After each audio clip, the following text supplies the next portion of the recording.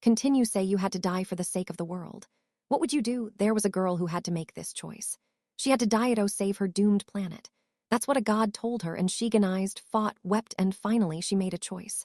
She wanted to save the world, the land where those dear to her lived, as well as the one she loved. With a heavy heart and trembling lips, she staggered before the god. She had chosen to die. But then, I will die in her stead. A man stopped her and stepped before the god. He was the person she had chosen to save at the cost of her life, one of those dear to her, and their love was mutual. The god asked her beloved, "Dost thou not fear death?" The man smiled. He would rather die than allow his beloved to perish. There are more frightful things than death. Thus, he died amidst thunderous acclaim, and their world was saved. The girl he left behind shed a single tear and vowed to live enough for both of them in this reclaimed world. With that tired line, their heartwarming story came to a close. But the brother and sister pair just watched this ending apathetically. As the game's credits started rolling, they thought, there are more frightful things than death. Yeah, I'm sure. But why didn't anyone say this to the protagonist before he died in the heroine's stead? Are you going to impose a fate worse than death on your beloved? So that's what they call self-sacrifice. Such pretty words, Ariel tearjerker. The boy with black hair and eyes produced a smile as twisted as his personality. The red-eyed, white-haired girl frowned sourly. They shared the same thought. Looks like the world's been saved by a single male protagonist's death. A single sacrifice prevented the deaths of billions of others, and the cute heroine survived. How wonderful. A real bang for their buck. Such a stunning, now. So what had the girl who got left behind thought of all this? Her beloved himself had mentioned things more heinous than death, and proceeded to foist on her that very burden of surviving at the cost of her beloved's life. That guy definitely had a death wish. After the heroine had made clear she'd rather die than lose him, what did she get out of it? The brother and sister exchanged glances as they reached the same conclusion. What a coward. Sure, I guess you could write it off as self-sacrifice. Sure, he could put it as just a matter of his ego, and likely no one would argue. Besides, who could argue when there'd be no one left to do so? The siblings felt the real choice was not which one would die, but rather, they both die, they both live. It should have been between those two, so let's say it's just a case of ego. In that case, be consistent and see it through. If the choice of them both living means their world would be destroyed, then just let it be destroyed. So you think this is irresponsible? Then here's a rebuttal. Whose responsibility are you talking about? Say the world wasting and was pulled back from the brink by their love and courage and those sorts of things. That's all well and good. But who are you to take their kindness for granted? If it's responsibility we're talking about, then how about their responsibility of whoever made the world this way? Try thinking about it like this. If the world was doomed in the first place, wouldn't its destruction be expected? It's already fate that the world's going to end, so what difference does it make if it ends now? In that case, why shouldn't those two just keep on laughing and running away to the ends of the earth? If y'all complain this is an issue of ego, then no offense, but that's invalid. Because even if you were planning to complain, the whole world would be gone. But be that as it may, here is what the raven-haired older brother thought as he laid down his sleeping sister. Say you had to die for the sake of the world. What would Yaudo? Between him and his sister, who would die? Either was clearly out of the question. What if they both died? That's a little better, but they'd rather not. So what if they both live? That would be the preferred option. But still, sure, he could just blurt out, "I don't care about your stupid world. You can all rot," and run away. As he stroked his sister's hair, he thought she definitely wouldn't be laughing with him. Then how would they go about saving themselves and the entire world, too?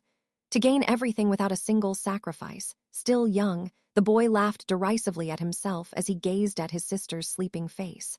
The means to accomplish that might not exist in this world. It had been 38 days since the start of the game. The spiraling land floating in the heavens, the Sugoroku board built by. The old Deus. In and of itself, this alone was enough of an unhinged marvel.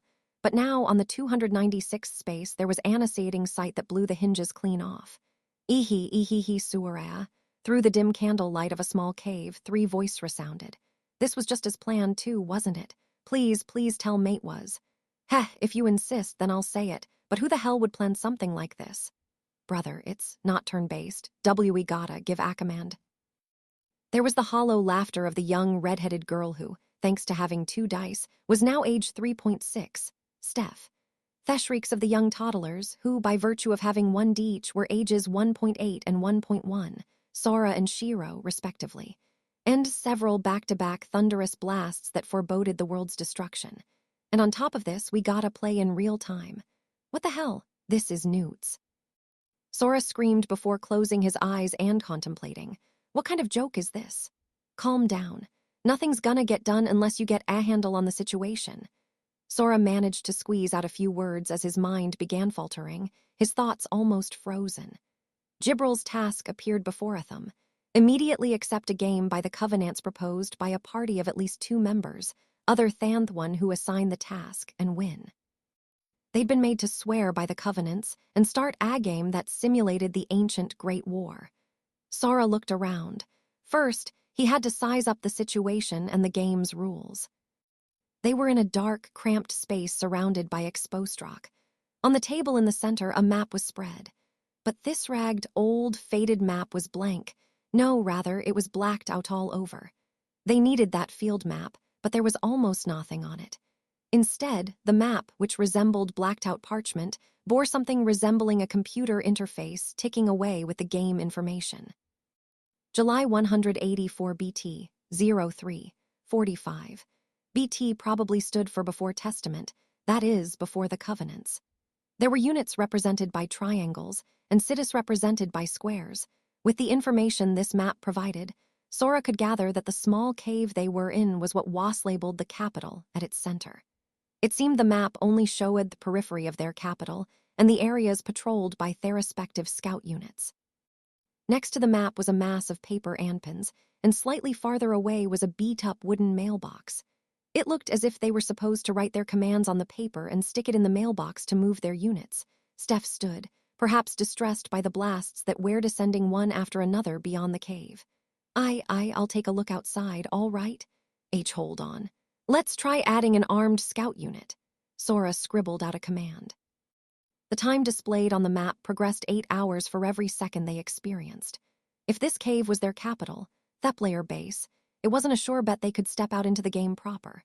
But even if they could, who knew what they might run into? Each unit's information was displayed on the map when tapped, but no age, sex, combat stats, or the like. Not very user-friendly, to say the least. In any case, Sora wrote the unit ID displayed and dropped the command in the box. With that, a unit armed with an axe was dispatched through the exit and onto the field at 8 hours per second. A 28,800 times data writing speed, too fast to see with the naked eye. Brother, what's the point of arming a scout? Won't it just slow him down? Ha ha ha, therein lies your brother's cunning, little sister off mine. Sora shook his head in exasperation at his sister's point. He might encounter another race. If we don't give him a chance to survive, how will we know what the game's conditions? But just then, the climate shifted, blowing in a wind that could be felt even inside the cave. The unit that had gone on the field just seconds ago vanished from the map like melting snow. The hell was that? When Sora tapped the map, it showed this was a dead spirit wind. Good thing you didn't go outside. Froze, her face pale as Sora, wait a second. Whoa, what's up with that field? It's got those blue instant death lava tiles. Sora shrieked his conclusion. Although conclusion wasn't quite the right word, from the very beginning, Gibril's cold, unfeeling eyes, which seemed to speak to how little she cared about the 3 of them, had indicated as much. Sora was just accepting a fact he'd resisted. This is no joke. Sora ground his teeth, tapped one of the scout units on the map, and zoomed in.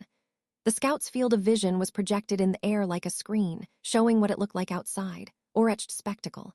Everyone gasped, and Sora forced a hoarse laugh. Haha, this is the Great War. Come on, Gibril, you're going way too far with this. This could by no means be called a war. Every post-apocalyptic setting they had seen looked utopian in comparison. If Sora's group could summarize it in a single word, it could only be hell. I see, thought Sora. This game simulated the ancient Great War. It was a realistic strategy game. Gibril's task had produced an another world on the 296th space. Space had boundlessly expanded, or perhaps compressed.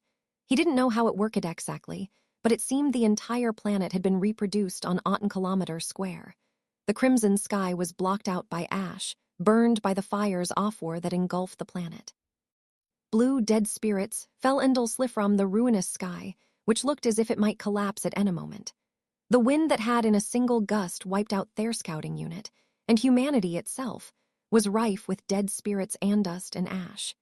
This substance formed the black ash that blanketed the land as far as the eye could see, like snowfall that would never melt.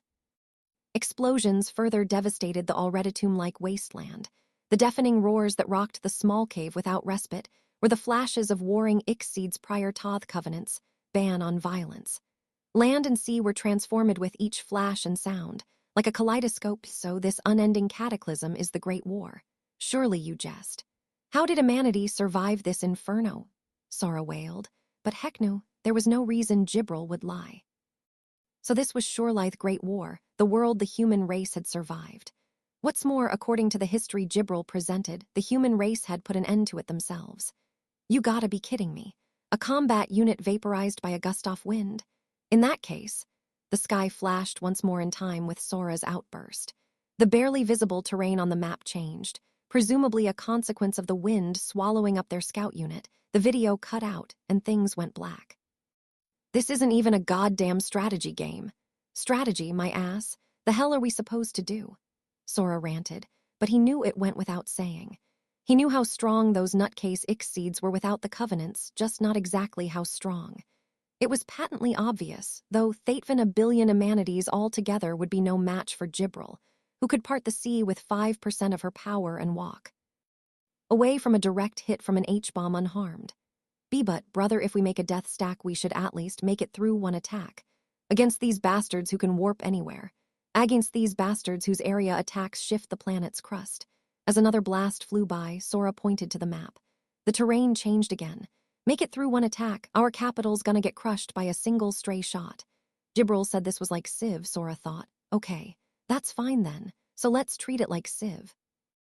They were stuck in the ancient era, while the other races were already in the modern era with superpowered units. Those units could nuke their structures flat and destroy the map itself with no penalties. Rapid fire. Difficulty on max, barbarians raging, and Yao can't even hurt the barbarians. Neither can you produce bonus structures like world wonders. In other words, there's no way to even construct a regular structure. Every civilization on the map starts at war with you. If you are unfortunate enough to build a city on one of their borders, in comes the death stack. Attacking would be suicide, and on top of that, the only victory condition is capturing the enemy's capital. If the enemy finds your capital, you've pretty much lost already, and your enemy is Flugel. On top of all this, you're a total N00 be at highs game. How about that? It's enough to earn this difficulty level the title of craziest ever. Only a select few masochistic gamers wouldn't rage at the devs of a game like this. But that's not even the real issue here. The real reason the rules suck beyond all belief is because if you lose, you die, that's right. Even if they manage to clear this earth-shatteringly impossible game and seize the epic victory, all that awaited them was Jibril's death. Sure, they might also get a few extra dice, but so what? With that, Sora finished analyzing the setup of this insanely hard game. He asked himself, can we win? And he answered himself, like hell we can win. A game where one of us has to die, nobody wins. What would be the point of winning? Sora cried out, his face tinged with more anger than ever before. Steph hesitantly asked, in that case, why don't we just resign? She pointlessly suggested they use that rule. She'll take our dice, but we won't die, right? Sora, didn't you say yourself that it's okay to resign as long as someone makes it to the goal? Then as long as we let Jibril. Yes, that rule, the rule that you could resign from a game. They'd forfeit all their dice to Jibril and tell her how to win against the old Deus. That was the only scenario in which no one had toady. Yeah, good point, Sora thought. Even if they forfeited all their time of substance, they'd just lose their physical bodies and turn into ghosts. That was why he hadn't argued when Jibril asked, "It is permitted that I win, is it not?" In fact, Jibril probably could make it to the goal, however. You're using your own life to threaten us into admitting defeat. Your jokes make no sense, and they're not even funny. Even in the best-case scenario, someone would die. Sora sat in a chair and cast his gaze downward with his hands folded in his lap. The bizarre atmosphere silenced Shiro and even Steph. They held their tongues and waited for Sora's answer. Several seconds, or was it several minutes? Later, Sora finished his contemplation and lifted his head. It felt as if several hours could have elapsed in that time. Steph suppressed a shriek at the savage smile plastered on his face, warped with malice. It's simple after all. She's telling us if we want to win, kill her. He spoke. It occurred to Sora that this didn't really seem like a joke. This wasn't some bluff or lie on Gibral's part. It was a serious demand. Even worse. That's some sass she's giving us, like, if you don't think you can win, feel free to quit. How kind of her to offer them the easy way out. Fine, then, Shiro, let's go. Sora slowly got to his feet. Shiro searched her brother's threatening glare for his true intent. You think we're gonna let her have her way? Got it, and seemed to grasp what lay behind. She nodded solemnly, resolute. How did humans survive the Great War, she asks. Sora grumbled. He and Shiro sat in the chairs, faced the map, and gripped their pens. We'll give her all the answers she needs. Are you serious about this? I mean, can you actually win? Steph alone worried no, she was asking if they even had a chance in the first place. Sora and Shiro answered with dark smiles on their faces. No sweat. We could win this with our eyes closed.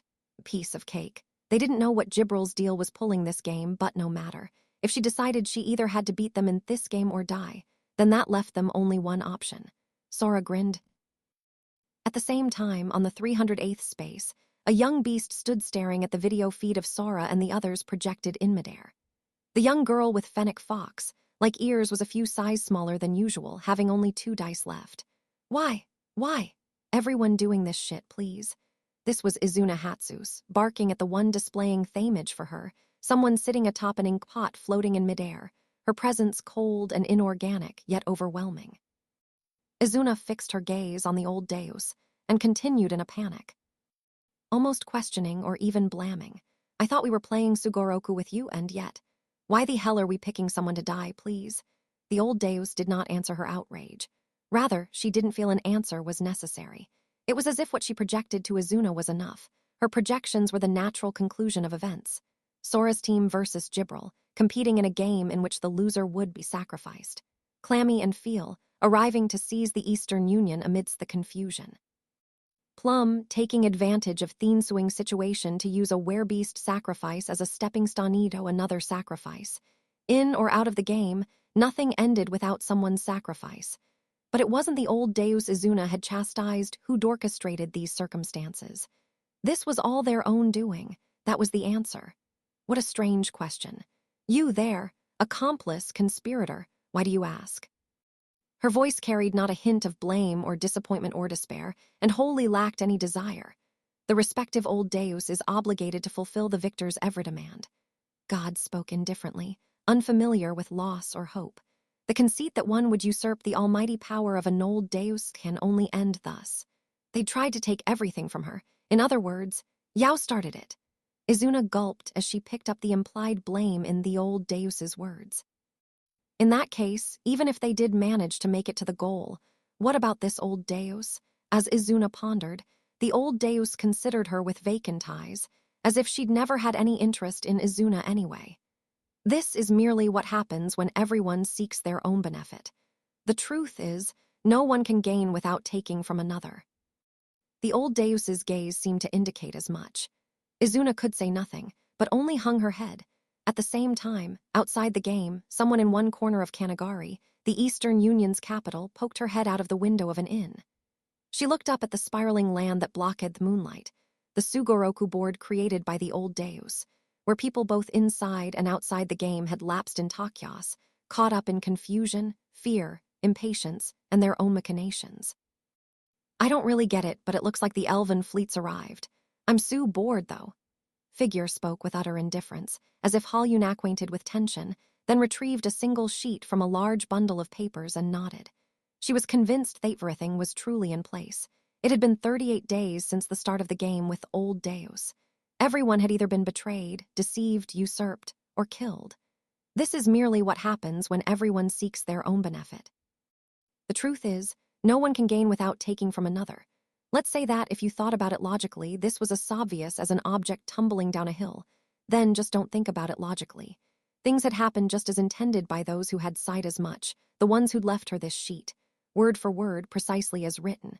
Feeling relieved and slightly chilled, the figure left the inn, a heavy knapsack on her back. I'm still in the backpack, aren't I? Just who do you think I am? Hey, as she who dwelled in the water-filled, overly heavy knapsack noisily asserted herself, the one entrusted with the sheet recalled. What she'd asked herself, say you had to die for the sake of the world. What would you do? If it would save the world, then I'd have to die. However, they had all smiled bitterly at her response. Then if that didn't save the world, you'd have died for nothing. They'd continued. 1 sacrifice, 2 sacrifices, 1,000, 1,000,000,000, it's not much difference. You're fine with sacrificing a few people in order to save many more, then one day, the number you sacrificed will surely surpass the number you saved. Small sacrifices and self-sacrifice will never save the world. Only help it survive, help it carry on unchanging, looking for its next sacrifices one by one, until the day it all finally ends. If you're gonna prattle on about saving the world, then you'd better refuse to allow even a single sacrifice. That's what they'd said. This world is a game. If you accept a single sacrifice, the game will go on forever. In this world, such ludicrous rules aren't either necessary nor absolute. And that's why we're going to put an end to this right here no longer in anyone's memory. The figure who had been entrusted with such proof therefore carried their weighty move forward. Hey, could you be a little more careful with how you're recreating me? How dare you treat me so roughly when you're Notvan, my darling? Do you want to make the sea your enemy? Excuse me, are you listening? Hello.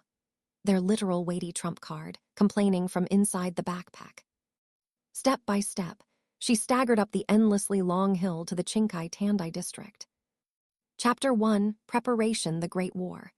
The time when the gods and their relations fought for the throne of the one true God. A stain on history, where Tharant heaven and earth and trampled the world as if sneering at head decaying planet and the transient souls who inhabited it. Sauron Shiro, now engaged in a simulation of this war, continued Tomidly scribble out commands.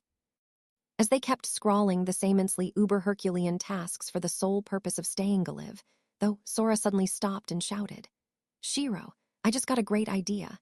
Wouldn't it be funny if we tried the command, bang your neighbor's wife? Pow. There was another flash, and a mountain vanished from Themap, right where their capital had been seconds before.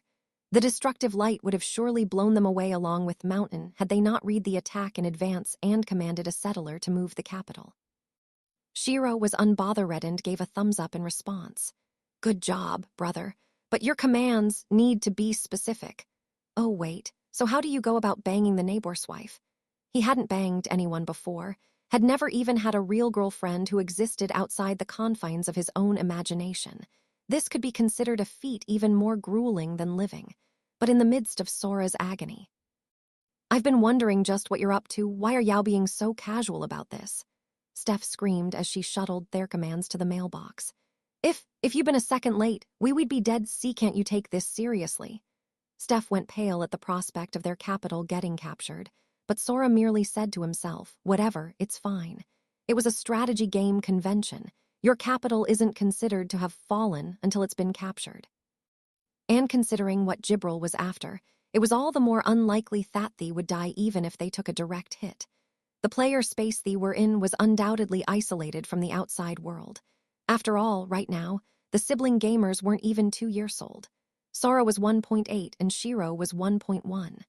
Steph was 3.6. The table was so high for them, they couldn't even write their commands without standing on a chair. Steph, the oldest, could just barely deposit their orders into the mailbox by standing on her toes. Kids like that in a hell like this would have been long dead if they weren't isolated. It was true that if they lost all their cities, they'd run out of amenity units and be screwed.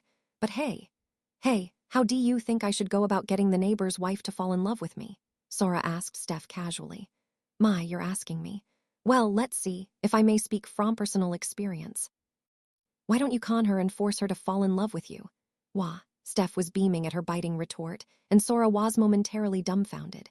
D00D, you're sharp. That's right, it just gotta con her. That was all the sarcasm I could muster. Can't you at least react a little? Steph responded to Sora's sincere praise with an equal earnest plea. Then, whap, Sora wrote out 2 commands without a moment's hesitation as Steph pouted.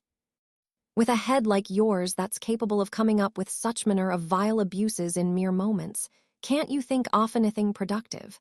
Productive, you say. What do you consider productive? Sorry. Sora paid no mind to Steph as she deposited his orders, and he continued with a stern expression. You're right. Why don't I do something productive like diplomacy? Diplomacy. the building of fiduciary relations by contract. Sora and Shiro had little to bargain with, but it wasn't as if they had nothing. They had their knowledge of their old world, their information as players, their food, and so on and so forth. Could they put that up to get some kind of promise of cooperation or trade from another force? If you look at that and still think any such promises will be kept, then should we give it a try? That. In other words, the scene outside is projected in midair by their scout. A raging storm that shattered the earth. Looking at that grotesque spectacle, Steph could hardly be convinced. In a world that conquered by killing, contracts mean nothing. Well, how about I do something else productive like combat? Combat. The securement of territory by force. The odds were in their favor, that was for sure, but it wasn't impossible. Of course, if they took things head-on, they'd be steamrolled. But Sora and Shiro knew more than a little about the characteristics of some of the Ix-seeds, such as werebeasts, elves, sirens, and dampiers. They could use this knowledge to mobilize their units, strategically encircle the enemy, and then pull off an ambush. If Sora and Shiro robbed the opponent of their advantage through limited confrontations and used the terrain's features against them, then hey, they might win. They'd destroy one or two enemy units, and if all went particularly well, we might even be able to deal a fatal blow to one race. And then what? Where will that get us? It would only make them targets and drive others to tack a revenge, needlessly increasing their risk. So neither diplomacy nor combat would be productive. In fact, if they made any faulty moves or attracted attention leading their opponents to identify their capital, they'd crush us on a whim and game over. The end, literally. For starters, Sora chuckled bitterly. If you think in terms of common sense, we start in checkmate, don't we? How had humanity survived this war at all? Sora, of course, had no way of knowing the truth. There aren't many ways humans could survive under the conditions. And among these limited choices, only one stood out as the most realistic. Run like hell and hide, that's it. They would need to act so as not to be noticed, not even acknowledged. Like a small animal, like a worm, like a leaf, they would snuff out their presence. Their most feasible option was to run and run forever. However, even that won't work when Jibril already knows about us, will it? Right. They were screwed if the enemy took note of them, but knew about them from the start. Under these conditions, they could barely even move any of their units. If Jibril so much as spotted one stray, she'd find their capital, and it would all bay over. Sora nodded, continuing to chuckle bitterly at Steph as she blanched and made a gurgling noise in her throat. What could they do to be productive? Right now, Jack squat. The most they could do was send out scouts to track enemy movements and relocate their capital to avoid stray fire. Or they could secure food supplies or send Jibril letters to troll her. We can't fight. If we send a unit out, it'll die, and then it's game over. So how about we risk our gamer pride on this totally undiplomatic, piece of shit game and try to enjoy? Got your priorities mixed up. It's not your pride we're risking, it's our lives. Steph's panic was quite reasonable, but Sora was perfectly aware of all that. That was why he was experimenting. Yes, for example. Brother, it looks like he banged her. When Shiro spoke up, Sora grinned, leaped onto the table theme app, and zoomed in. It seemed to indicate the two units had successfully pulled off the experiment, but whoa, she really went and did it. Women are freaky. Yeah, brother, women are scary, aren't they? Why are you weirded out when you're the one who made her do it in the first place? There were the two units, the man and his neighbor's wife, repeating their rendezvous in secrecy from the husband. Sora was repulsed, and Shiro was practically hypnotized for some reason. Steph shouted at them, but made her. Pshaw, have you forgotten what I wrote in my commands? Sora had given Steph 2 commands to deposit. What he'd written was, Command 1, Unit C1 Fee 436 Neighbor, Wife, for the next 20 days at 2200 hours each day, Yao shall be panged with hunger and proceed to Coordinatisk 765Y9875, Food Storeroom, where you shall covertly embezzle provisions. Command 2. Unit B3 FC 412, Wife Banger, starting in 15 days, at 2201 hours, you shall encounter Unit C1 Fee 436, Neighbor's Wife, at Coordinatisk 765Y9875, Food Storeroom. Then you shall demand carnal relations in exchange for overlooking her embezzlement. So basically, Sora announced, I ordered her to steal food. I used that to pressure her into doing it once. True, he'd made the neighbor's wife snatch the food. The wife-banger had been forced to blackmail her. And yet, however, wham, Sora pointed at the map where the two units, despiteth command period having already terminated, were yet sweetly rendezvousing. The ones who decided to keep it up are these two. No, he had not ordered the neighbor's wife to fall in love with wife-banger. Neither had he ordered the wife-banger Toadman repeated carnal relations. And more importantly, Sora summed up, that meant one thing. I didn't even order the neighbor's wife to submit to the wife-banger's demands. This proved that although Sora had been the one to provide the opportunity, the responsibility for this infidelity fell entirely upon the perpetrators themselves. No, there's something wrong with your theory. Gah, it's the naughtiness, isn't it? Does cheating on your husband feel so damn good? If I may. I still think there's something wrong with you for making her cheat, and then getting pissed off when she actually does it. But never mind Steph's protests. Sora and Shiro smiled at each other contentedly, nodding at the results of their experiment. It seemed this game was fuzzier than they had expected, insofar as units decided of their own free will whether or not to cheat, in which case, whatever. Next. We're in a race against time, so hurry up and mail this now. Sora ceased his melodramatic wailing and handed Steph two commands he'd written in advance. Steph jumped to do it and then asked the two siblings suspiciously as they stared at Theme-Up. What sort of mischievous commands have you issued this time? Mischief? How dare you? This is a perfectly legitimate experiment in diplomacy and trade negotiations. Specifically, the neighbor's wife tells the husband they're being blackmailed for embezzlement, and she passes on hush money to the wife-banger. The wife-banger takes it and flees to the third city. Those were our commands. That's not diplomacy, that's extortion. I suppose so, Sora thought in response. It came down to this. Your precious broad is mine. Pay up if you want her back. That wasn't extortion, then what was? Sora certainly thought it was. And thus Sora watched as the wife-banger got his hush money out off husband and was now on his way to the third city. A wide grin spread across Sora's face as he replied, when you take off all the window dressing, diplomacy is really just extortion, isn't it? Brother, you look like you're thinking. Something dirty, again, it's so cool. Shiro gazed at her brother reverently, but Sora's bold assertion was also met by the expression on Steph's face, as if she were looking at raw garbage. Sora didn't seem especially bothered by thighs, as his grin only widened further. You could con units without even issuing commands. In that case, diplomacy between other races should be possible after all, huh? As Sora reached this breakthrough, Steph glared at him and mumbled, this is savage but at least it'll bring harmony back to the household. However, Shiro made an observation. Brother, there's an unemployed citizen. Sora squinted and tapped the map to zoom in, and what Hess saw was the husband roaming the streets penniless. Incidentally, Sora. Is it just me, or is that the neighbor's wife with the wife-banger? Sora, deep in thought, considered the units that had moved to the third city.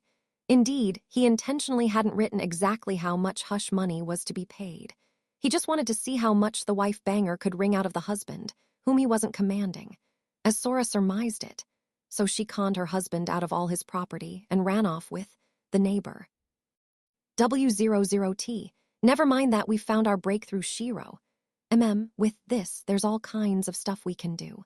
How callously you avert your eyes from the calamities Yauhave brought upon your subjects. Sora and Shiro tossed Steph and her incomprehensible gibbering aside and began furiously scribbling commands. Steph muttered as if to verify, so you're not going Torsign. What for? Things just got interesting, right? We're gonna be busy. Sora and Shiro grinned and quickly sprang into action. Meanwhile, the hall of another player's space like Shiro and Sora's cave was draped in silence. In the center of the fictional Aventheim executive office was another beat-up mailbox, and in front of the table where the map was laid out sat Jibril. She had Tendis floating before her chest but was doing nothing. Just looking down, waiting, praying. Praying that Sora and Shiro, her masters, would resign. I don't wanna lose. This game alone I must win by any means necessary. Jibril had resolved and declared as much, but I don't want to lose, I don't want to lose, I don't want to lose masters. Sora and Shiro, no, anyone who knew Jibril would be shocked seeing her like this. She clutched the book that continuously preoccupied her, her journal. Her back, shoulders, and even her voice shook as if she was pleading. She continued muttering furiously, her body curled up into a ball. If it was going to be like this, then perhaps she shouldn't have restored her dice to 10 before the start of the game. She didn't know how to handle these unfamiliar emotions. Her trembling fingers touched her journal. The cover read in the flugel tongue, "Every time you lose your memory," read page 3205. As her eyes fixed on these words, she considered, if it was going to be like this, then perhaps she'd be better off having no memory at all. With something like a feeling of regret, Jibril slowly opened the book to page 3205. A page Shek knew not how many times she had turned to since the Sugorokyu game's start. It was covered in countless notes Jibril herself had scrawled out, for instance Inohatsu's, werebeast, male, safe to condescend to by default, creepy, plum stoker, dampier, gender ambiguous, functionally equivalent to a mesquite. Such sloppy scribbles were followed by Stephanie Dola, Imanity, female, red hair, Akadora, Sarand Shiro's servant, in love with Sara but in vehement denial. The list went on to include height and measurements, various anecdotes, and all kinds of other details. She'd essentially written down the traits of everyone she knew. But there was one section written much larger than the rest. It was circled, double underlined, and marked as critical information. Sara, Imanity, black hair.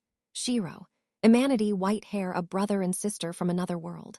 A harmonious, inseparable pair and my new masters. The answer I have sought since the day of my birth. Jibril looked down, tracing the shakily scrawled paragraph with her fingers. She recalled the time she wrote it, how she'd felt back then, just after the game started, 38 days earlier. That is on the first move. She no doubt remembered the first time she rolled the dice. Goodness, where am I? As a breeze brushed her cheek, Jibril tilted her head in a daze and mumbled. All of a sudden, she was alone on a sea of grass that rippled in the wind. There were 9 white cubes by her chest, and surrounding her was an unfamiliar landmass whirling in a spiral. Jibril stood up, entirely ignorant of where she was andwe. The crosses in her amber-colored eyes glowed as she looked around, and then, using her space-bending vision, confirmed the existence of several entities moving along the spiraling land. One unsightly blood-sucking insect, 2 cheekily bipedal beasts, and she furrowed her brow and muttered, 3 worms of even less value, my word.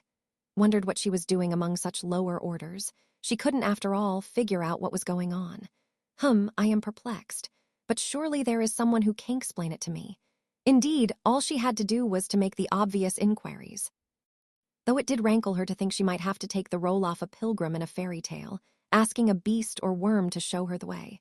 Then I shall be sure to slay the source of this indignity. After all, it's clearly not my fault. All would be settled once the bastard who had humiliated her kicked the bucket. Satisfied with her assessment, Jibril spread her wings and hastened her halo's spinning. A shift. This warped space, connected coordinates. It was a more or less infinitely fast manner of movement. But it was still movement, so. Meep! If something was in her way, then this is precisely what would happen. The silly sound she uttered bore no resemblance to the ferocity of the collision she'd had with something in that void at an almost infinite velocity.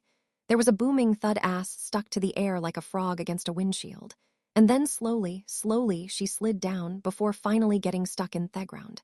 Heh, to entrap me by spatial isolation, heh. Heh. She rose to her feet, an enormous bump on her head laughing all the while. This was a kind of power that even a flugel such as herself could not detect. And come to think of it, the spiraling landform was enough of an obstruction that even she couldn't shift past. Who could achieve such things? If it was an old deus, that would make sense, but that takes quite some nerve, doesn't it? In that case. Well, why don't you just go ahead and die? For the sake of form, she fired a few heavenly smites, blasted off a space destruction spell, and so on until her bile subsided. Huff, I'll let you off with that much. At last, Jibril reluctantly acknowledged that this seemed futile. She assumed there was an old deus ahead of the people advancing through the spiraling land. She pressed onward bitterly, thinking about how she'd have to hold off on the killing for now. She still didn't know what was going on, but it only took her a few minutes to cross the mysterious darkness of the spatial barriers through 42 spaces. And then, prepare a vessel containing 4 liters of water before you are swallowed by the lava.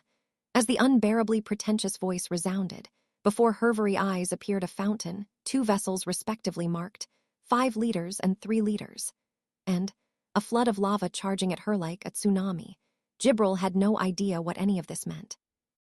That is to say, shedded, of course, understand the meaning of what had just been said. She was supposed to measure exactly 4 liters of water using 2 different vessels.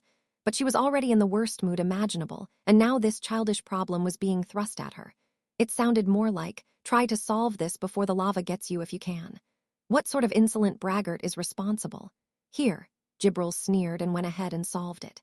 In short, she concentrated all the moisture in the air and earth, along with the water in the fountain, and smacked it against the lava. Thus, an explosion of steam gave way to a torrential downpour.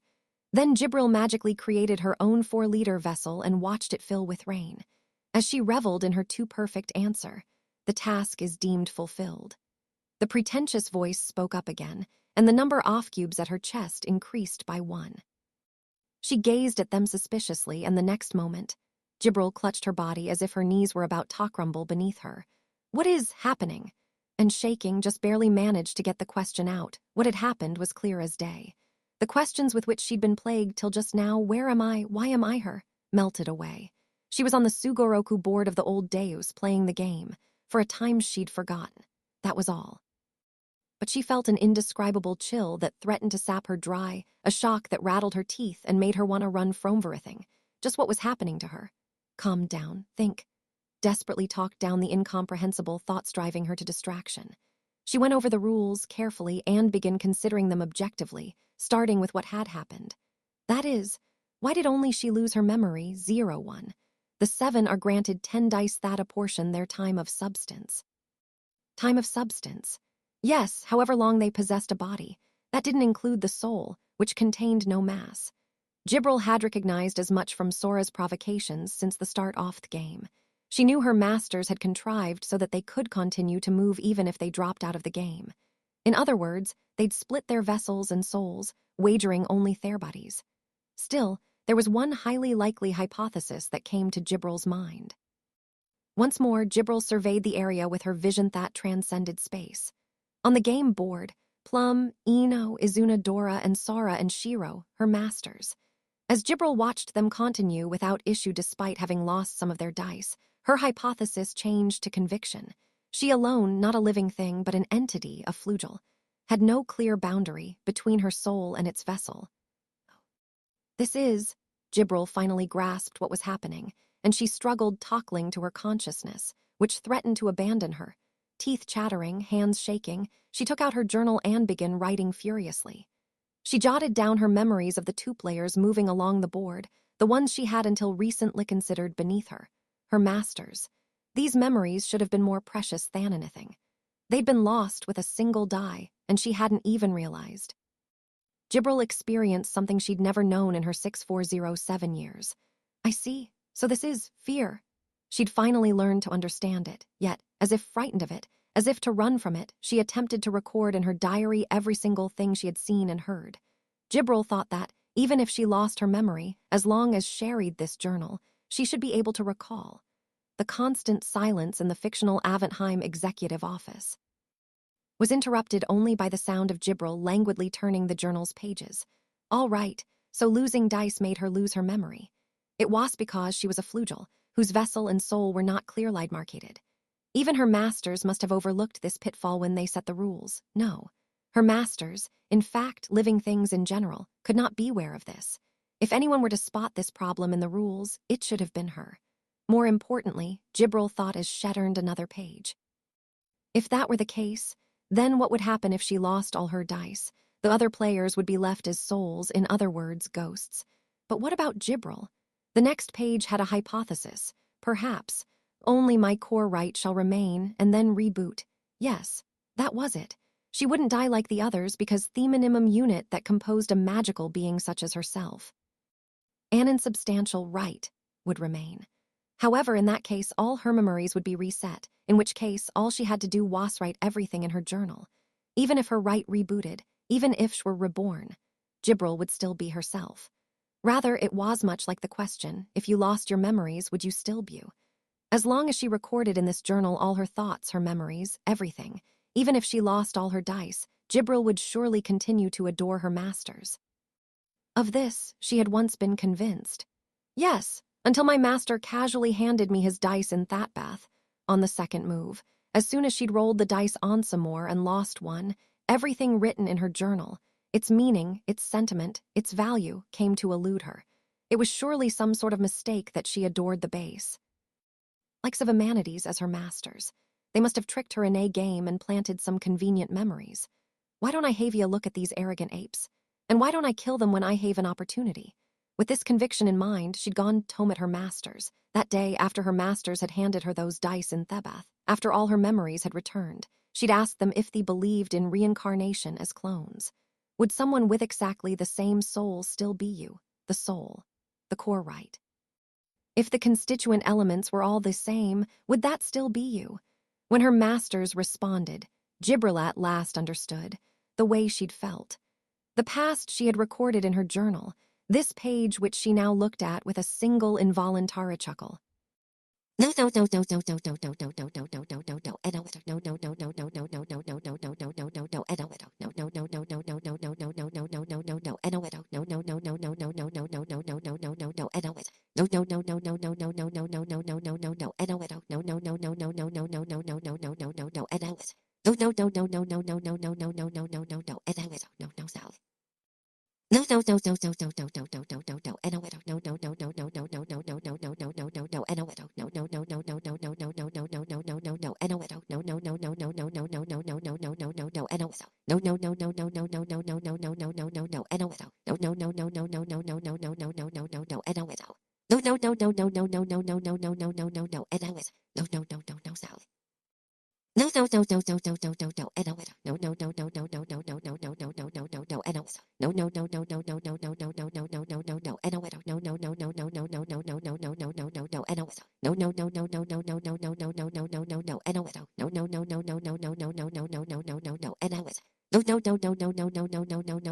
no, and no, no, no, no, no, no, no, no, so. No, no, no, no, no, no, and no, no, no, no, no, no, no, no, no, no, no, no, no, no, no, no, and no, no, no, no, no, no, no, no, no, no, no, no, no, no, no, no, and no, no, no, no, no, no, no, no, no, no, no, no, no, no, no, and no, no, no, no, no, no, no, no, no, no, no, no, no, no, no, and no, no, no, no, no, no, no, no, no, no, no, no, no, no, no, and no, no, no, no, no, no, no, no, no, no, no, no, no, no, no, and no, no, no, no, no, no, no, no, no, no, no, so. No, no, no, and no, no, no, no, no, no, no, no, no, no, no, no, no, no, no, no, no, and no, no, no, no, no, no, no, no, no, no, no, no, no, no, no, no, and no, no, no, no, no, no, no, no, no, no, no, no, no, no, no, and no, no, no, no, no, no, no, no, no, no, no, no, no, no, no, and no, no, no, no, no, no, no, no, no, no, no, no, no, no, no, and no, no, no, no, no, no, no, no, no, no, no, no, no, no, no, and no, no, no, no, no, no, no, no, no, no, no, no, no, no, so. And no, no, no, no, no, no, no, no, no, no, no, no, no, no, no, no, no. No, no, no, no, no, no, no, no, no, no, no, no, no, no, no, no. And no, no, no, no, no, no, no, no, no, no, no, no, no, no, no, no. And no, no, no, no, no, no. The page filled with the same word, smudged here and there by droplets, said it all. Without her memory, she wasn't herself. You could reason all you wanted about souls and such, but the fact was that the person who'd lost all her memories, the owner reading this journal where all those memories were inscribed, could only regard it as the journal of a stranger. This was another person altogether. And could you become that person by reading their journal? Of course not. It was just like how, no matter how many books you read, you could never obtain more than knowledge. Books could never tell you how their authors felt when they were written. Having reached this conclusion, Jibril found herself unwilling to return the dice Sora had handed her. If she were to forget everything again, then she was inclined to refuse even rolling the dice another time. Given the choice, she'd even prefer dying rather. But that would mean she'd drop out with 10 of the dice in her possession. And that was no laughing matter, for it could forfeit her masters' victory, perhaps even their lives. Thus, Jibril asked her masters if she might win. How absolutely dreadful of me, seeing the next page and what she'd written after making off with the dice she'd borrowed. Jibril couldn't help but grimace in self-loathing. She detailed on this page exactly how to set up this game. If any of them could win this Sugoroku game against the old Deus, it would be Jibril. But she knew full well that wouldn't suffice. Of all people, those two, her masters, her lords, Sara and Shiro, would never permit just anyone to win or themselves Talos. Therefore, she'd also made them bet their actual method for defeating the old Deus and set it up so they had no choice but Torsign. Jibril looked at the page where she'd laid it out, right down to the particulars, so she could carry it out even without her memory. Still, I beg of you, masters, she whispered, her head low. They would scorn her. She would be content to accept any punishment. They could simply tell her to die, no. If they would only let her die, it couldn't come too soon, Andy it. Please, please, just once, I beg of you, masters, won't you allow me this victory? Just this once, please. She'd admit it, she was afraid, helplessly afraid. If someone not myself had my face, my voice. Everything she'd written in her journal, everything she'd seen, heard, learned, felt in these 6,407 years. The victory she was stooping to such depths to extort. The undeserved entreaty she'd made, the tears of shame she had even forgotten their meaning. If my masters called that person Jibril, and that person were not I, recalling her most precious memory, being summoned to the side of those dear to her. If that person treated them as worthless, I could never accept it. She imagined another in her place. Never before had Jibril experienced a fear like this. It took a while. Then Jibril, who'd collapsed in tears, looked up at the flurry of activity displayed on the map and chuckled. Of course, my masters, blank would never accept defeat, would they not? Surely her masters had no mind at all to resign. That Meenthy would take up the challenge, and Jibril would be allowed to win. Just look at this mountain of letters she'd received from them. They were nothing but taunts. They could have just written, resign or die, and as their property, Jibril would have had notches but to obey. I thank you, my masters, for this opportunity to test my mettle. With that, Jibril once more took up her pen and began issuing commands. Victory would be hers, no matter what. Her masters would have no choice but to resign if she had them completely cornered. Still, Jibril took one last glance at her journal. I cannot but think that my masters will win regardless. This inscription made her think. Were this the case, at least she would like to lose to her masters and die. Were this her last game, she would like to get some answers. About that day the war ended, that time everything changed, how the world changed. Neither could she be sure of those answers herself, nor could she witness for herself the moment the world would change once more by the power of humanity. How this game with the old Deus might end, Jibril herself couldn't be sure of either. But once she knew these things for certain and wrote them all down, it was at the edge of the 308th space. Me, through, damn it, please. A scarlet beast roared in a furious attempt to shatter the surrounding space. Izuna's fists descended in trails of boiling blood, each hit an explosion.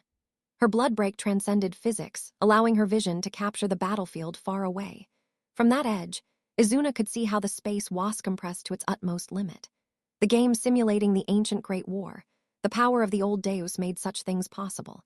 Izuna had no hope of breaking through this space with her fists, yet still she burned with rage and threw herself into a frenzy, her fists, claws, and fangs piercing the void. She had to go back and stop it. This was a game, a fantasy. Even Izuna understood as much. Still, she grasped the scene before her, where life was treated like dust and heaven and earth were torn apart like mere toys. And then there was Tet's story, perhaps different in the details, but still tracing the same plot and the resulting conclusion. Screw this shit, please. Izuna was aware of that, too. She knew the answers that Jibril sought but did not know, how the Great War of old had ended and how the game before her would end. Put simply, someone would die. What troubles thee? Give but one name, it proposed coldly. Izuna turned at the sound of the robotic voice, still swinging her fists so frantically that she might vaporize the tears spilling from the corners of her eyes. With that, victory will be yours, and all at once shall end. Just sat on the inkpot floating in emptiness, as if it had been doing so for all eternity. The same one who'd asked, what is it to believe? The question she now had no interest in answering. The old Deus who looked down on all confronted Izuna with a task. Select one of the 7 souls held by the old Deus Tobe killed, whereupon thou shalt be transported to the final space, namely, who Izuna would sacrifice to finish this game. Something different from confusion struck Izuna. She averted her gaze and trembled, gasping for breath. She simply had to sacrifice this old Deus who viewed these circumstances with such disinterest, along with one more person, and everything would end. The game below her where Gibberland, Sara, and Shiro were killing each other. The game outside where Eno and Plum and Clammy and Feel were killing one another. The game here where, even if someone made it to the finish, the old Deus would die. Everything. So what was one more? Then what if Izuna sacrificed herself to win? Would that not prevent any further sacrifices? Cut the crap, please, that's bullshit, please. The hell's this shit? Izuna howled, baring her fangs. But she wasn't addressing the old Deus. She was addressing the biggest dipshit of all, herself. At first, Izuna had thought this game didn't require any complicated thinking. They'd all betray one another, yet ultimate recuperate, and someone would make it to the goal. She thought that once she'd exposed that logic with her childlike and consequently sharp sensibility, she would be the winner. Then her plan had been to demand, save everyone, including the Shrine Maiden. But now Izuna shrieked in frustration at what herself had failed to notice. That just bring us back to square one, please. If she finished, everyone would be saved. And that was Wish was supposed to finish. If she just wanted to save everyone, then why play in the first place? On top of that, even if Shedd'd finished the game, this old Deus would be sacrificed. That wasn't even square one. It was more like square zero. And now there apparently had to be another sacrifice in order to clear this task. I don't get it, please. Izuna shook her head and in childish petulance thought, no way, no chance, that's not possible. She'd never have agreed to that. If you couldn't save everyone, then even if you made it, what were you supposed to wish for? If someone had to be sacrificed in this game, there was no way she'd ever have started it in the first place. In that case, Izuna glared at the old Deus. Hell with your numbers, please. You're a goddamn liar. I hate you, please. Answering the claim that one or two sacrifices was all the same, she shrilly denounced it as a lie. There was no question it was a lie.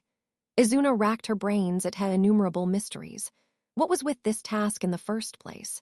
The task had stayed the same since the 301st space. Why? Were they so close together? No, let's get straight to it. Who the hell even wrote this task? No, thought Izuna as she shook her head. In the first place, the old Deus held 7 souls. Whose souls? Sora, Shiro, Steph, Jibril, Izuna, Ino, Plum, sure that made 7. But if you included the soul of the old Deus, didn't that make 8? And what about the Shrine Maiden, wouldn't that make 9? No, that wasn't it. That was definitely not it. I frickin' swear to you. I'm not gonna name anyone, please. Something was wrong. Izuna didn't know what, but she had a hunch. Hell no, that's not it. That much Izuna was sure of as she wept and cried, but acknowledged. Thy defeat is certain in any case. The ever-emotionless voice of the old Deus gave a response. True, if she went for 72 hours without fulfilling the task, Izuna would lose 1 die, leaving her with just 1 witch meat she couldn't advance. But I don't care if I lose, please. I just hate you, please. But Izuna glared tearfully at the old Deus. Even so, I'm sure as hell not going to let you die. After all, if nothing would change or cease without someone's sacrifice, then why? Why'd Tet tell me that terrible story, please? Then this world hadn't changed at all, had it, please? It had already been 16 hours since the start of the game with Jibril. The date 132 BT appeared on the map, which meant that, in-game, almost 52 years had already passed. Done. Next. Hurry. Too slow. Mail them faster. And it had already been 10 hours since they'd discovered. They could deceive units. During this time, Sora and Shiro had been scribbling out commands without pausing for a second. Why you know how to make an effort when it pleases you. You Eureka-white, mercurial, if you ask me. While Steph was forced to sprint back and forth to Themo Box. It was close enough that under normal circumstances, Sora or even Steph could have reached it seated. However, now that the 3 were kitty-sized, it was quite far. And of course, you have a good reason for making me run like this, don't you? Steph demanded, of course. If there's one factor that's critical to winning games, Sora tapped his fingers on the map and projected it in midair. It's data, right? Steph gaped at the world map Sora showed her. We're on Lucia. How did we get to see so much? The field map had been almost entirely black except for the city periphery and the modest range of a few scouts. Now thousands of scouts had exposed the continent's entirety. How did you do it? How do we have so many? Indeed, it was no wonder Steph was surprised. Previously, their scouts had died in at most a few minutes of subjective time, a couple months of game time. Yet now, in this hell where deathly ash fell from the sky and an encounter with another race would prove fatal, the map demonstrated that they'd managed to maintain thousands of scouts, that is, increase their rates off survival. So how? Steph gaped, to which Sora smirked. We made a telescope. I should have known it was some such trickery or cunning. Steph was deeply disappointed. Discouraged, Sora offered a rebuttal. In a world that put nuclear warfare to shame, how could you call a telescope cheating? I can't believe you. This is pretty much within the specs, Yauno. What's so wrong with doing something that's well within the rules? Glass, the material for lenses, is in almost infinite supply. Even in present-day Elkia, glass transparent enough for lenses was by no means cheap or abundant. Steph eyed Shira suspiciously. Yeah, Besides, these morons will make us as many as we want. Sora scoffed. There was another flash in that instant, powerful enough to bore holes into the earth, in other words. Extreme high temperature, high-pressure shocks, the power to vaporize deserts, mountains, and even mines. Like an ancient nuclear war that turned deserts into glass. That glass came from lead-based cerussite, thanks to their favorite morons. With a little polishing, they now had plenty of the stuff transparent enough to use for lenses, and in infinite supply. Now all we have to do is order our D00DS to buff the hell out of that shit and build it to spec. Then the units wouldn't need optical technology. They just had to follow Sora and Shiro's commands, or blueprints. And voila, these non-sentient units constructed a 50 times field scope combining for convex-concave lenses. This broadened their reconnaissance-scened map display range. But of course, that alone wouldn't be enough to dramatically improve the survival rate of their scouts. They had to calculate relatively safe movement routes and establish the tech for survival. They had to develop agriculture torque even on this waste of a world, experiment with food preservation tech, and so on and so forth. The two of them fumbled in the dark to reveal the answers, sent off a massive number of commands, and now, brother, I've found them. Sora leaped upon the map on the table at the sound of Shira's voice.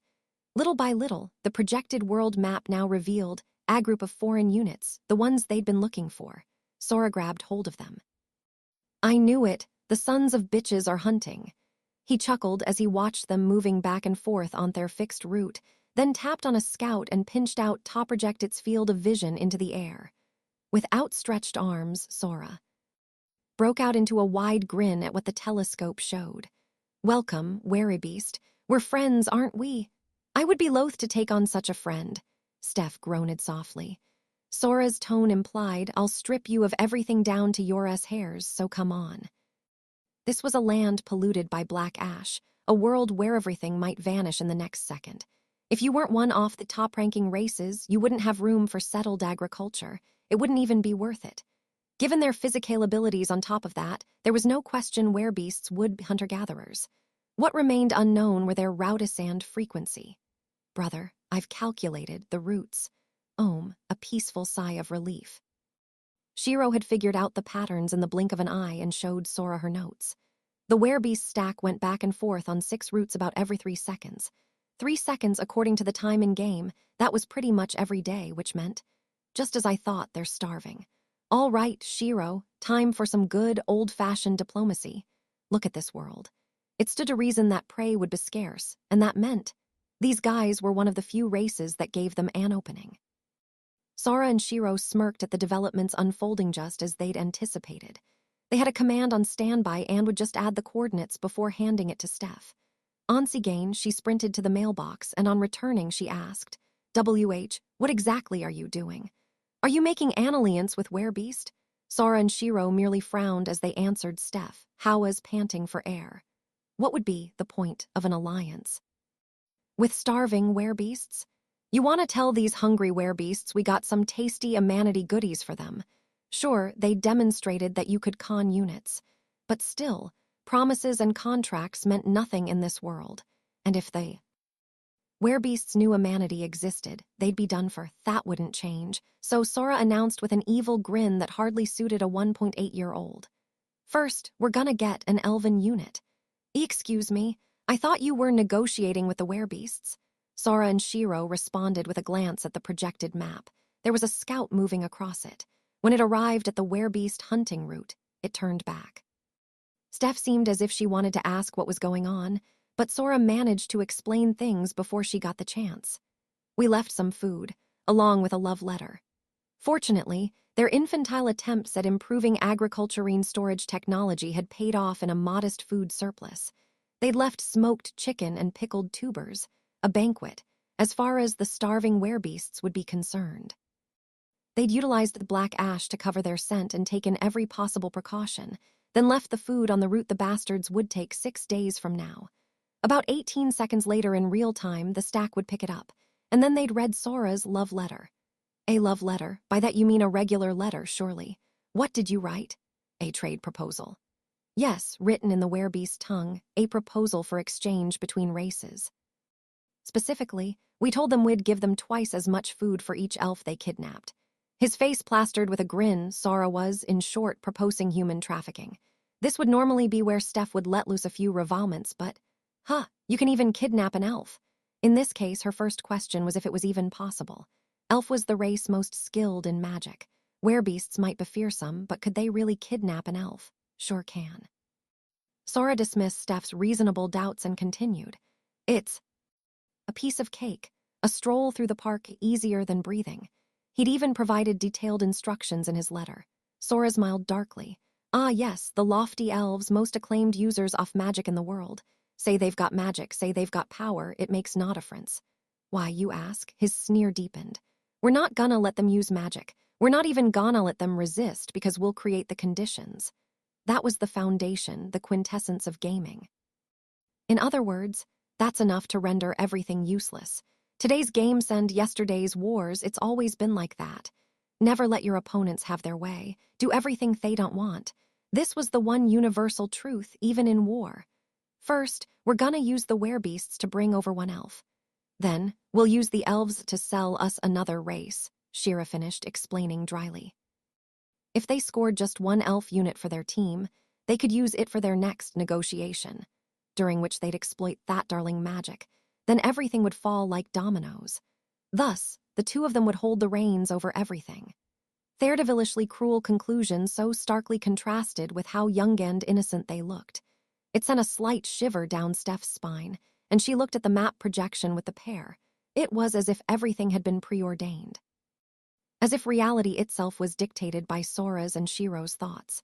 Just as they'd predicted, a party of werebeasts showed up at the appointed spot with an elf. Indeed, they strolled in so idly, so easily as if it were only natural. Steph's eyes widened at the unfolding scene, and Sora's and Shiro's grins expanded. That's when it happened. The werebeast stack vanished from the map. Panicked, Sora projected the field of vision of a scout unit out. On reconnaissance off in the distance, the werebeast party had disappeared without a trace, along with the surrounding scenery, and the elf trudged back the way she'd come. Sora, you did give instructions how to kidnap her, of course, Steph asked, breaking the stunned silence. Yeah, I mean, look, they kidnapped her, right? Brother, how did you intend to get her? Sora tried desperately to argue, but Shiro saw right through him, her eyes vaguely cold and doubtful. They seemed to ask, sure, that's all well and good, but how were we supposed to gather on our side? Well, I mean, we just crush her spirit and her pride, show her the joys of this and that, and then she'll do anything wettle her. That's why I told them to kidnap a woman in the first place. Why, you're the absolute worst. Steph's eyes flew open when she picked up Sora's meaning, but he just stared back blankly in response. Don't elves usually break after a bunch of orcs, like, do stuff to M? Orcs, i.e. pigmen, i.e. a group of werebeast pigs. Sora's assumption had been unclouded by doubt, as if he were stating something as obvious as how the sun rises in the east. He was subsequently met with a silence deeper than the sea and an ice-cold stare, but seemingly oblivious, he pounded a fist in the table. Unbelievable. What did I do wrong? What did I overlook? It's a staple of gaming for an elf to get captured by orcs and belike. Just kill me. Only to surrender 2 frames later. It's universal, divine law of providence. All I had to do was make some sex-starved, O-faced woodland Araf our puppet. Just how and where in this incredible, perfect plan did I go awry? Brother, that's not a gaming thing, that's indulgency, Shiro mumbled in disbelief. It seemed her brother was seriously, genuinely, from the bottom of his heart, anguishing over his failure. By the way, Sora, orcs aren't werebeasts, you know. Say what? Sora grabbed his tablet with trembling hands to prevent themselves from collapsing in a heap. He opened the entry on the Ix-seeds and gazed skyward. Son of a bitch, orcs are demonias. No wonder we failed. No, that is not why you failed. But Steph's cry fell on the deaf ears of one preoccupied with cursing his failure. What a simple mistake. He'd chosen the wrong race. No, save the grieving for later, Sora told himself. First, we'll need to figure out how to fix this. He bit his nails and ruminated, his face racked with urgency. Negotiate with demonias. How should I even use them to our advantage?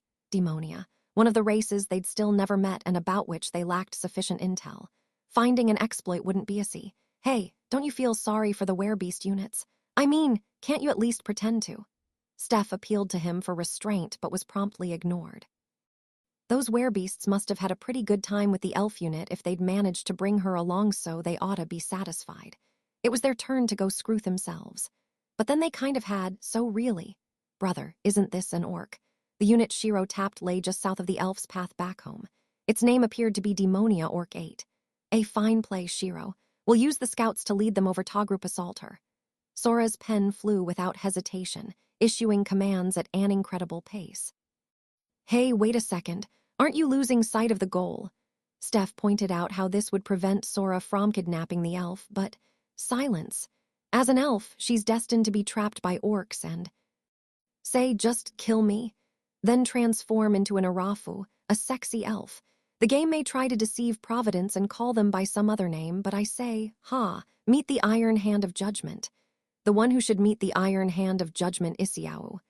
Steph clasped her head and shrieked, only to be tossed aside by Sora, who added, well. Anyway, having mailed the rest of his commands, Sora calmly plotted their next steps. If things went well, they'd get a feel for the Demonia's movements despite lacking cogent information about their kind. And when that elf reached the climax of her, well, at her very least, she'd be exhausted, so capturing her should. And anyway, most importantly, Sora leered at the map with his smartphone at the ready. It's safe to say there was some serious 18-plus debauchery unfolding. Head-apped on a scout unit who should have been watching through Atlascope and prepared to zoom in on its field of vision, but, brother, right now, your 1818-plus stuff is off-limits. Heh, heh, heh, heh, MWA ha ha ha. I thought you'd say that, my dear little sister, however. As Shiro blocked his hand, Sora erupted in a stunning exempli-off maniacal laughter. 1 second of real time equals 8 hours in game, something incomprehensible to the naked eye. However, Sora crowed, smartphone still in hand. Suppose I shoot it in super slow mode. Then when I'm 18 again, I can break down the individual frames. It'll probably be in at least one of them. Anyway, it should be fine, any objections. Sora spoke so loudly and so eloquently that it finally dawned in Steph. Why you? This was what you were after all along. Heh, I know not of what you speak. I always take the necessary precautions. Sora, feeling triumphant, zoomed in on the scout. I have no intention of letting the fruits of my labor slip. Pass me was what he'd intended to say, but... He now questioned what the map was displaying. The orcs' numbers were gradually dwindling. At first, Sora, Shiro, and Steph all thought they must have been getting butchered by the elf. They soon realized this was not the case, however, and the three of them tilted their heads in befuddlement. One by one, each orc disappeared within a full 2 seconds, or 16 hours in game. There was no way the elf could put up a fight that long, in which case, what the hell was thys? Sora was the first to come up with a theory and he gulped. No way, she beat the orcs to a pulp. My god. His face twitched as he spoke, and sure enough, just as Hess suspected, the elf dragged the last remaining of the 8 orcs back on the road home. It was as if time had stopped. How many seconds, how many-minutes did that silence last? Shiro piped up. Brother, the elves have started hunting orcs. As if taking Shiro's observation as a signal, the elven stack began engaging the Demonia in battle across various locations and abducting them. Now, what could this mean? Pondered Sora, nodding. As a spectator, his view was godlike in scope. I see. Now I know why elf practices slavery for that. Now fully in possession of himself, Sora remembered that Clammy was Feel's slave. He spent several seconds deep in thought, giving flight to his fancy, a big smile spreading across his face. I have never heard of such a thing, until Steph interrupted him, thrusting her finger at the map so hard you could hear it cut through the air. It not your foul deeds that made the elves, aloofs, just as you wanted them. How shall you atone for this obscene perversion of history? Miss Feel would kill you if she were to. Witness this. Steph somehow managed to muddle the term Iraf. She persistently insisted that Sora claim responsibility, to which he furiously rebutted. Whyat? Sure, I plotted to transform one Iraf's life, that much I'll admit, however. This time it was Sora who audibly thrust his finger at the mop as he pointed to an elf. For the whole race to go Iraf means they had it in them all along, right? And GH. Yeah, I thought Feel looked oddly self-satisfied. Now I know, underneath that smiling exterior lies someone really kinky. Oh man, I can see it now. Feel and Clammy and hot Yuri escapades. Sora hollered, but then had a thought, maybe all the races are like that, really. Look at Gibril. She might have a unique way of expressing it, but the inclination seems to be there. And you know what they say, Sadism and masochism are two sides of the same coin. When you look at all these sadists smashing up the world, damn, there are some seriously perverted. Brother. The orcs' numbers keep falling, their Ganego extinct. While Sora was lost in his own little world, the battle continued. Demonia were getting steadily destroyed as orcs were abducted one after another. HNGH, what is this? Sora hung his head in deep lamentation. Have they no respect for the balance of ecosystems? How indistinguishable will they prove themselves from the fools in our rolled world? Damn it, how could they? Just because the orcs era built for rapid reproduction and active nights, what kind of excuse is that to take everything they have? Are these the actions often intelligent life form? Do you even remember that this is all you're doing in the first place? And just when he thought he'd spotted a ray of hope in Heisrodic theory, ah well. Now his hopes were being crushed along. With an entire race so, this is war, how brutal. Sora hung his head in disillusionment, but, oh! His tiny utterance made Sora and Steph lift their faces. Then, the three of them were dumbstruck. They saw everything transpire in just under an hour, or what had taken over 3 years in game. Their mere meddling had set off something larger, total, full-scale war between Demonia and Elf. The latter's continued overhunting of the orcs spurred Demonia's creator, the Demon Lord, to intervene. The elves sustained massive losses in the all-out counteroffensive and were forced to mount a strategic withdrawal. Then they deployed Akka Sea Ants, the weapon of their creator, and annihilated the Demon Lord. The war seemed over on that front, until reinforcements from the dwarves came to Demonia's aid.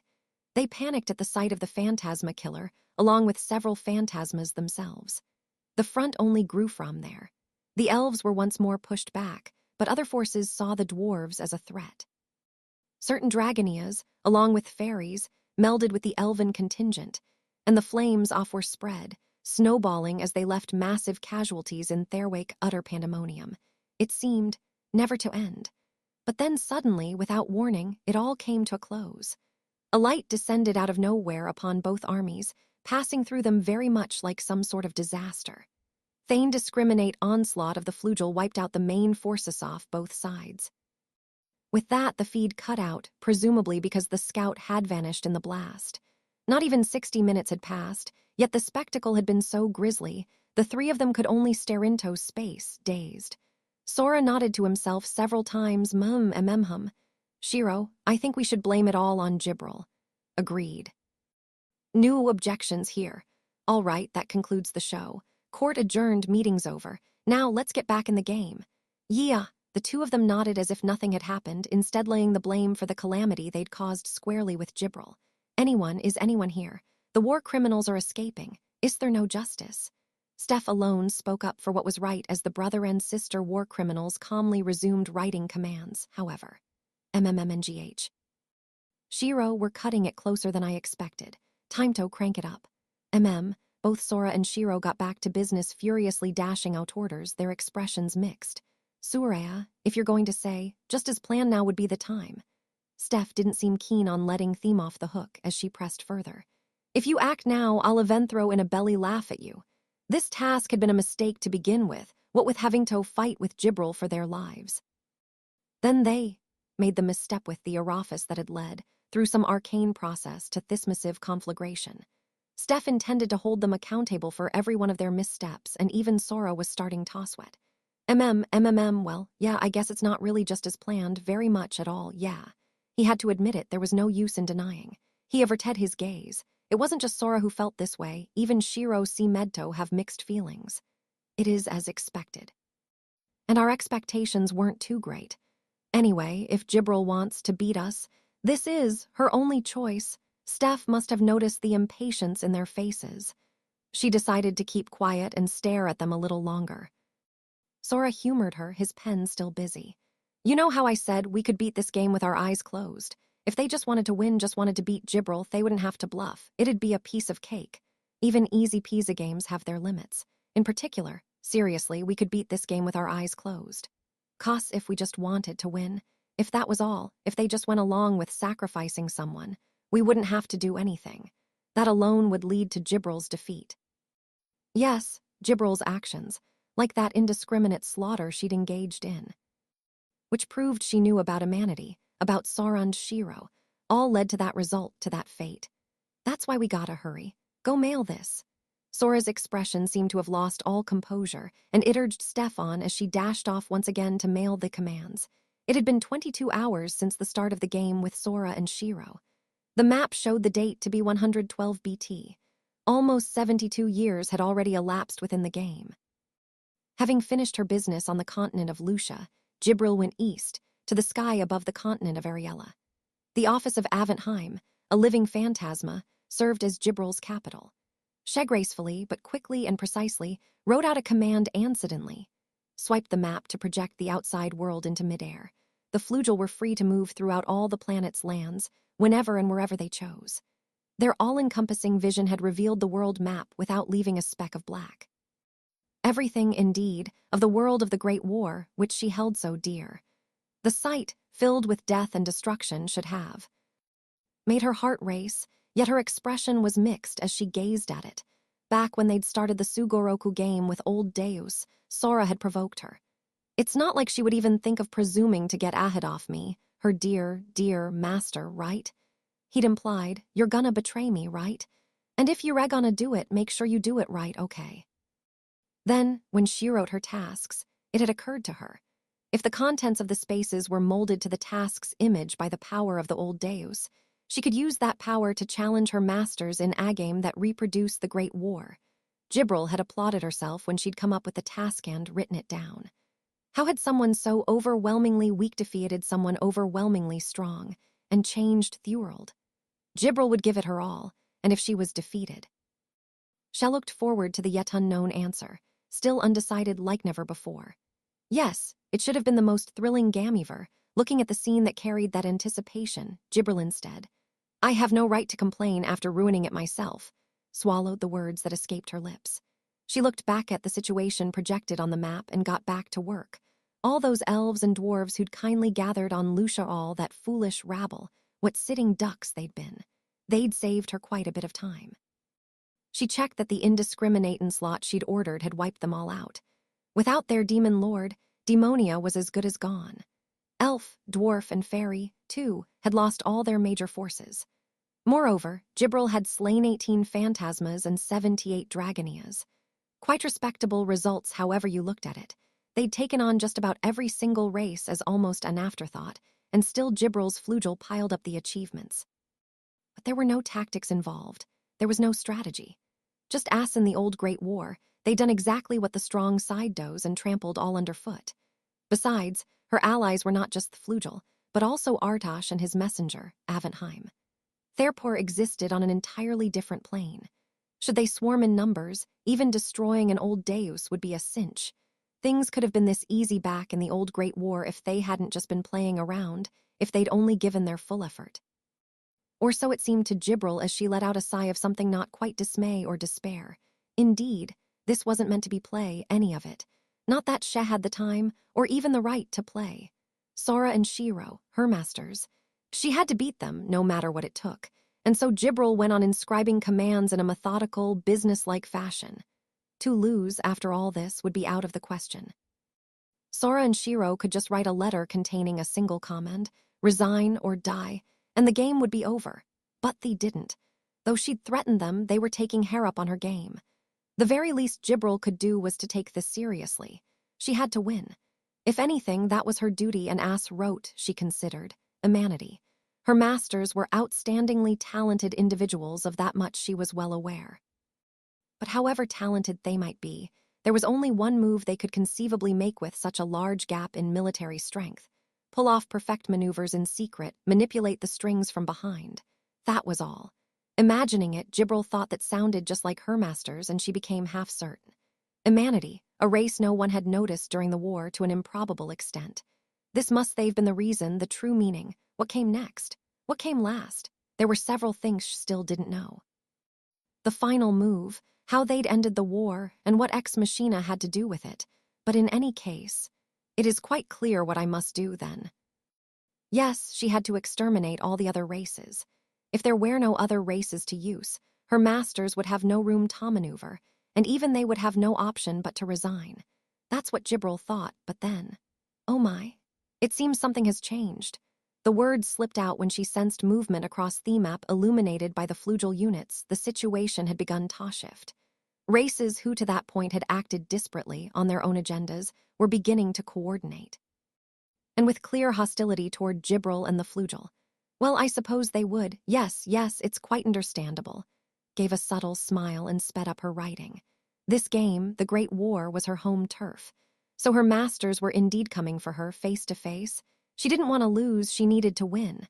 But if she were tottering to bear all her deadly force and yet be defeated, yes. Gibril's smile was full of emotion as she thought about the moment the world changed, which she hadn't been able to see, and the moment the world would change, which she'd never see, if, with one last indulgence, she could observe it at the end. Then will that really be enough, Gibril? Gibril found herself wondering. She feared losing her memory. If she was going to be so afraid, she'd prefer to die. Gibril prayed she would die by her master's hands as she viewed the future those same hands wove. That was how she felt. But this game was supposed to have been the most exciting of all. But it was so. Though she knew perfectly well how little she deserved to say it, still she thought it. How could her final game be so boring? Is this really? Am I really enough, masters? She looked down, completely out of sorts, then wiped the tears from her command and kept writing. Then a roar shook heaven and earth. MMH, what in the world? It had been 51 hours, 43 minutes since the start off the game. The map showed the date to be 14 BT. Steph had been roused after having fallen asleep for about 4 hours. You're awake. It's okay. Our capital from before we moved blew up again, that's all. She'd been woken by an impact that had reduced the site off their capital as of a few moments ago to a crater, apparently. Steph looked as if she was about to ask just what part of that was okay, but weak sauce, man, 47 hours is as long as you can go. Anyone who sleeps for more than 5 minutes during a game lacks discipline. Sora and Shiro made this pronouncement without so much as a glance or pause. A normal person sleeps once a day. Also, Steph was usually pretty good at pulling all-nighters, but right now she was only 3.6 years old. If you make me run around like that, I'll pass out. Wait, what is this? She shrieked at the mass of paper covering the floor and then added apologetically. If you'd only woken me, I'd have done my best to. Steph seemed to think she had backed up the flow of orders, but Sora and Shiro, still scribbling away, answered cheerfully. Oh, they're not going in now. Half of them are my equations. Well, then what are you doing? Steph asked gingerly. The two siblings neglected to pause for even a moment tonswere. But yeah. I guess you'd call this game C** City. I'm playing Harvest M** on. Pardon, wait, the map, when did? Instead of answering, they gestured toward the map, the field map that showed the whole world. Yes, it displayed the entire world with abnormal clarity. They tapped on a scout to project its vision in midair, the equatorial region of Central Ariella. It would have been a tropical region where the sky not closed off by ash, but in this world bereft of the sun's rays, it was frozen over just licky everywhere else. Still, what is this? There stood a city so grand, Steph couldn't contain her amazement. It was built of stone and ancient concrete. It even engaged in agriculture. The ones building and plowing throughout this city so reminiscent of the Roman Empire were... How did you? You made the werebeasts your allies while I slept. Yes. Steph gasped in astonishment to see werebeast units doing the work. Sora replied. Still not missing a beat. We can't make them allies, but there are a few races we can get to effectively cooperate with us. Because it could problematic if certain races found out about their existence. So, Sora said as he scratched his head with an ineffable sense of bashfulness. See, we just helped them a little, I mean, you gotta feel sorry for them. When do you? Oh, so what's your scheme this time? Steph eyed Sora skeptically, having apparently lost interest in appealing to his humanity. He answered in a bit of a huff. What's your problem? Don't you appreciate that we saved them from being destroyed by the mean old elves? Heartless revenge. I highly doubt there's anything meaner than you, the cause off that heartless revenge. It had been 118 years of game time since the incident where they'd mistaken the werebeasts for orcs and gotten them to kidnap an elf. Yet even now, the werebeasts were still facing occasional reprisals from the elves, and as a consequence, they'd been deprived of their villages and food supplies. Thanks to Sora's anonymous instigation, the werebeasts were now on the brink of extinction. In short, it's all your fault, you bastard. Steph's blame was well placed, but now she continued as if pained. Besides, if you have so much food, shouldn't you be giving it to humanity? The humanity units now numbered over 450,000 strong. They held 9 cities on the continent of Lucia alone and spread across every other continent. Meanwhile, it was hard to deny that, given the population, food was in short supply. But Sora turned, stopping his pen for the first time. You're saying we've got to sacrifice someone, 'cause that's the only way. That's what everyone's been telling themselves, and look where that got us. War. Steph hung her head, not making a single retaliatory sound. If anything, Sora was the last person she wanted to hear that from. Steph glared at him, ready to protest, but Sora ignored her and tapped the map before continuing. A good deed is never lost. To give is to receive. Observe. He projected another unit's field of vision and announced that Thighs was a step toward peace. After 170 years of trial and error, at last, Onthai's doomed world. Yes, a feat that had required over a century, with the use of vermiculite and chemical fertilizer. Through hydroponics, we've succeeded in large-scale agriculture. Steph gasped in amazement as Sora and Shiro boasted. It wasn't natural. After all, it really was, without a shadow of a doubt, an epic feat. Here they'd been on a frozen land, beneath an ash-covered sky that let barely any sunshine through. The ground had a bit of heat from the blazing salvo of war, but otherwise, the planet was nearly frozen solid. Practically speaking, the soil was useless. Almost all the potential farmland they might have been able to house was polluted by the ash of death. Under these conditions, they'd relied on the information in their tablet computer to dedicate a full century to nothing but trial and error. They'd use adamlerated soil and chemical fertilizer and located land free off the falling ash. With the application of hydroponics, a concept Ashuttins they'd never even heard before, they'd succeeded. But the only ones who can manufacture and supply vermiculite and chemical fertilizer are humanity. No, strictly speaking, even humanity didn't know how to manufacture them. Sora and Shiro gave the orders and thereafter enforced confidentiality by consistently wiping units, memories off the process. So, we have the werebeasts work for their sustenance and provide us with food at rock-bottom prices. After all, they were the ones providing the werebeasts with the fundamental technology. The werebeasts had neither right nor ability to refuse. Thus, we have established logistics and economy. This is fair trade. It's win-win, a friendly relationship based on capitalism. Now, don't hold back. Extol us to your heart's content.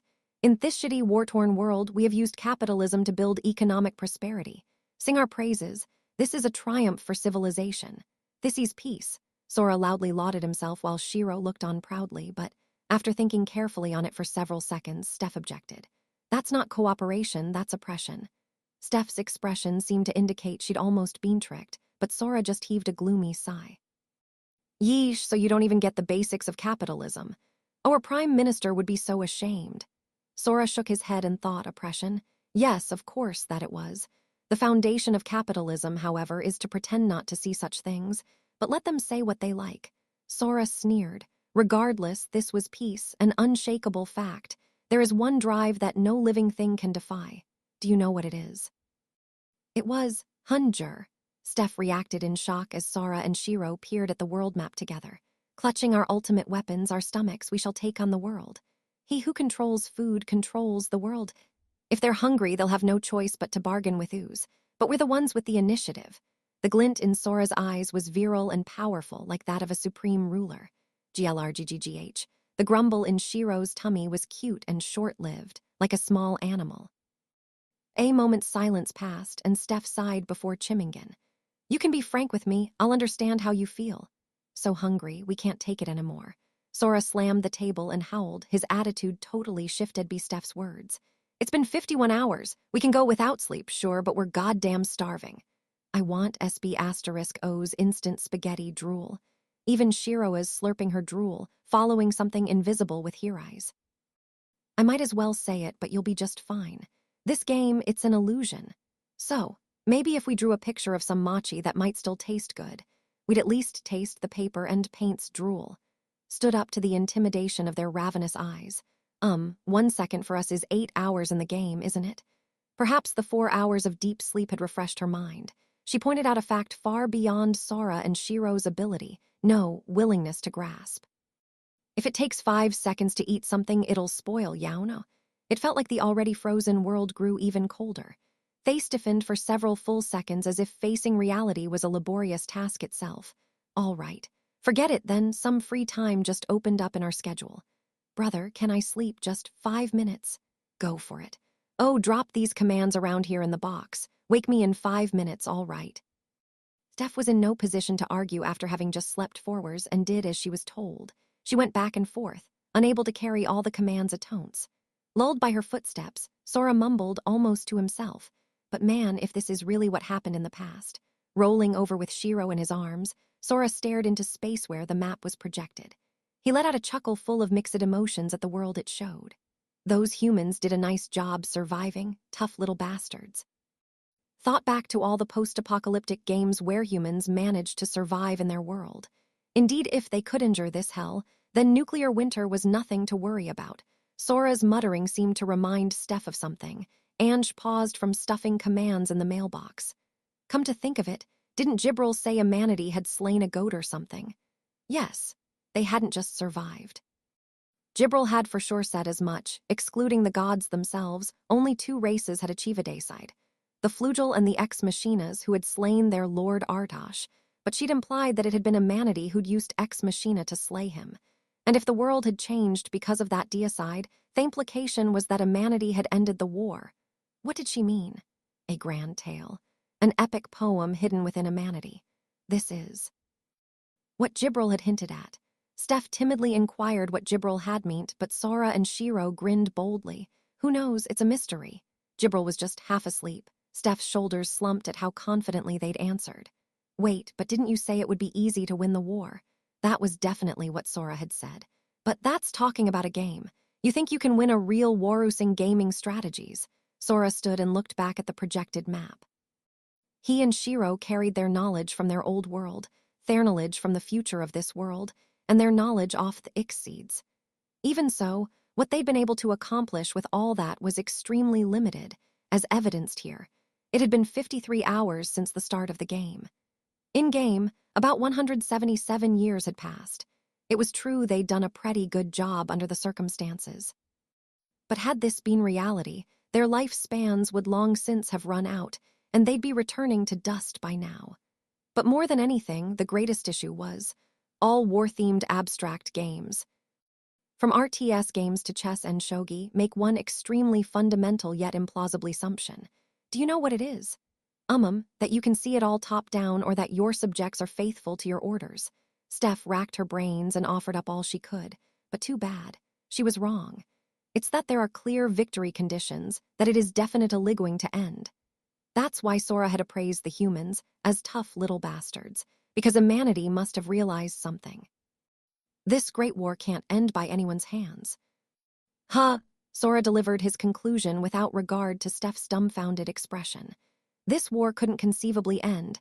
A manatee must have realized this, and still they'd tried to survive. And they had survived no amount of praise sufficiently covered this. Using another race to end the war? Don't be stupid. Sora was sure the sky would fall before such a thing happened. But you could use another race and do it if you felt like it, couldn't you? Sora and Shiro looked at each other and smirked at Steph's plea. No, it wasn't a question of whether they could. Most importantly, to begin with, if it was a manatee who ended the war, wouldn't the one true god be a manatee? Yes, from the jump, the winner of the Great War was Tet. And if they were talking about the old war, the real war. Besides, that shit's not even worth doing. There's no point. Were this not a game, but a real war? If you kill the strongest enemy, you're just next on the chopping block. There's no end. Games and real life are different, as they say. Sora elaborated as if mocking the smartasses who smugly stated the obvious. Okay then, let's go ahead and assume Jibril's misunderstanding is true, for argument's sake. Suppose that somehow a manatee had used the Ex Machina and managed to steer the course of the war perfectly. No one would have nearly enough lives to do this, but let's say they still managed to stay on the tightrope. Say they worked their asses off and worked some more and somehow managed to slay a god, then what? Sora's eyes grew dark, and he posed a question to Steph, who seemed puzzled. Then what happens next? Just what would this feat change? Absolutely nothing.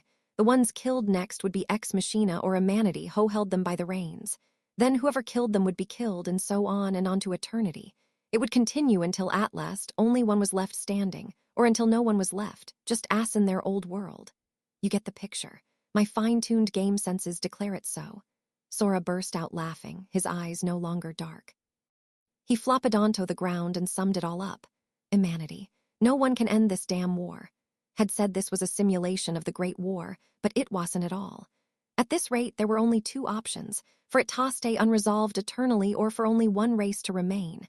And Jibril says she wants to see what we would have done. How you would behave, she'd murmured. Sora and Shira smiled in resignation and announced their answer. A war like this, we'd only have one option, to keep running towards her to the end of the universe. Nod. Well, how should I say this? Steph looked disgusted, no, defeated. Don't you feel like I shall be the one to save this world? Or hell no, screw with the world. You wouldn't, right? I expected as much. Sigh. Steph was at a loss before their enthusiastic smiles. This game, for chumps. If someone out there wants to play, they can knock themselves out. The world's gonna end, then let it end. We'll do what we're gonna do. Besides, it's gonna end anyway. So what's anyone gotta complain about if it happens now? Sora gloomily recalled his old thoughts. Steph, however, was still puzzled. But the war did end, and the one true God. Yeah, exactly. That's why. If despite all this the old war had ended, and if this game version of the war would never end, there's got to be something that Jibril overlooked. Something? Like what? But Sora closed his eyes and didn't answer. He couldn't. All he could say was that this couldn't be historically accurate, because this game didn't have it, that thing they'd searched desperately for in their old world and never found. That thing this board had and Earth didn't. That they needed to go beyond the convention of the world, which permitted only sacrifice up and sacrifice, the groundwork. I dunno, but hey, if you try thinking of it like a game. Frivolously, Sora just made something up. Maybe there was some kind of convenient flag where if you fulfill certain conditions you win. You know, like a science victory or diplomatic victory in Civ. As Sora spoke, his thoughts began dozing plink like a drop off water. Brother, was it? Ex Machina who slayed the Flugel's god Ardosh. Shiro's voice spilled in. Yeah, I guess, replied Sora, his mind almost in a trance. Exceed rank 10 Ex Machina, a race of machines that has become extremely scarce, right? In that case, why? Drop penetrated Sora's sluggish thoughts. Hasn't Ex Machina perished? Plink. What is it new? Steph screeched as Sora hopped onto the table like a spring. But he had no time to respond, instead madly manipulating Themap, zooming in and out. He pored through all the data, every nook and cranny, and muttered, There are 16. Yes, he'd checked the races moving along the map, the number of races the units belonged to. There were 16 seeds. Were no unknown races. Look at this war, no, this series of cataclysms. This was a conflict that couldn't end until either all the races perished or Onlyon was left. That being the case, it would be strange if not one of them had gone extinct. So could it be? The war ended without a single race being destroyed, for real. Bullshit. How the hell? Thought Sora. Oh, I get it. Shira met his gaze and gently nodded. According to Jibril, Ex Machina had slain Ardosh. And would the Flugel lose the will to fight after their lord was slain? Yeah, right now that was bullshit. Think of Jibril and Azrael, would they go and cry themselves to sleep? No way. The only way they'd lose their will to fight would be after exacting their revenge. That is, destroying every last one of those machines. So the Ex Machinas had slain Ardosh. Were they too strong for the Flugel to claim vengeance? Even so, the Flugel would have gone down trying, wouldn't they? If neither Flugel nor Ex Machina had perished, that was it. Yes, indeed, only one game-like scenario remained, subsequent to Ardosh's murder, but either side able to be destroyed in that brief interval. The Great War had ended abruptly. It must have. Haha, are you friggin' serious? There was a flag that convenient. Despite Sora's grumbling, he was half sure there had indeed been such a thing. Of course, neither Sora nor Shiro had any way off knowing what it was. Given that it wasn't represented in this game, probably Jibril didn't either. But that something must have to do with the throne of the one true God. And that something must then have tied into Tet, the one true God. What the god of play showed when he gave the 10. Covenants. What this board had and that Earth lacked. That they needed to go beyond the world's conventions, which provided only for sacrifice upon sacrifice. That groundwork had been laid by someone. "Brother, when you play me in an RTS," Shiro said to her half-dazed brother, "and can't defeat me, you do that a lot." Had survived this hellish war, a war that would send aliens scurrying barefoot back to their mother planet. And yet, if they couldn't fight, they wouldn't. If they couldn't kill, they wouldn't. They'd use another means to win. If humanity still couldn't win, they'd leave it to whoever was next. They'd pass it on until, at last, someone stood victorious. The fools who'd resorted to such a mess as their go-to tactic. Hey, are you serious, Tet? D00D, who gave you that? They were the ones who'd made up their minds that this hell, the real war, was a game. And they'd win it, with zero sacrifices. You're saying there was an humanity gamer who was just one step away. Who the hell are we talking about here? That gamer had put his or her faith in a probability infinitely approaching zero, but wasn't zero. Everything had to be put on the line, then left to whoever came next. Even so, there'd be notches but to try. Surely such extreme yet lovable fools. Sora looked down and smiled bitterly at his IPPL shirt. My God, shit. Yes, truly. Those fools were exactly the kind Sora admired, he muttered regretfully. The kind like Steph's grandfather, the previous king, or that nameless D00D. That was the sort, but yeah, Sora turned his gaze to the map projection. There's no way my life could ever be as cool as you guys. Shiro and Steph followed Sora's gaze. The map showed the date 7BT. They saw masses of units, a front woven of the forces off any number of races. Gibral's capital, Aventheim, was under siege by these units' saturation attack. One by one, the display showed units dropping off with each passing second on the Flugel side. What's happening? Why is Gibral losing? Steph was the only one who struggled to grasp it. She was answered by Sora's and Shiro's grim smiles. This is what happens when we don't do anything. Gibral self-ruin. Sora and Shiro had indeed been under Gibral's watchful eye. Had this been the real war, that alone should have spelled checkmate. However, if Gibral was aware of them and focused on getting them to abstain, that is, if she wasn't out to kill them by capturing their capital, and if, in addition, she assumed that humanity had won the war using Ex Machina, then it was clear she'd think Sora and Shiro would exploit the other races. Consequently, she'd use the most reliable means available to prevent that from happening, by wiping out all the other races. However, no matter how strong you are, you'll stir up this much hate, you know. This was symptom number one of a strategy game N00B. And 00B would cheese. A N00B would make too many enemies, and a N00B would get ganked, but won't Gibral die then? Yes, at this rate, her capital would fall. She'd die, game over. Gibral was the one who'd push them into a game of life or death. Steph didn't know whether she should defend her. Who? You think we're gonna play right into her hands? What do you think we've done all this for? All she did was get herself laughed at. Beat the game with our eyes closed. Sorry, we're not into that casual shit. We're gonna impose even more brutal restrictions on ourselves. Sora sat down overjoyed, albeit drenched in a cold sweat. Shiro, we are who we are. Let's be what we are, lame and break a taboo. Yes, if their lives could never be cool, then they'd do what they could do. They'd go all the way, do it right, and follow through with being lame, so he declared. A taboo in the online games of their old world. Even by the most generous and magnanimous interpretation, it meant defeat or worse. The most childish and scrubby play that would even make a cheater plead, don't lump me in with that. In other words, ready, Shiro. This'll be our blank's first loss. Sora made a point to check, but Shiro showed there was no need. If it's harder than winning, she beamed and nodded. And it's fun, I'll just follow you. Sora, too, flashed a delighted grin and scribbled a command. Then here we go, the lamest shit of all, we're gonna rage quit. He entrusted the command to Steph, who deposited it into the box. Sora's orders flew out to the units as he laughed. It's our chance to lose, might as well live it up. His laugh echoed as he gave the order to move the capital one last time. Gibral had been in the Chamber of Restoration when the war had ended, so she knew the details only through hearsay. But what'd heard had been broadly consistent with the map she saw, which had revealed the entire world until a few hours ago.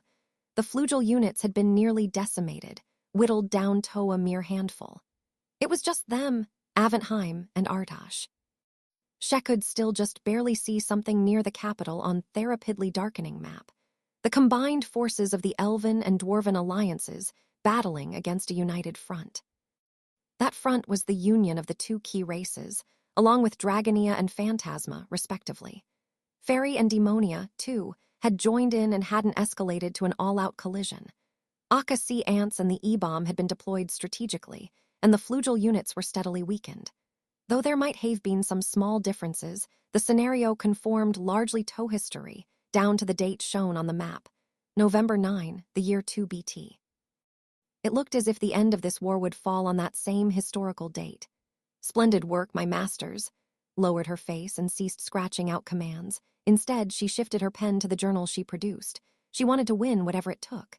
She'd been willing to threaten them, urge them to resign, and if that wasn't enough to make them accept defeat, she'd force their surrender.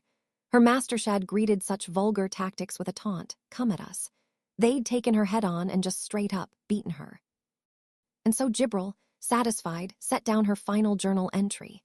She wrote confidently how the ones who had ended the war had been humanity after all. The possibility, the hope she had seen in her masters had indeed proven true. Now that she had witnessed and recorded this, she had nothing left to regret. Truly, to the bitter end. But then Jibril realized, albeit reluctantly, it was true her masters would win and she would lose, but what about after that? "I remain terribly unworthy of you, my masters. This wouldn't end the war." She overlooked something. Unable even to record her final hope, Jibril, disgusted with herself, looked at the ceiling. "Masters, how did the world change?" Jibril, finally about to disappear without ever coming to know the past, asked those two who wove the future. But all shehered. At the end of the earth, at the peak of a giant chess piece, the one true God who reigned over all the world, Tet, was the only soul to hear it all.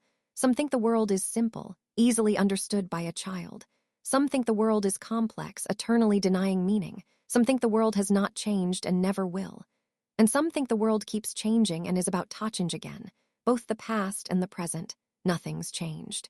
Did Tet lie to me, please? There was a beast who possessed a youthful sensitivity, and therefore an aversion to killing, wailing, and sorrow. Indeed, naught hath changed, and naught will change. There was a God who answered in resignation, a young girl who doubted everything, who no longer believed even in herself. There was a pair of wings, and there were people, which held the truth. Could it be? Tet's face stretched into a wide grin. He watched as one of them asked all sorts of questions and the other answered. There were two who used to think the world had not changed and never would. Now these two thought the world would keep changing and was about to change again. That day, way back then, those two had tried to change it. And their successors were answering, the two who would fulfill their will. "How'd the world change, huh?" "Sorry, but we've got Nonswer." The voice sounded from behind Jibril. Bewildered, she turned. In Jibril's capital, in the Aventheim executive office, in Thehal enshrouded by silence, they'd suddenly appeared. "Well, all right, we'll show you how the world changed. I mean," they'd brought along their map spread across a table as well as their mailbox. "We'll show you what kind of world it changed into, so let you's off the hook with that." Children, a pair in black and white, were at a table, reading their commands. "Heh, just dropped by. We missed you, hee Naya." Sora and Shiro stood on their chairs, blushing and fidgeting in fake theatrics. "Huh, WH, where are we?" "Wait." Jibril, Steph was there too, looking every bit as baffled as Jibril. Speechless, Jibril's thoughts raced confusedly, but Sora and Shira sneered. "No one ever said you couldn't move your capital into your opponent. Now did they? It was tough distracting you, while we sent a settler unit V." Shiro formed a peace sign with her fingers. She and Sora looked like two kids who'd pulled off a prank, but... "So now, if the capital falls, all four of us are gonna commit suicide together, aren't we?" At their next words, Jibril, "You used our lives to threaten us. Of course we're gonna get you back." Became distracted by the illusion of the blood she wasn't supposed to have pooling at her feet. "Oh heavens, I shall abstain immediately, so please just go." "Thayat, what I've been saying, why doesn't one of you just abstain?" Steph wailed at Jibril, who'd sputtered a lie to convince Etham. "For heaven's sake, Jibril." "Certainly, you must realize." Steph thrust a finger at her, though Sora and Shiro were too busy to even answer with a smile. "Don't you realize that even if you lose your dice, you'll only drop out of the game, not die?" "Sheesh, get a load of this, Shiro. The one who didn't get it Tobjin with his acting all superior now.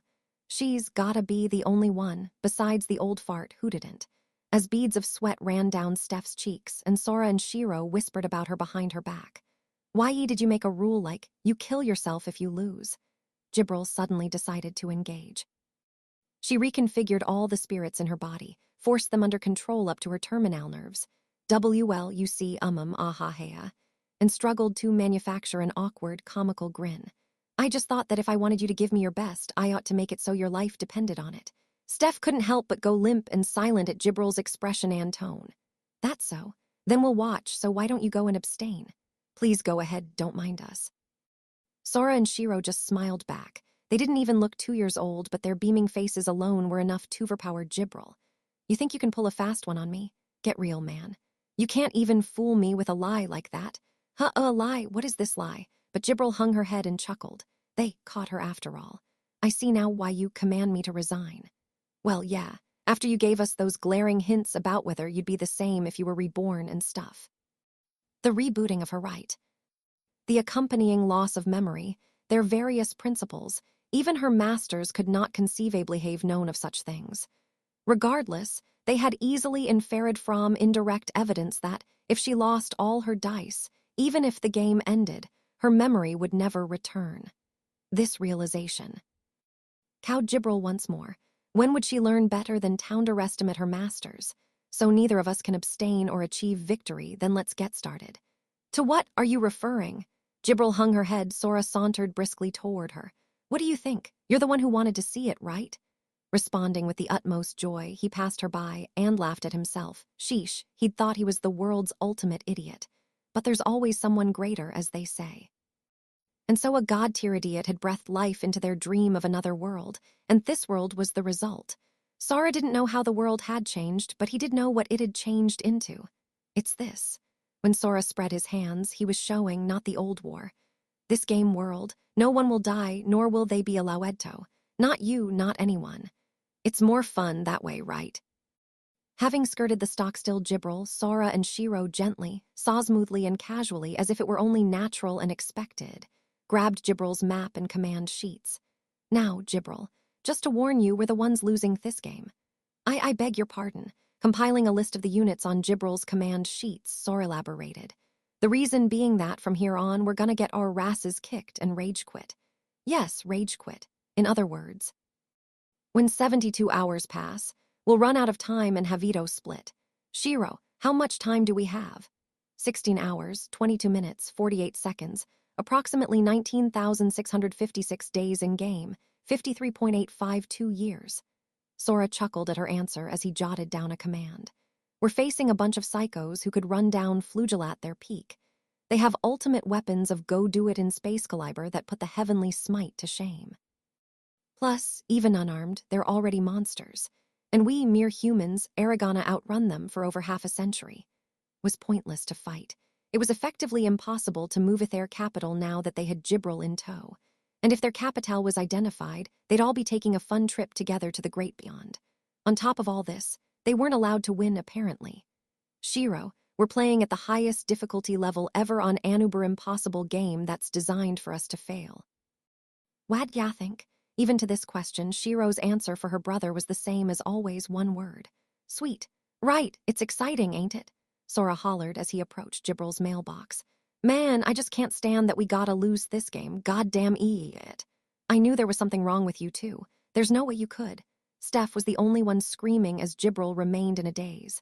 Gibril, if you're enjoying all this, then how about you give us Alil something, 2 dice. Sora put the command in the mailbox and boom. All right here. Where it gets real, let's have some fun. Light and sound rocked the planet and drowned out Sora's and Steph voices. There was someone else who, like Sora and Shiro, thought the world kept changing and was about to change again. No, He believed it. He'd wished to believe it and had been waiting forever. It'll change. You'll be the ones to keep changing it. Event-a-day at this very moment. For over 6,000 years, he'd waited for this time, this day, this moment. Tet flapped his arms and legs and took it all in. A world that had already been destroyed. A world that had long since ended. A convention long gone, and the move that had bid it to rest in peace. Yes, just as Sora deposited his command, Tet watched as everything before Aventheim flew to dust, a world falling straight o' its doom, and he let out a belly laugh. Chapter 2, Handover nestled away within a corner of the island of Kanagari, capital off the Eastern Union, was the Chinkai Tandai district. And in its reception chamber, a sinister, glittering apparition beyond description, which one might even call vaguely human-shaped. Ino Hatsus and his ghastly fluorescent muscles loomed atop the balcony. He was no specter who had dropped out of the game, a stranded soul hoglamerd, swaying in the wind. If one were to avoid direct eye contact with this strange phenomenon and look into the distance, a giant landmass could be seen swirling in the heavens. And behind him, for goodness sake, what in the world is happening? Ehi, Clammy, your short stature must come from Yord Emperor. The black-haired Amanity Clammy Zell clicking her tongue in annoyance, and feel Nervalin the elf goading her, apparently drunk. They had pounced on the Shrine Maiden's absence to force a game on the Eastern Union, but now they were out of sorts. What I want to know is how long this will go on. This is boring, grumbled the Dampier girl. Actually, a boy who looked like a girl, Plum Stoker. Thanks to his intrusion, even if the Eastern Union won, they would have to offer an Ixseed sacrifice. Win or lose, the game could not end without one, for both the challenger and the challenged. But they all looked up at the same ski, and murmured much the same complaints. When another shock, a sound outside the range off hearing, spirits pulsating through heaven and earth. With it, poof. Again, Eno sighed. The Chinkai Tandai district reception chamber had lost all light and fallen into darkness. No, not just the CTD. The whole city, Alaf Kanagari, was enshrouded in a blackout. The land spiraling into the sky was the old Deus's game board. These shocks had been shaking the Eastern Union over and over for 2 days, beyond all normal reckoning. Under the conditions, it was no wonder their games wouldn't work, as they rallied on the power of the shrine, the power of the old Deus. Even streetlights and candles were extinguished by the massive spiritual disturbance. Feel herself was disturbed as well. Hey, I'm quite fine. Oh, how about I partake in some finger food? Hey, Fi, I'm not sure what you're trying to do, but... Feel was holding Clammy, grabbing her breasts. Clamma continued in a slightly chilly tone. If you're saying these are small enough to hold in your fingers, I'll lose it. Hick, Clammy was mean to me. Hick, sniff. Wah, you're seriously crying. Fi, you're way too drunk. Feel, not only an elf but moreover a hexcaster, had an overwhelming magical aptitude that in this case might have worked to her disadvantage. The roiling flood of spirits had made her drunk with spirit sickness. No, that didn't even. Clock Lammy, Hick doesn't like me anymore, Hick, Eog. That's not true. I'm sore, wait, why must I apologize? Then suddenly, whoosh, Feel's smile shone from the darkness. Oh, Clammy, I know you love me. You needn't speak. Someone do something about her. Is there a cure? Now Feel was rubbing her face against Clammy. Nasta drunk. What was happening was uncertain. But for Eno Hatsus, it was a lifesaver. He considered silently as he looked up at the board presumably born of the old Deus's power. Each time the heavens roared, all of Kanagari experienced a blackout before the lights were eventually restored. Whenever this occurred, these crooks couldn't use the VR game they so desired. In fact, it must have been due to the flood of spirits blocking Therite. Neither Plum nor Feel were in any hurry to start the game, so... I can only hope that this situation will continue. Eno prayed for the Holy Shrine Maiden's swift return. But, diplomatic Commissioner Hatsus, excuse me, but this is urgent. A woman smashed through the door of the reception chamber. She was a werebeast woman with a squirrel's ears and tail, panting, out of breath. First-class Secretary Chitos Canny, I thought I gave notice that I must decline all inquiries for a time.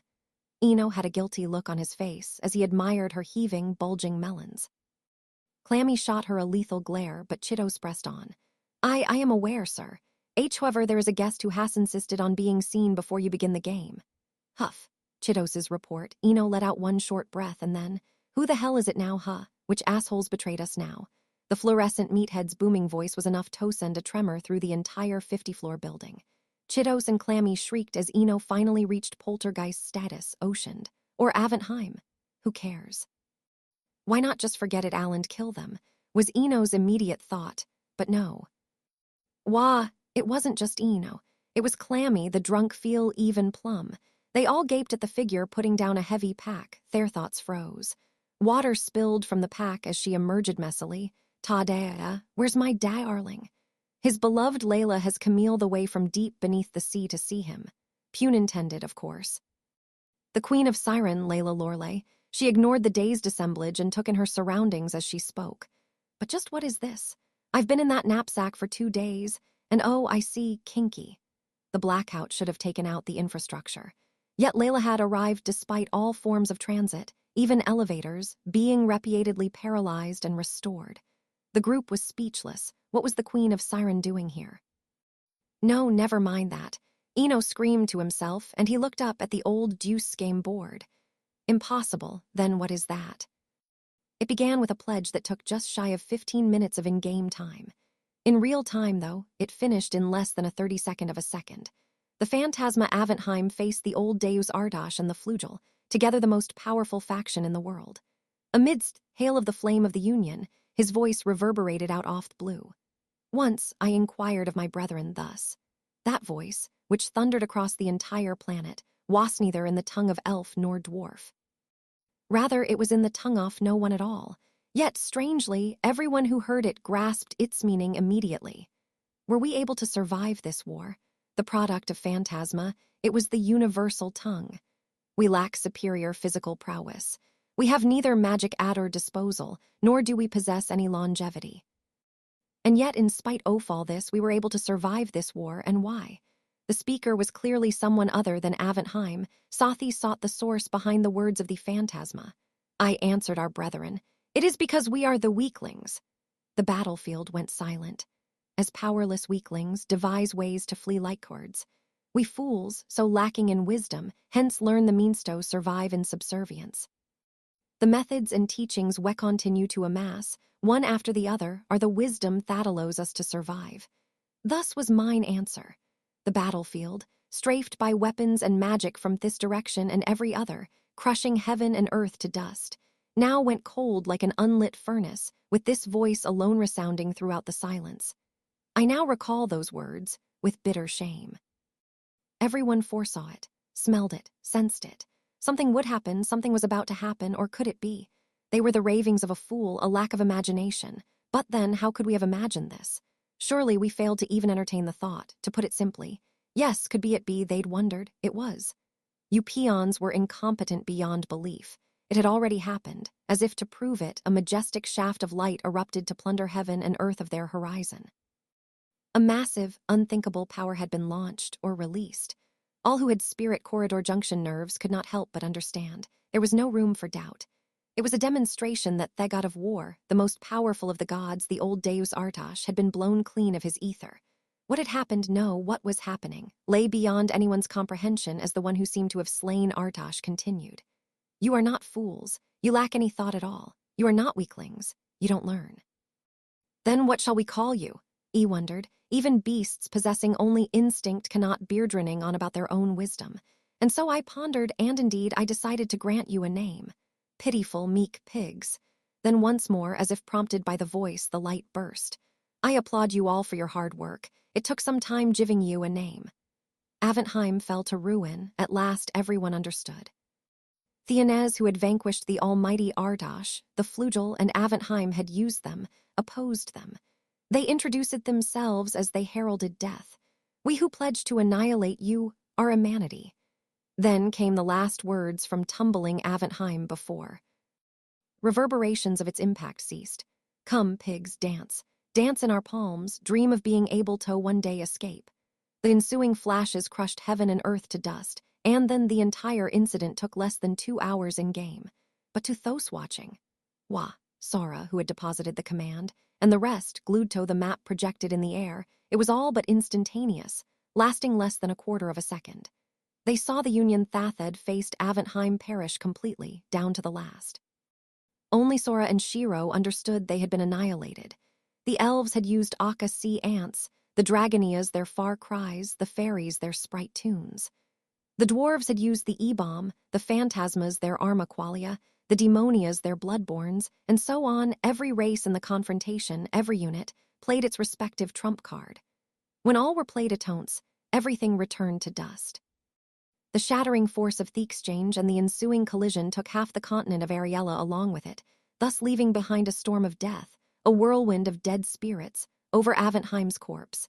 It turned Sora, Shiro, and Gibral's capital into a natural fortress that would turn away anything, just as planned. Sora and Shiro smirked as they watched. Masters, what did you just do? They'd incited friendly fire. That much should have been obvious, in which case, Gibral's shriek of consternation must have been asking, how'd you do it? The Union, the common front off the Elven and Dwarven alliances. The two alliances had indeed originally been enemies, but they were deadlocked, each possessing weapons of instant doom, mutually assured. Destruction. For them to engage would require a preemptive strike from one side. So how and from whom had Sora and Shiro in sight to strike? That was Jibral's question. We didn't do anything. It was you, Jibril. Right, Sora answered ironically. The Araphis were battling over their lust for orcs, and you interrupted them. Yes, the conflict between Demonia and Elf had sparked the division of the world into two. It precipitated full-scale combat, a quagmire of attrition. And it's not like their primary target was you or Flugel. Indeed, Jibril the Flugel had merely interrupted them. So Demonia and Elf temporarily joined forces to bring down the Flugel. If nothing had gotten in their way, they'd have gotten back Toit. Those two races were each other's original enemies. Sora swiped his fingers over the map. To begin with, he said, projecting the corpse of Aventheim, the environs of their capital, into the air. A death storm.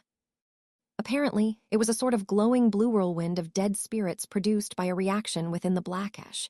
In this case, the collision of forces had produced a fusion reaction among the dead spirits that thundered like clouds. Flashes of light like lightning, one after another, gouged the planet's crust, stone-faced. Sora asked.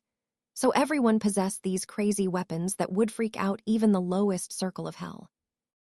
If they were really gonna go all out, just checking, but you Flugel would have something Jevin crazier than that. Not that comparisons even mean anything at this point, Head did to himself. Jibril answered. I believe that, with the combined power of Ardosh and Flugel, that is, with the godly smite, we would be able to hold our own, just barely. Would they? It was becoming more and more mysterious how this planet had managed to maintain its shape, anyway so. Flugel also had held firepower capable of instantaneous doom. Then what if the Union had instead deployed their arms strategically and cornered Flugel before crushing them? They must have been biding their time, and thinking about what would happen after they took down Flugel. That was a staple of war in the history of Sora and Shiro's old world. The warring parties didn't think about how they could win the current war, but rather its aftermath, how they would win the next. Yes, after the strongest were laid low, it was a lottery for who would follow suit. Okay, but then suppose out of nowhere Ardosh and Aventheim were defeated. Both camps would be freed of their hypothetical enemy and left with power to spare. They'd both realize the following. Someone had beat them to the punch and destroyed Flugel, a traitor. And it couldn't possibly be themselves, right? Who struck first, it didn't matter. It made no difference. Anyone could have fired the first shot. From the start, both sides had joined forces anticipating betrayal. So one needed only give a veneer offense to their faith in doubt. For example, what Sora had done. One could use Jibril's map, Jibril's command sheets, and Jibril's mailbox to issue commands Totwo of Jibril's units, Aventheim and Ardosh. Just give those two a little message ordering them to kill themselves. Yes, in short. Ready, fire. That sort of thing. A message to all the morons that it was time for them to get back to killing one another. Looking back to the root cause, I suppose this was all because of your Arafu kink. Yes. Steph seemed to have collected herself, as she cast an icy glare at the ringleaders of this disaster, Sora and Shiro, recalling their absurd motive. Hehe. That's what I'm talking about. The elves in this world are too damn prissy. A real elf should be covered in viscous fluids, gasping for more as her face screws up in ecstasy. You've read too many, doujinshi, and way too much hardcore stuff. Steph rolled her eyes, but Sora and Shiro, the criminals responsible, were busy bashing out commands and added frivolously. Besides, we just gave him an excuse, that's all. Come on, this is where it gets real. The most powerful force, the Flugel camp, is gone. Both off the two great factions have been crippled. Then what would happen? Their map made it clear. Now then, it's time to see just who'll be left standing once everyone else is gone. Sora watched as all the races began to clash, grinning with the utmost contempt. Wait. Be-but, masters, at this rate if they attack our capital, Welb, Jibril spoke up, finally recovered from her trance, snapping Steph to as well. Why, yes, she's right. You said we'd be doomed if they catch one of us, so why did you tell them? Indeed, should humanity's existence be detected or investigated, their capital identified and invaded, they'd be goners. Aventheim, whom they'd all made their capital, had self-destructed. Flugel had no units left, and without its lord, found itself incapable of production, which, of course, meant it couldn't move to a new capital either. Practically speaking, the same went for Sora and Shiro. No humanity unit could even get close to their capital's environs. now reduced to a murderous wasteland. Even and Shiro controlled their units remotely to establish a new capital. They couldn't leave Gibril behind. So here they were, in the hollow shell of a common capital, utterly defenseless. Someone could just walk in and immediately capture it, and as soon as it fell, they would all die. But they're not gonna attack us, none of them. Sora dismissed Steph and Gibril's fears. What they're gonna do, how they're gonna move, and where they're gonna go is clear as day. Least it was to Sora and Shiro. They knew everything, where the enemy would go, where they'd strike, where they'd be waiting, where they'd fight. Steph looked puzzled as she shuttled their rapid-fire commands at a continuous sprint, but Gibril must-they've figured it out because her eyes flew open and she gasped. Master. You don't mean of all things. Even given that Sora and Shiro were in charge, the map was filled out with unnatural detail. Yeah, that's how we start. Man, Plum's ancestors really come through. Plum's ancestors? You brought over Dampier. Despite Gibril's and Steph's cries questioning his sanity, Sora smiled and kept writing. There were few races with whom they could negotiate. Andiping for cooperation was out of the question. But there was, at least, one race they could count on until they started to lose. A race that, even if aware of humanity, would see no value in it and pay it no mind. With Sora and Shiro's intel, though, they'd be able to steer clear of the ravages of war and scavenge the spoils. A race glad to have its fill of elven, dwarven, any kind of blood they wanted would come through. With Dampier's intel, it's as if everything was outlined for us, plus, their enemies' secrets were bare. Everything was practically in the palms of their hands. What's more, they'd be able to clearly predict the other races' next moves. It was simple. After all their doctrines, all their strategies, they're all the result of our teaching. Yes, Sora and Shiro could just tell them what to do. Sora and Shiro were the only ones grinning, as Steph and Gibril stood speechless. To humanity, modern military theory was useless at best. It was worthless if they lacked the weapons and technology, and in any case, they couldn't count on theoretical knowledge without experience. On top of that, with these monsters as their opponents, they could gather all the firepower on Earth, and it wouldn't make a difference. All our military strategies assume they'll be used on other humans. None of the theories from their old world anticipated the Senate cases, in which case, these strategies only have value for other nutcases.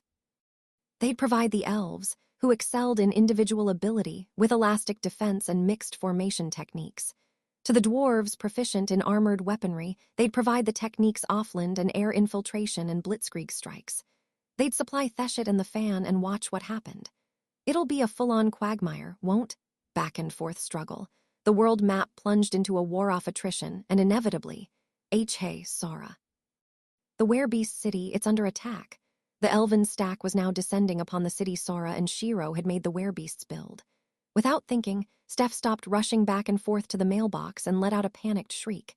After all those full-scale clashes and battles of attrition, it went without saying that food would start to run scarce. The Elvis advanced to seize what was now the world's greatest breadbasket. Huh, ooh, yeah, I know, so. That's why we had them build it. Without so much as a glance back at Steph, Sora and Shiro wrote commands and recited aloud as if some sort of prophecy. August 8, year -2 BT. Food shortages escalating, elf moves to secure agricultural land. They mumbled them indifferently as if reading off past events. 7 mixed divisions accompanied by 4 Dragonius approach from the northern mountains to subdue the agricultural city. For the same reason, dwarf intercepts from the same mountains, and they engage for 9 days. Sora had a thought as he kept on writing without pause. The D00DS in this world, no, this age sure do have some tech and weapons. Enough to kick modern Earth's ass. Their tactics, though, are pathetic. Then again, they were fighting nutcases with equally nutty weapons. It was understandable that they'd have trouble formulating cohesive strategies and fall back on raw numbers, mass, and force. But that won't do. Sora smirked. Button mashing was actually the hardest tactic to read, so they'd have to teach them. The dwarves are unable to exercise their mobility in Themontins and lose 42.7% of the forces they invested. The elves, with 5 divisions left, resume their march upon a strategic victory. Once these got their hands on some half-assed intel and wielded those pretensions, everything would be in the palms of their hands. They end up in a strategic defeat. Why, you ask? With that, the corners of Sora's and Shiro's lips twisted in creepy smiles. flashes burst across the map. The elven forces in the northern mountains, along with the surrounding terrain, had suddenly been wiped clean off. Sora grinned wickedly. Because Akka sea ants detonates, all 5 remaining divisions get blown to smithereens. Incidentally, this also cut off the land invasion route for Elf. Steph and Gibril were dumbfounded. Ma's master. Why would elves fall to an elven weapon? Gibril cried out, confused as to why the elves' own weapon had been used against them. Well, that would be because I made them do it. Steph and Gibril froze at Sora's casual, preposterous remark. I failed to turn the elves into Araphis and bring them over to her side, but hey, Sora continued placidly, still writing out more commands. I did succeed in getting the werebeasts to kidnap elves, right? Why, yes. No, wait. You never explained how, did you? How had he stopped them from using magic and kept them from resisting? He explained the very simple, extraordinarily easy-as-breathing truth. It's simple. You find an elf who has a kid, take their kid, and say the following. Sora, his radiant smile full of youthful innocence, revealed how done it. If you try anything, the kid gets it. That's all there is to it. One willing slave, fresh and ready. You scum. Why so blunt? Steph's swift condemnation pierced right through Sora after he revealed the brutality instilled in his entire being. Tell me this is the only reason you gave food to the werebeasts. Oh, of course not. You know we wouldn't do something as stupid as that. Look. Steph had him by the collar as he pointed to the map in a panic. Having lost their land invasion route, the elves were no approaching from the air. We released the elf who triggered Akka sea ants, and we had her report all the stuff the werebeasts had made her do in great detail so just retribution would descend. Oh, now I see. Allow me to correct myself, you sick bastard. However, Shiro ignored Steph's indignation. But this time the dwarves will win. In the same moment, the newly onrushing elven stack vanished. Battling on extreme terrain such as mountains-fettered dwarfs maneuver warfare, but in a dogfight, they and their airships were unrivaled. After all, they'd applied the doctrine's off-naval theory to the flying ships to their utmost ability. This is one of the world's few regions for food production, and we spent a generation on it. You think we're just gonna give it Totham? Dazed, Steph released Sora's collar and he went back to Thetable. We're gonna have them squash each other over the foodahile longer. Didn't we tell you? He who controls food controls the world. They continued savagely but with infinite pleasure. There's gonna be a loo-woot more dying. People and non-people, tons of kill 'em all. Gee, I wonder who's gonna make it through all this and still have time to worry about humanity. This is so sick. I don't even know what to say. Steph, having apparently lost the verve to instruct them in theory of their ways, gave up and went back to mailing their commands. They'd used Dampier to gain vast and precise intelligence. For 184 years, Shiro had observed the various races, every movement and calculated how the war might progress. For 184 years, Sora would use an elaborately devised strategy to con that progress into actual events. Gibril watched her masters, Sora and Shiro, as Thai turned everything over in their little hands. But sweat was appearing on their cheeks and foreheads, Gibril thought. Even and Shiro, it was impossible to read through the entirety of the Great War. They could not perfectly anticipate the involvement of, say, Gigant or Lunamana, races whose actions were not so clear-cut. And no matter how far they plotted, no matter how deeply they calculated, there would always be events they could not predict. They must have accounted for this. They must have predicted the unpredictable, but just one fatal misreading, just one fatal instruction. That would be enough for their capital to be instantly identified, whereupon, without question, death awaited. Sora and Shiro must have known that better than anyone, yet they only grinned savagely. Ha-ha-ya, if we can make it through this and lose, our brains are totally gonna melt. Minds already about to melt. Had they ever played a game as killer as this? This had to be the highest difficulty level they'd ever seen. They smiled in elation, but Gibril looked down uncomfortably, her hands quivering as Thai clutched her journal. Ah, the world is ending, Steph mumbled as she rushed back and forth to the mailbox. Projected in midair was a dying planet, collapsing chess pieces, an ending world, but yup, it's ending. Screw this moldy old world. Let it end. As he spoke, Sora's writing hand stopped, and he took a look at the map, a dying planet that had once been reality. Collapsing chess pieces that had once been human lives. He'd threaten, kidnap, kill. He'd throw away and use and deceive and betray and torment. Sora would use most enemy-ins, even dirty tricks, swindles, and frauds if no one would find out. But you want to play with no regard to means or sacrifices at all, anyone can do that shit. Yes, it was simple, and proven by everyone as they'd Carradine and on with no regard for the world. So just what was it they were looking for at the end of that mountain of sacrifices? Ain't ending where they died, someone else died, or everyone died. Did they really want it that badly? Sora didn't see the point and had a feeling he never would. This world is a game. It's become a game. Those goons had carried on with their mundane play. Someone had sneered. Someone had refused to accept even one sacrifice. Sora looked at Gibril and smiled. No one will die, nor will they be allowed to. Not you, Gibril, not us, and not anyone. How had the world changed? The world's changed so that you can get away with throwing that tantrum, and you might even get what you want. Then the least they could do was to say a last prayer for Thistled World. Hey, whoever you were, 70 hours had passed. Izuna sat on the 308th space, watching. Many races had perished, and the world, the planet, was being destroyed, too far gone to come back. Just as the old Deus had predicted, Sora and Shiro were cornered, and their faces were starting to show strain. But Izuna's expression as she watched them held no tension, only nostalgia. Tet had told her, the old story, the untold story. Those two who had ended the previous Great War were kind off like Sora and Shiro. They had achieved an incredible feat, yet their older sister had asked, "Why am I so frustrated?" Tet, the Suniaster in hand, had spoken as if in reply. "Because the game's not over." Long, long ago, that day, Tet had grasped the Suniaster and laid down the 10 Covenants. Tet, the one who claimed to have remade the world. But this was what he'd said next. No matter how many times Izuna reviewed it in her memory, he had surely said, "Come, then let the games continue." Long, long ago, the game had not begun. It had started long before that and just continued, so the unsung defeat could continue into a sung victory. The previous pair had sought and missed it, passing it along, all the way to the future pair. For that one victory, that would take that infinite string off defeats and give them meaning. For that one victory, that no one yet, not even Sora and Shiro, had achieved. For that final victory in which no one could be sacrificed. "Tet, I went and called you a goddamn liar. Please forgive him, please."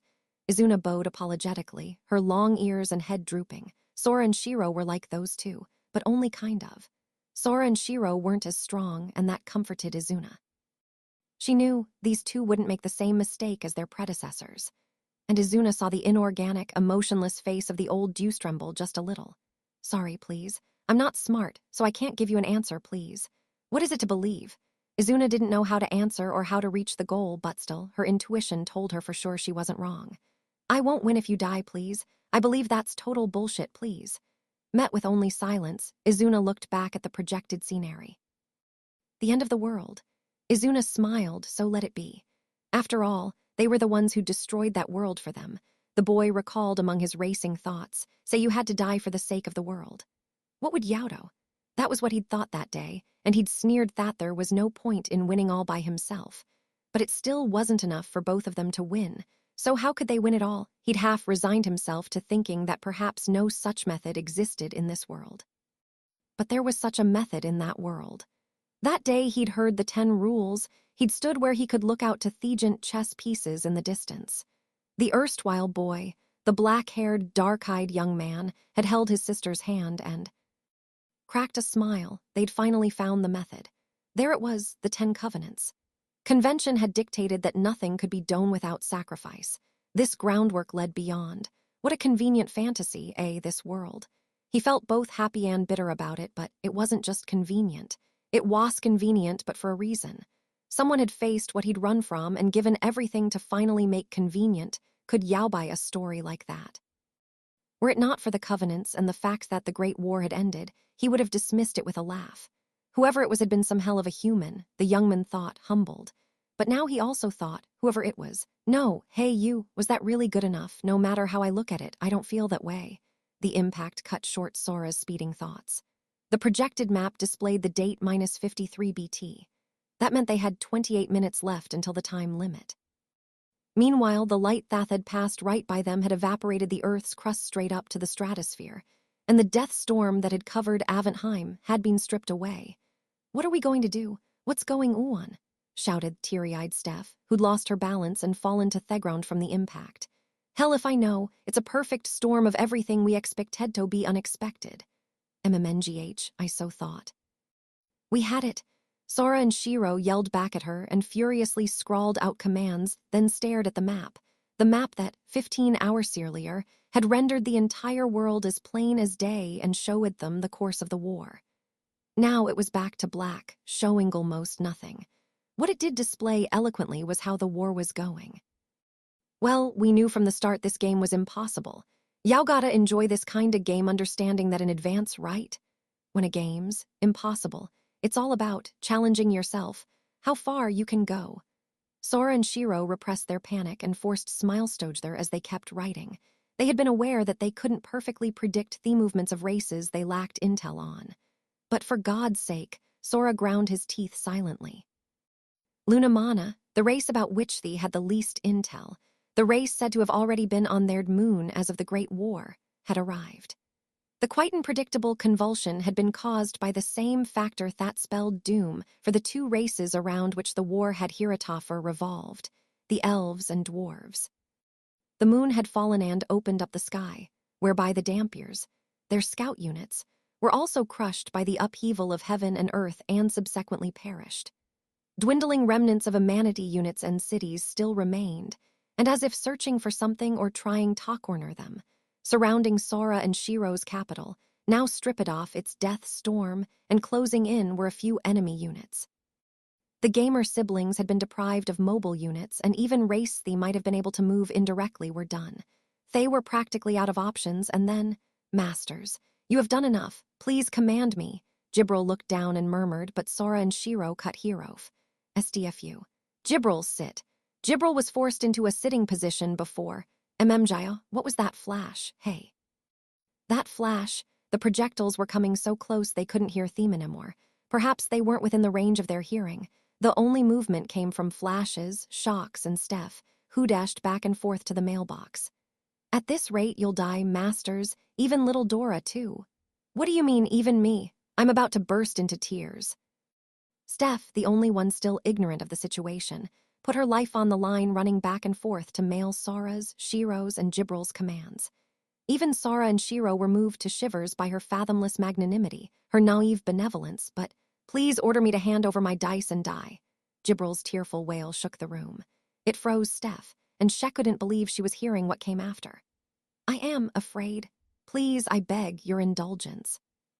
Her journal tightly in hand, Jibril shivered as she begged, soaking the floor. Sora and Shiro did not respond. Steph couldn't say anything. A deafening silence was the sole reply, and then a loud VOOMP broke the long silence, another impact off the light.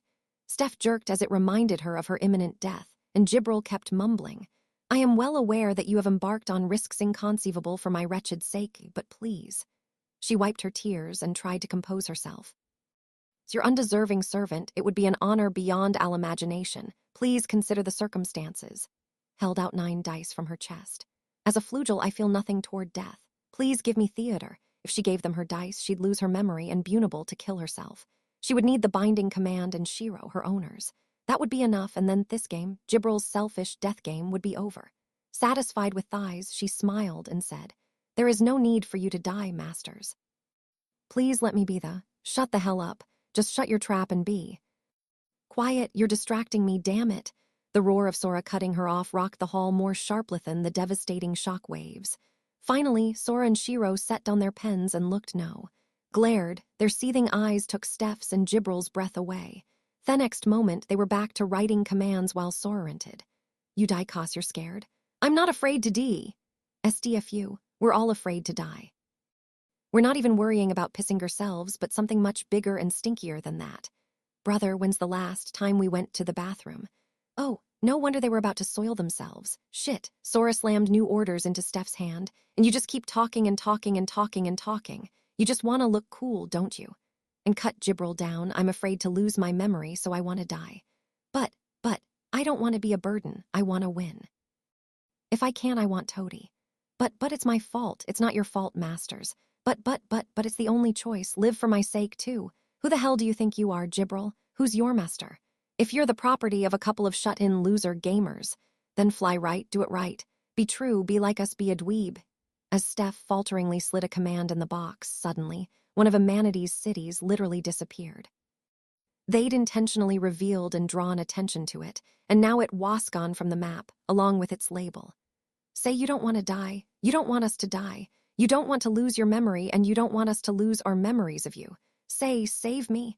If we fail, we'll all die, but say it, I don't wanna.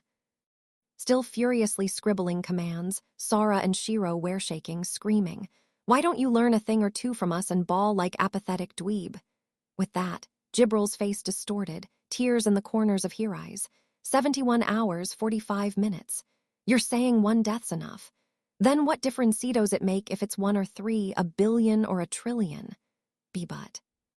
At this rate, if the capital falls, Sora and Shiro and Steph, no, in the worst-case scenario, everyone involved in the old Deus's game would perish with it. WW will cross that bridge when we come to it. It's not like, it's gonna fall. But Sora's voice cracked, and Shiro's eyes moistened as they rebutted Gibbral's argument with uncertain shrieks. Not counting the capital, 2 cities remained, and they'd tossed one entirely as a deca in order to buy a few minutes, not even 50 days in game, before the enemy loomed once more. Not allowing their hands a single break, Sora and Shiro merely thought, 71 hours, 49 minutes. It wasn't as if they had any proof.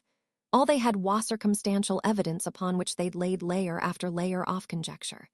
Yet somehow, Sora and Shiro felt strangely certain, as if they'd seen it. Some complete idiot had decided that this hell was a game, that it was time to take this world scorched by battle, submerged in despair, and change it with 0 sacrifices. To go ban convention and follow a dream too fatuous to mention. To take on the world, to struggle, to claw, and then to miss, and to say, next time. Some super badass gamer had said it until his dying breath. But, you think we can be that strong? You think we can manage to live such badass lives? At Sora's command, another city was gouged by light and perished. But this time, it had taken the enemy that had erased it along with it. The E-bomb secured from the fallen dwarves had been set off by the enemy's own attack. The land that no longer even deserved to be called a continent crumbled, and Amanity was left with 1 city and 177 units. Even so, Sora and Shiro still thought in tandem, 71 hours, 51 minutes, that god-tier badass gamer had failed. That great and noble hero who had ended the war and opened the way for the 10 Covenants. Yet, we shall say it as many times as we must, the hero had failed. Right, if we were gonna be cool, we'd beat you now, right? Glancing at the formula Shiro passed him, Sora inscribed what he'd implied without a hitch. So, what if I was all crying like, "Gibril, I won't let your death been vain"?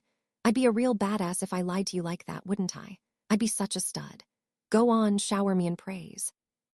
And while I'm showing my ass here, I might as well ask you this one. If demanding it of all the obnoxiously cool protagonists whoever were, he shouted. Tell me, after you finish being so cool, what's left? What future lay in store for the teary-eyed Shiro, the running scared Steph, the floor-gazing Gibril? You skip out, they cry their eyes out. And the Virgin has to live with all your karma, WTF. I'm gonna get a fever, this is saw screwed up. Yeah, sure, there were other things. Like the world where everything was decided by games, where no one had to be sacrificed next time. The hero had left the 10 Covenants, the groundwork, you could say that. Sure, that was crazy. They couldn't even dream of pulling that off. But what did the hero think about it? What did that godly gamer hope to accomplish by going to such lengths? To end the Great War? To save the world? Hell no, you're saying a dumbass of astronomical proportions how would dream up something so psycho and then actually do it. A proud fool such as few humans had ever rivaled. Did it for some goody two-shoes reason like that. Get out of here. You're looking at a shut-in loser gamer who has 1 more year without a girlfriend every birthday, who asks with a straight face what a friend is, whose only special skill is lying. People can change, you say. Shit, a water flea isn't gonna turn into a whale. There's a goddamn limit, you know. So, Sora took a deep breath, pausing from his rant to distract himself from his fear. Then he spoke quietly and calmly. Why don't we live our own way? All or nothing. We won't even say sorry. His voice was resolute yet shaky. He gripped Shiro's hand firmly as his feet tapped the floor. That was who they were. The siblings smiled to each other. They didn't want to die. They didn't want to let Gibril die. They didn't want to have regrets. Didn't wanna.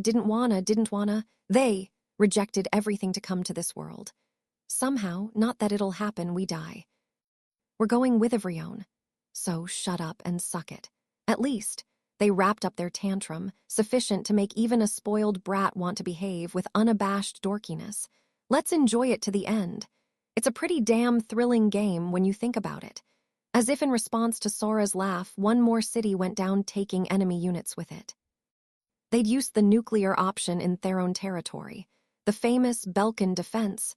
No, actually, they must have just reached the point of blowing themselves up and saying, "If we die, we're taking you with us." 5 minutes, 42 seconds remaining. Still hanging her head, Jibril mumbled, but only Steph was able to make it out. Even so, I was responsible for. No, those two are just a bit touched in the head, I think. Looked up to see Steph, smiling. They think if someone must be sacrificed, then we should all die indiscriminately. That kind of irrational thinking is enough to make your head hurt. Steph was exasperated, yet clear, as she spoke before dashing off once again. That's why we shall sacrifice no one. This is a line-off reasoning I'm willing to stick with to the end. She inserted the latest command. 71 hours, 58 minutes. By now, they didn't have to look at the map to see that the enemy was coming. Besieged by the conviction that each of them would end the moment those guys took that last step into their capital, Sora and Shiro still searched frantically for a way out, but their hands stopped. 19 units remaining. No cities left but the capital. No viable tactics. They couldn't think of even a single effective move. Even so, the two accelerated their thoughts boundlessly in search of an opening. Sora saw his sister beside him, her face twisted in distress, tearing at her hair, and suddenly, he felt he knew what the gamer who'd ended the Great War had been after. Somehow, as if it had been Sora himself. After all, no, all along that gamer hadn't cared about Thorold. It was merely of no interest to him, that's it. He'd just chosen to live as he wanted. That had led to the end of the war, a magnificent means. Seeing his sister Shiro's face racked by frustration and panic asked to bit her nails, Sora thought. That gamer had just wanted to see her smile. If he ran away from everything, let the world do as it pleased, she wouldn't smile. He wanted this someone to. Sora's thoughts accelerated unfettered. Until, are you gonna fail again? Someone put this question to Sora as if standing right in front of him. He and Shiro both looked up, and when they saw how was there, they chuckled with a strange calm. Their racing thoughts, their flooded data, had fused into an image, a hallucination. Two silhouettes as dusky as shadow, face indistinct, standing apart. Yeah, maybe we'll fail, Sora shouted. But we're not gonna fail the way you did. Mind your own business. Realized they'd released each other's hands, Sora and Shiro grasped them firmly again. Ignoring their startled audience, they targeted a unit that flickered over the map. The gamer siblings grinned savagely and wrote a command together at the same time on one sheet. Shiro selected the unit that had moved for an instant, the Ex Machina, whose movements were a mystery to Sora. But as she had no idea what to do with it, Sora instructed it in her stead. The two of them scribbled out a command they didn't fully comprehend and tossed it to Steph. 71 hours, 59 minutes, 59 seconds. Their thoughts had reached their limit. Their vision, focused outside the capital, lacked all color, and there was no sound. 8 hours per second. It went by at almost 30,000 times real speed, yet they felt they could see it. A Dragonie enormous, even by Dragonia standards, closed in on the capital, all manner of rabble in tow. It had only to open its mouth, and a moment later, everything would pour into the capital. Countless flashbacks raced through Sora's mind. Memories he didn't want to remember but couldn't allow himself to forget. Still, the firm feeling in his hand of his grip being returned, Shira's smile made him think. She'd held his hand when it was stained. Crimson, and still he couldn't do anything. He turned his back in that world to come here, to this world where everything was laid out for him. This time, here. If we can't do it here then, so they'd gone for it. The two of them wrote it all into their command, which Steph delivered, and then, Ha-heya, behold Laputa's thunder. Destroy them. From the corpse of Aventheim, their capital, Sora and Shiro delivered the number 5 and number 8 ranked lines they wanted to say in real life. Then their shouts were blotted out by an unfaltering direct hit. A shock rumbled straight through their capital as if they'd been bombarded from orbit, directly above them. An extraordinary flash-off light pierced straight through the planet, enough to elicit a shriek from heaven and earth itself. The flash reduced the inrushing hordes, the Dragonia's far cry, and everything with them to nothingness. If the player base hadn't been isolated, not a particle would have remained, which elicited Sora Shiro, just what kind of instructions did you give? Just what, Steph wondered, had finally broken the planet, engulfing them in light. Sora and Shiro checked the time using the wonders of the smartphone before answering, unperturbed. Dunno, but figured it was what Ex Machina would do. Shiro says so, then it's gotta be. So I dunno either, Buthy. Sora revealed the command they'd given the Humanity unit. We told Ex Machina the capital's coordinates, like, try and in this, why don'tcha? In other words, they just felt like it. Sora and Shiro's admission was greeted by the sound of something cracking. The fissure raced through the planet before their very eyes, an impact far beyond even the force that had just pierced it. 72 hours. Then Sora and Shiro looked back at the vague silhouette and smiled. I promised to never again let go of this hand, and I won't accept regret and death anymore. If you did what we can't, then you don't have to worry. Next time we'll take on what you couldn't. The two shadows who spoke seemed to have a hint of a smile in their eyes, but it must have just been their imagination. The space that had compressed a whole planet was released. The laws of physics that had been bent seemed to remember what they were. In the white void, as if gravity and time had stopped, the four drifted. Jibril listened to Sora and Shiro's mumbling, Thetwo of them holding each other's hands and laughing. She thought about what she should say, but couldn't think of anything. Look what she'd forced upon her lords. 1,000 deaths could not atone for such an affront, no. The very consideration of it was an insult like no other, she realized, and apology was out of the question. Feeling she'd only known a swords until she'd met them raged within. Self-hatred, remorse, inadequacy, neglect. In that case, how in the world might she face them? Sieg, okay. A sigh escaped from Sora's lips that practically took his soul along with it. Yeah, that was pretty fun. I'll say you pass, Jibril. His expression soured and he forced himself to smile. You got us into a game where we had no choice but to lose, and then we got annihilated. It was fun, but next time we'll win. Shiro showed no inclination to blame or castigate her either. It's no small feat to give blank their first failure, but watch it. Was just yes. Your ass is going down 100, 1,000, 10,000 times, and don't think we'll stop there. Their faces bespoke only an infinite chagrin at losing. Seeing her masters talk bigger than ever before as they flaunted their wounds, Jibril was baffled, bemused. Failure! Whatever were they saying? The game was supposed to have been the last, the worst. They hadn't let it be the last, and they had turned it into the best. And then to her they'd said, let's do it again. Was that what they were saying? They'd achieved a loss beyond all victory. Yet they bemoaned the loss as a loss. Jibril finally caught on to what she should have said sooner, how she should have faced them from the start. Thank you, masters. How little I deserve your words. She mumbled, her feelings welling up inside her. Then she remembered. If you're enjoying all this, then how about you give us a little something, 2 dice? For when they lost the dice for failing to fulfill the task, 2 off the 3 of them would disappear. That must have been his meaning. A lil something. How meager, thought Jibril as she plucked the dice from her chest. 72 hours have passed. The task is deemed unfulfilled, she heard the voice, but it didn't mean anything to her anymore. Goodness, where am I? As a breeze brushed her cheek, Jibril tilted her head in a daze and muttered. All of a sudden, she was alone on a sea of grass that rippled in the wind. There was one white cube by her chest, and surrounding her was an unfamiliar landmass whirling in aspiral, entirely ignorant of where she was and why. Oh my. She moved to stand and noticed a journal neatly placed on her lap. Every time you lose your memory, read page 3205 is what the cover had read. This had been sloppily crossed out, though, and under it was this. The back cover's good enough for chumps like you, I should identify who wrote this and kill them. She thought carefully for 0 seconds, then flipped it over. Is this the Humanity tongue? What a quaint choice off language. It was clearly not her handwriting and not a language she saw often. 2 lines, it's all good. Wait. Jibril, sit. Such mysterious words scrawled there. Who had written them and what did they mean? She didn't know, but something slid down her cheek. She opened her eyes wide. What? What is this? She cried out in surprise, but she knew what it was. If she remembered correctly, they were called tears, a liquid eye protectant generated by some organisms. A handful of living things were also said to excrete them with emotion. A flugel certainly needed no eye protectant and such emotion. Well, I don't quite understand it, but should have been foreign to them. It seems something very fun has occurred.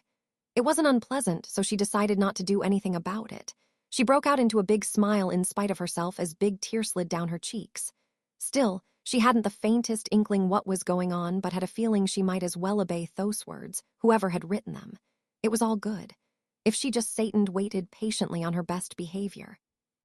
Then surely, something much, much more fun awaited. Without rhyme or reason, Jibril clutched the book lovingly and laughed, as if bursting into song. And on the 308th space, several adorable small birds were-perched atop a little girl's head and shoulders.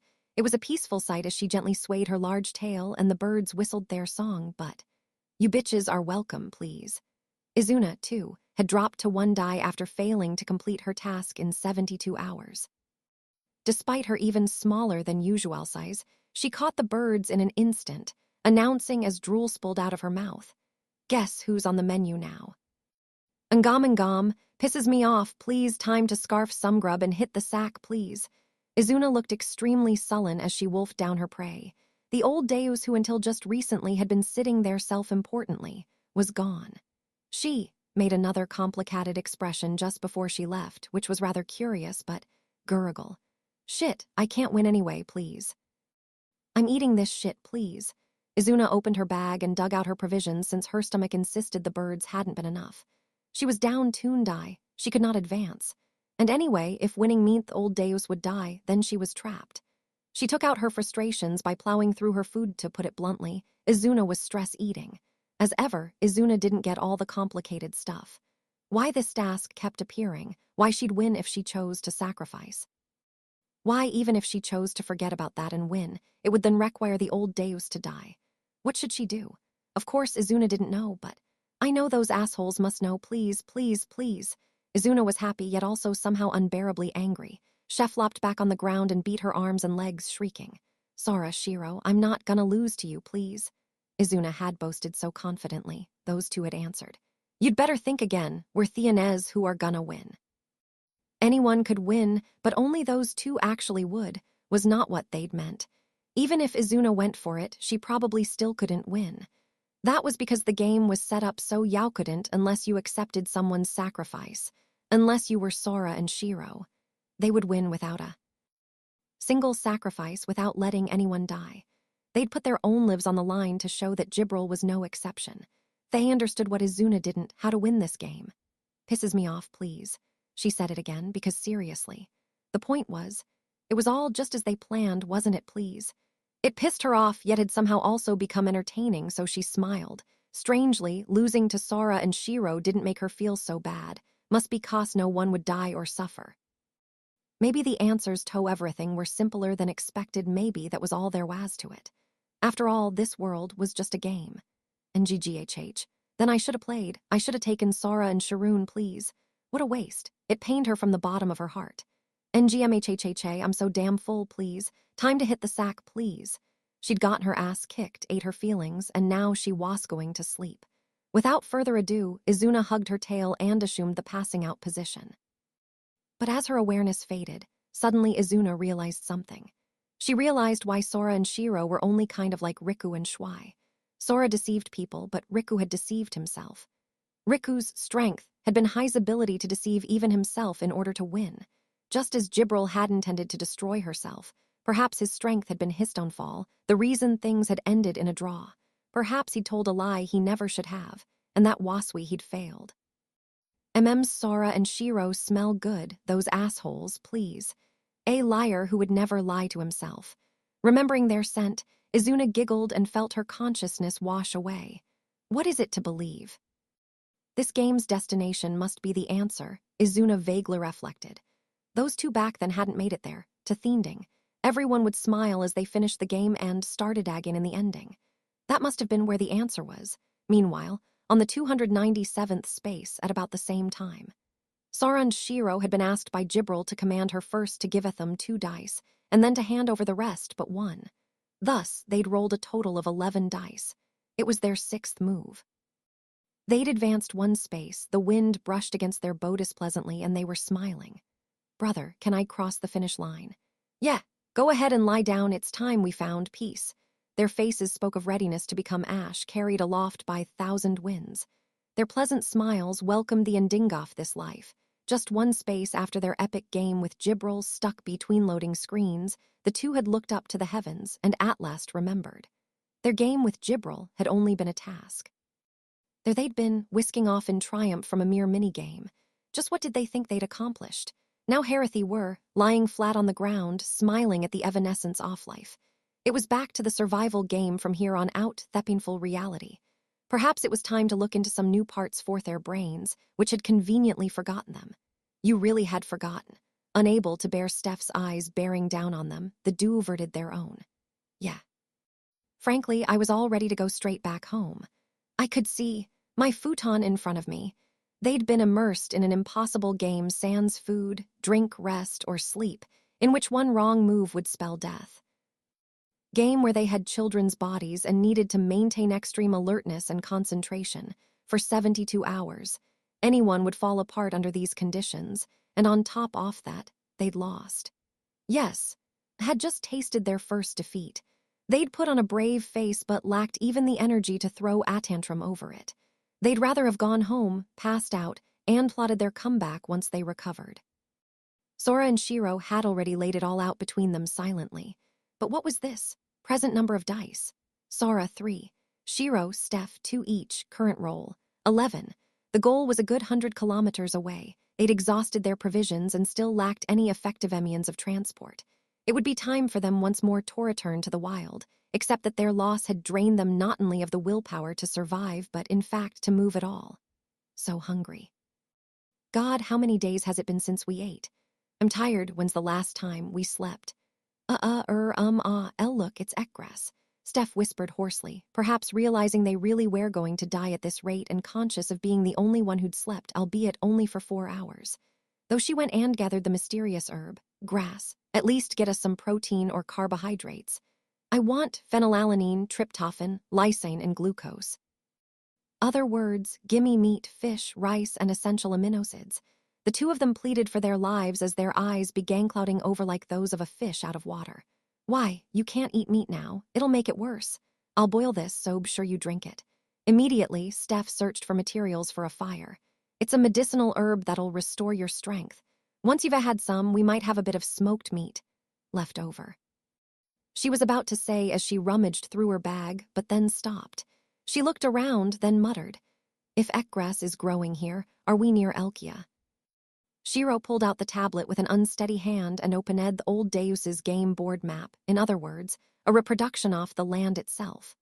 Brother, in 2 spaces, there's the edge of Elrubble, a city. Shiro's eyes, in which faint hope had been restored, made Sora think. Elrubble, formerly of the Eastern Union, now of Elkia, a gateway for overland trade, a city of merchants. They're Thamite. They might have a real carriage and some food there, Butite's 20 kilometers. Sora and Shiro wrung out the last of their courage and stood up. Though they walked as unsteadily as newborn gazelles, nevertheless. Let's think positive. It might be over in 20 kilometers. I hope this'll be our last spurt. As they rebuked their spirits that threatened to break at any moment, no, that had long since broken and were now a cobbled together mess, Sora and Shiro managed to make at least a show of composure. Last. By the way, could I have a word with you? Steph spoke so suspiciously, and suddenly Sora's eyes were agleam. As a flash of light raced through his already graying brain cells, Sora cried out, "That means, what? You'll take 5 of the dice and carry us on your back, so we won't have to walk at all. Goddess. She's a goddess, brother. H-ha. Even with 5 dice, I'll still only be 9 years. Hey, listen to me." It might sound unreasonable to ask Steph, age 9, to carry 2 toddlers aged 1.8 and 1.1, but you never know until you try, no you. They threw their dice at her and clambered up her back, but she shook them off and shouted, "Sh Shiro, that ritual off which you spoke, you did it, yes.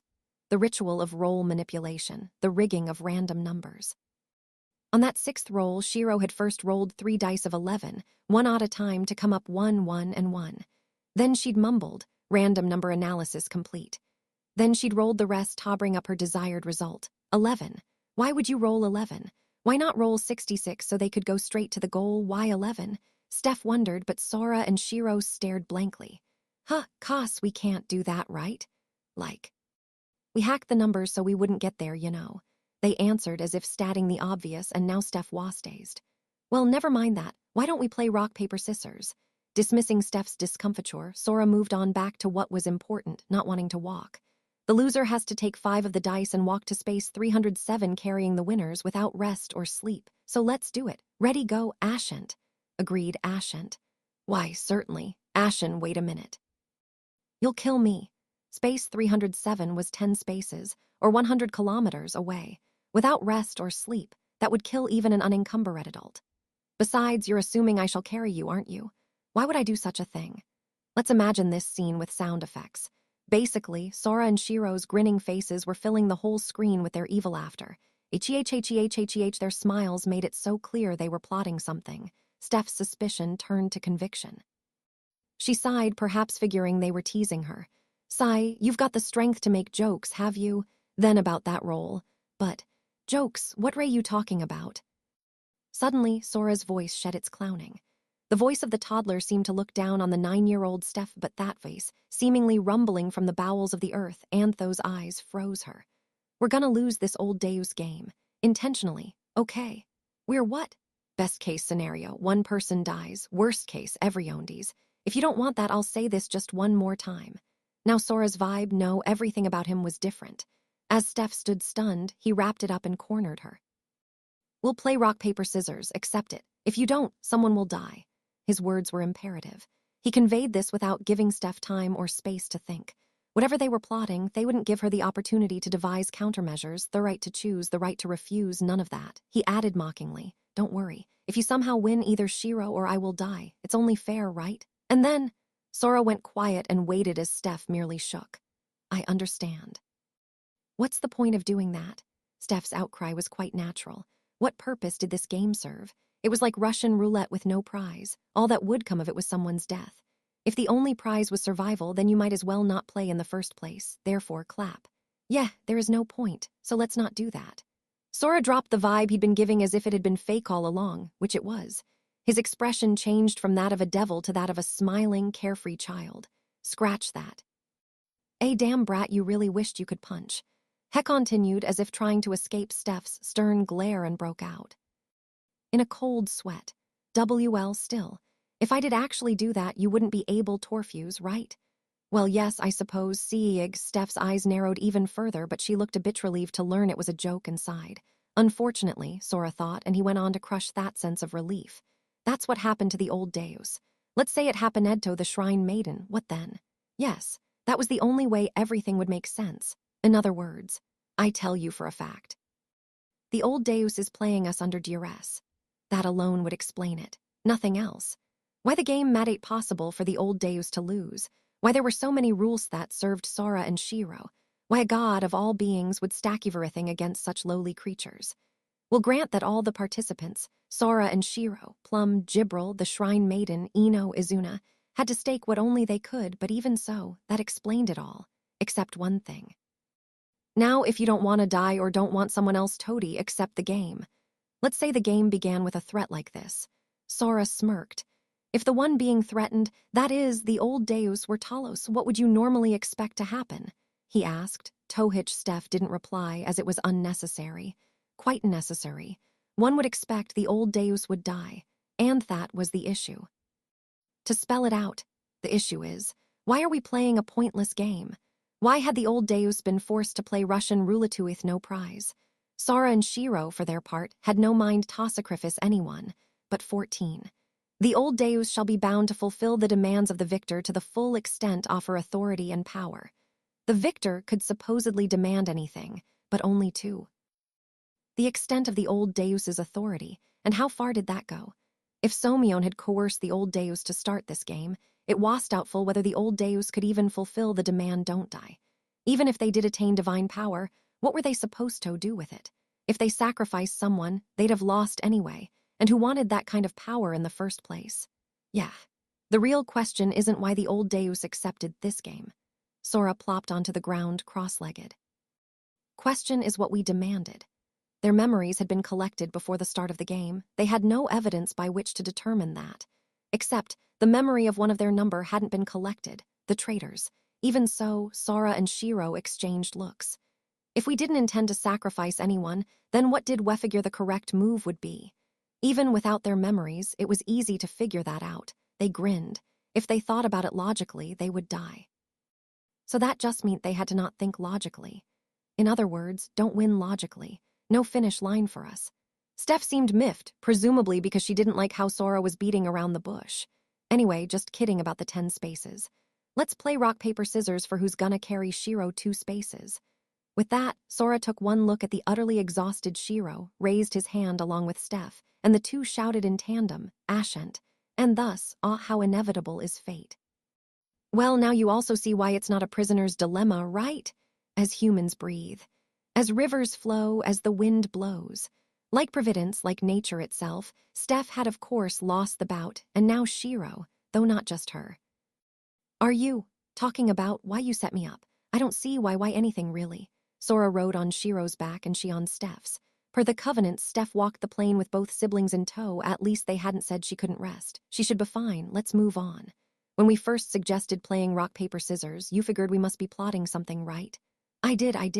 And that was why I let my guard down the second time. Pant. We were plotting something, both of us. And you saw through it and refused the game. Everyone's got their own plan. Yes, everyone had their own plans, their own intents, their own objectives. Naturally. That means the old Deus is the detective too, right? Sora thought back to the prisoner's dilemma. A detective offers prisoners A and B a plea bargain. If they both keep silent, both serve 2 years. Aye. If one confesses, he will go free while the other serves 10. Aye. However, if they both confess, both serve 5. If the prisoners trust each other and keep silent, each achieve us a better outcome. 2 years. But if they both pursue their own benefit, they will invariably serve 5 years. If one betrays the other, he goes free while the other serves 10. This means that the option to keep silent is effectively non-existent. One must confess, betting on the possibility the other will keep silent. In doing so, one avoids the worst-case scenario of 10 years, willy-lowing for the best-case scenario of freedom. So yeah. This was a pretty standard example of a prisoner's dilemma, but there was one thing keeping this scenario from being an actual dilemma: the detective. If the detective had his own plan, then this wasn't a dilemma. It's just a game where the prisoners and the detective are all players. We go by this example. Sora sneered. You gotta ask, why did the detective bring this plea bargain to begin with? The idea of the prisoner's dilemma was that neither of the prisoners had any choice but to confess. So how was it that this unlikely result was presented with the bait of freedom? No. Why, after all, was the detective so desperate to make them confess? If you could read the detective's plan, you could see the hole in it. In this case, the detective has no intention of letting you go free. The plan is to make you both confess and get to know each other better in the slammer. They could read into it. The prisoners had no need to defend each other. No need to arrange things. No need to remember arranging things. The detective's desperation laid the scenario bare. Indeed, there was only one person in trouble here, the detective, who couldn't get them to confess. They only had to seek their own benefit and betray each other, to work toward victory. You always see it in the TV shows in our old world, when Theus, the prisoner's dilemma, was always when there was a huge new crime about to be committed. The detective wanted to extract confessions from the suspects in custody to prevent it.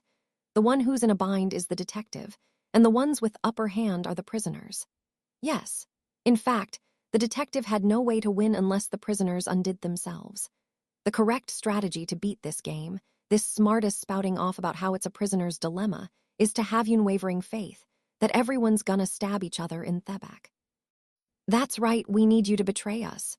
Sora snickered, especially Plum and Clammy and their group, all of whom must be ready to blow a fuse by now, from his perch on Steph's back. Concluded. So basically, it's a game where we can win if we trust each other. Wholesome as fuck, Amorite. But his words stopped Steph in her tracks. Excuse me, but I have some unpleasant news.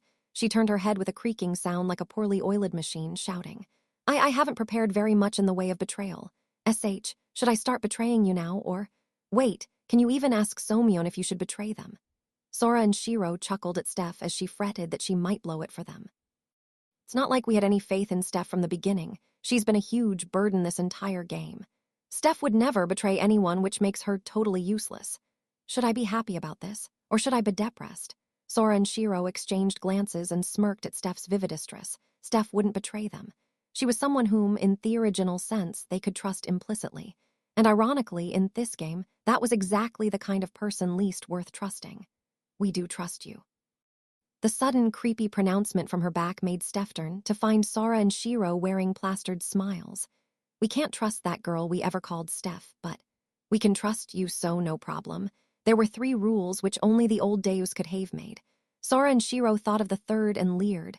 They looked at this girl and assured her, "You'll betray us. You'll betray us for sure. That's because the rules anticipated as much." Chapter The island of Kanagari, capital of the Eastern Union, nestled away, lay the Chinkai Tandai district. In a 50-story CTD skyscraper, 10 stories below ground, there was, contrary to public reports, a floor 1 story lower, the 11th floor. The sprawling hall held a national secret of the Eastern Union, their trump card against other races, a game.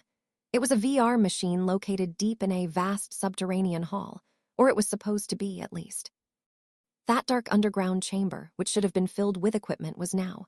What's the eyes? I knew you were pathetic, but you just goplimitting beneath my expected eons.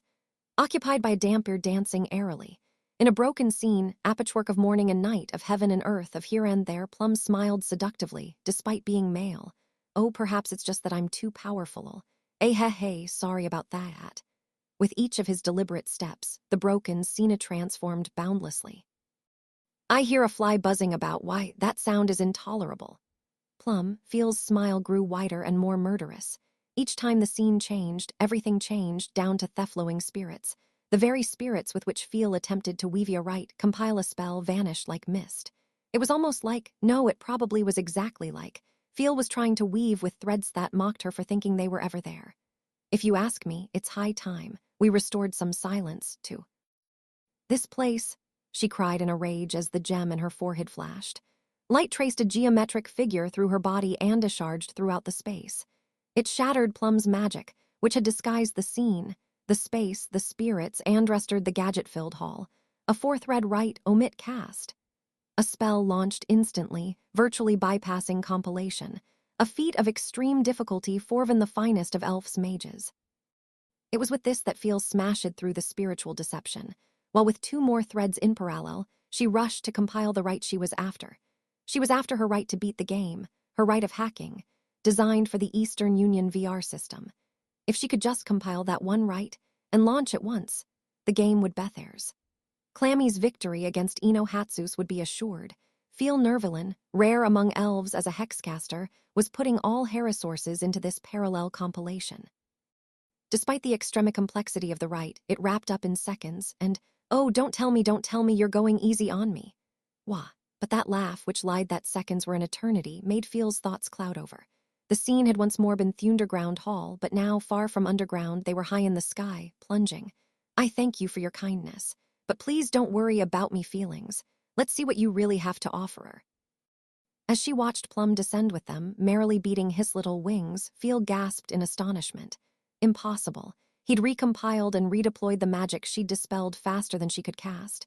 His casting speed transcended elf. It couldn't be, but Plum had been waiting for her to get there. Did you finally figure it out? Your memory, too, is breathtakingly pathetic. The comment came not from the dampier before her. Let's think back carefully. I believe I told you this, but from what she touched with her fingers, her own myth, she realized this only as snap, the scene shattered. Again, believe that you will be able to use at least one spell against me, still in a patchwork space of indeterminate location, Plum recounted. That will make crowing over you as you wake into reality even more enjoyable. And Noah, Feel's fists trembled in anger when she saw him reclining on a sofa, sipping tea. Many spells have you cast? The answer, for your information, is 0. Aha. She hadn't even pulled off the omit cast. He'd made her think she had. Plum had the enraged Feel twisted around his finger like ya baby. And, oh, Mr. Anuo, it's time I gave you some new target, the game, the one persistent image within that swirling madness. Very well, Sir Plum, I trust it will serve me well. Hey, Fi, these assholes are blatantly announcing they're interfering with the game. Eno received data from Plum as Clammy protested. Interfering? Why, I can't demonstrate the presence of Arite. Ahahea, it breaks my heart. I can scarcely hold back tears watching your futile toil. Outside the game, Plum and Feel were engaged in an unhinged magical battle. Inside the game, Eno and Clammy were engaged in what one might call an unhinged physical battle. Die, Soria. I'll smash you into pieces, you monka bastard. Their voices volleyed back and forth as NPCs that looked like Sora flew through the air, one after the other. Meanwhile, watching this spectacle unfold. Hey, what do they think they're doing to my darling? What's going on? And furiously making a ruckus in her water bowl was Tekken of Siren Layla. Somehow managing to force a strained smile was a red-headed girl, Stephanie Dola. What was going on? Layla asked. Steph answered the question in her head. It all started 7 hours ago. It was when the island of Kanagari was flickering under thorough shock from the old Deus's game board. Layla had popped out of the bulky backpack, along with a splash of water. Beautivrione instead gaped at the figure delivering. Well, carrying her, we should say. No wonder the bag had looked so heavy. But wasn't she still supposed to be in the old Deus's game? Pant, I relied too much on the Eastern Union's infrastructure, its power. A red-haired Amanity girl sank to the floor in exhaustion. And Miss Stephanie, why are you here? Pardon. I've merely brought over Miss Layla in a letter. Steph snapped back, misinterpreting Ino's outburst as censure.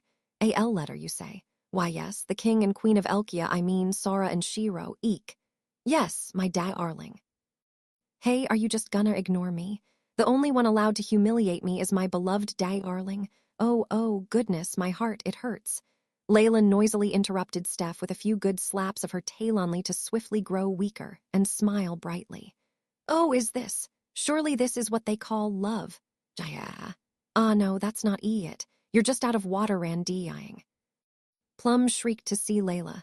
A siren, incapable of living without water, had spilled the water from the bag as she leaped out, and now looked to be on the verge of passing on, dying with a peaceful smile.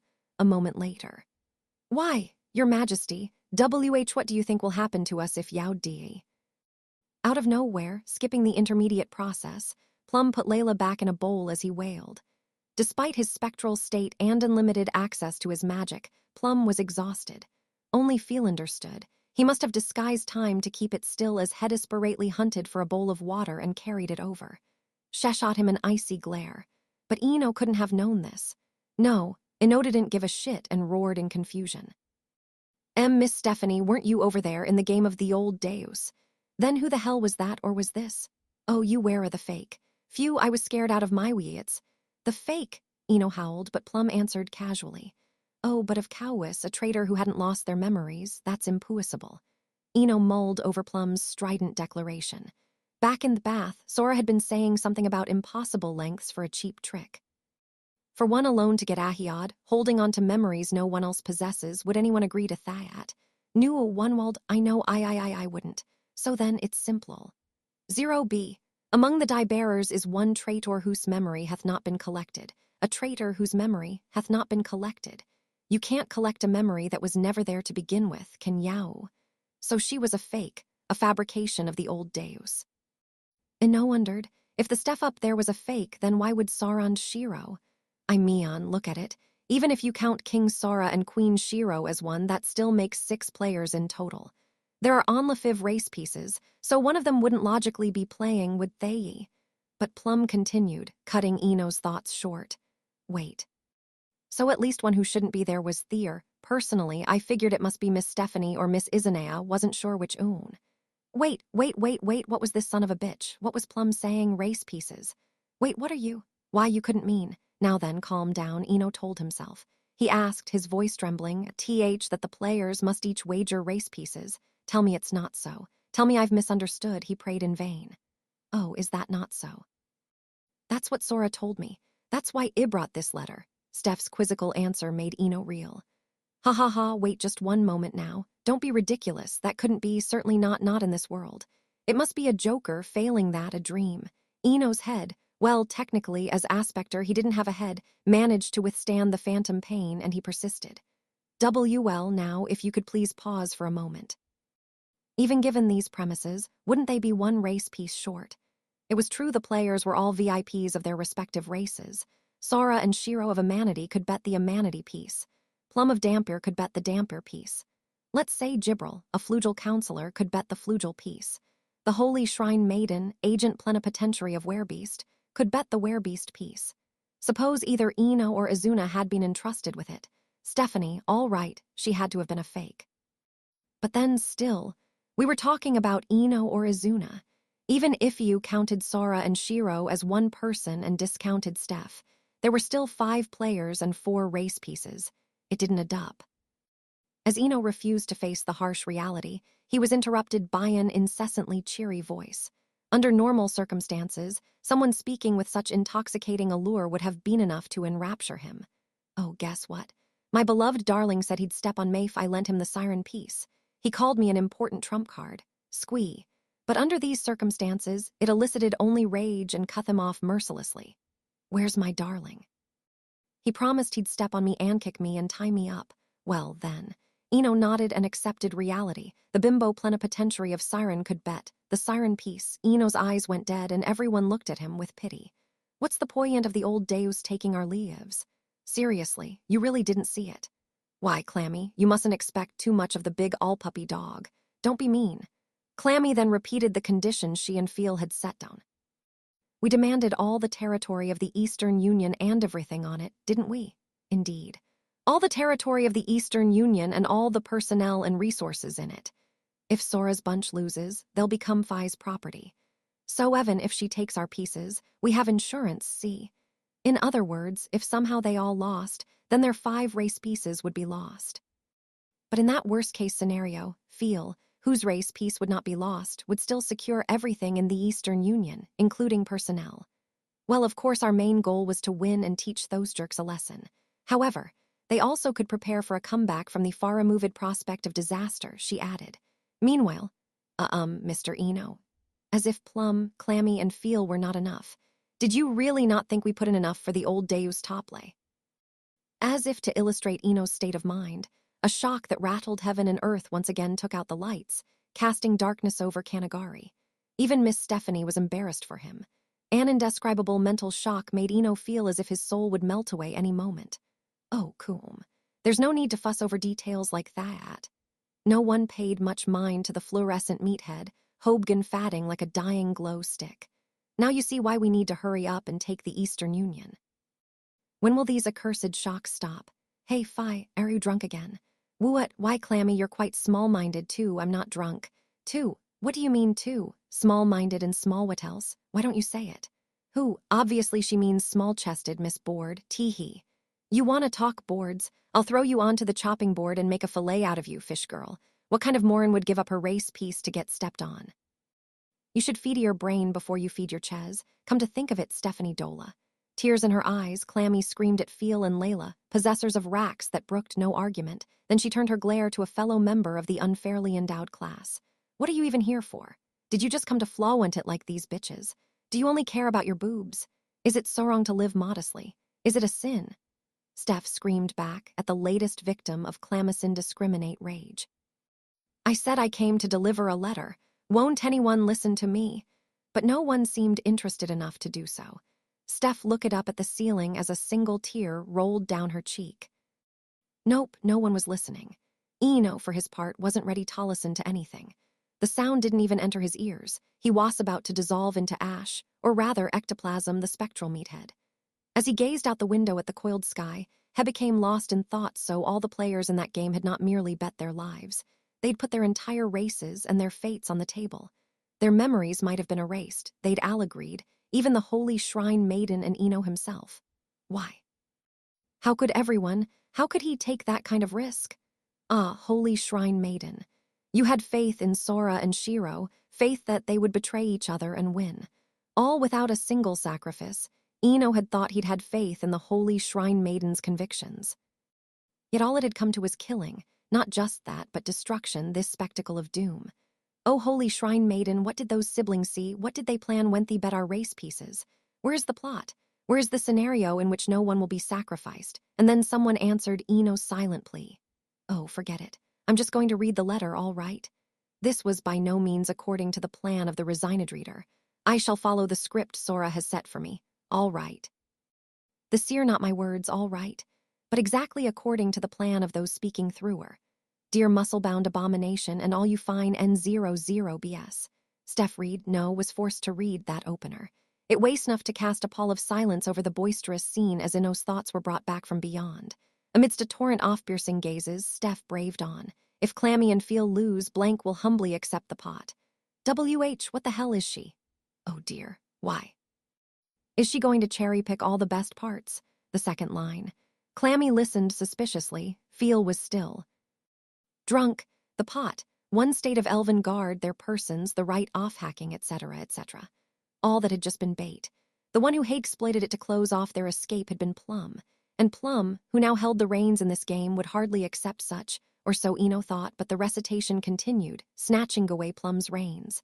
And to Clammy and Feel's demands, were adding Layla, so be good to her.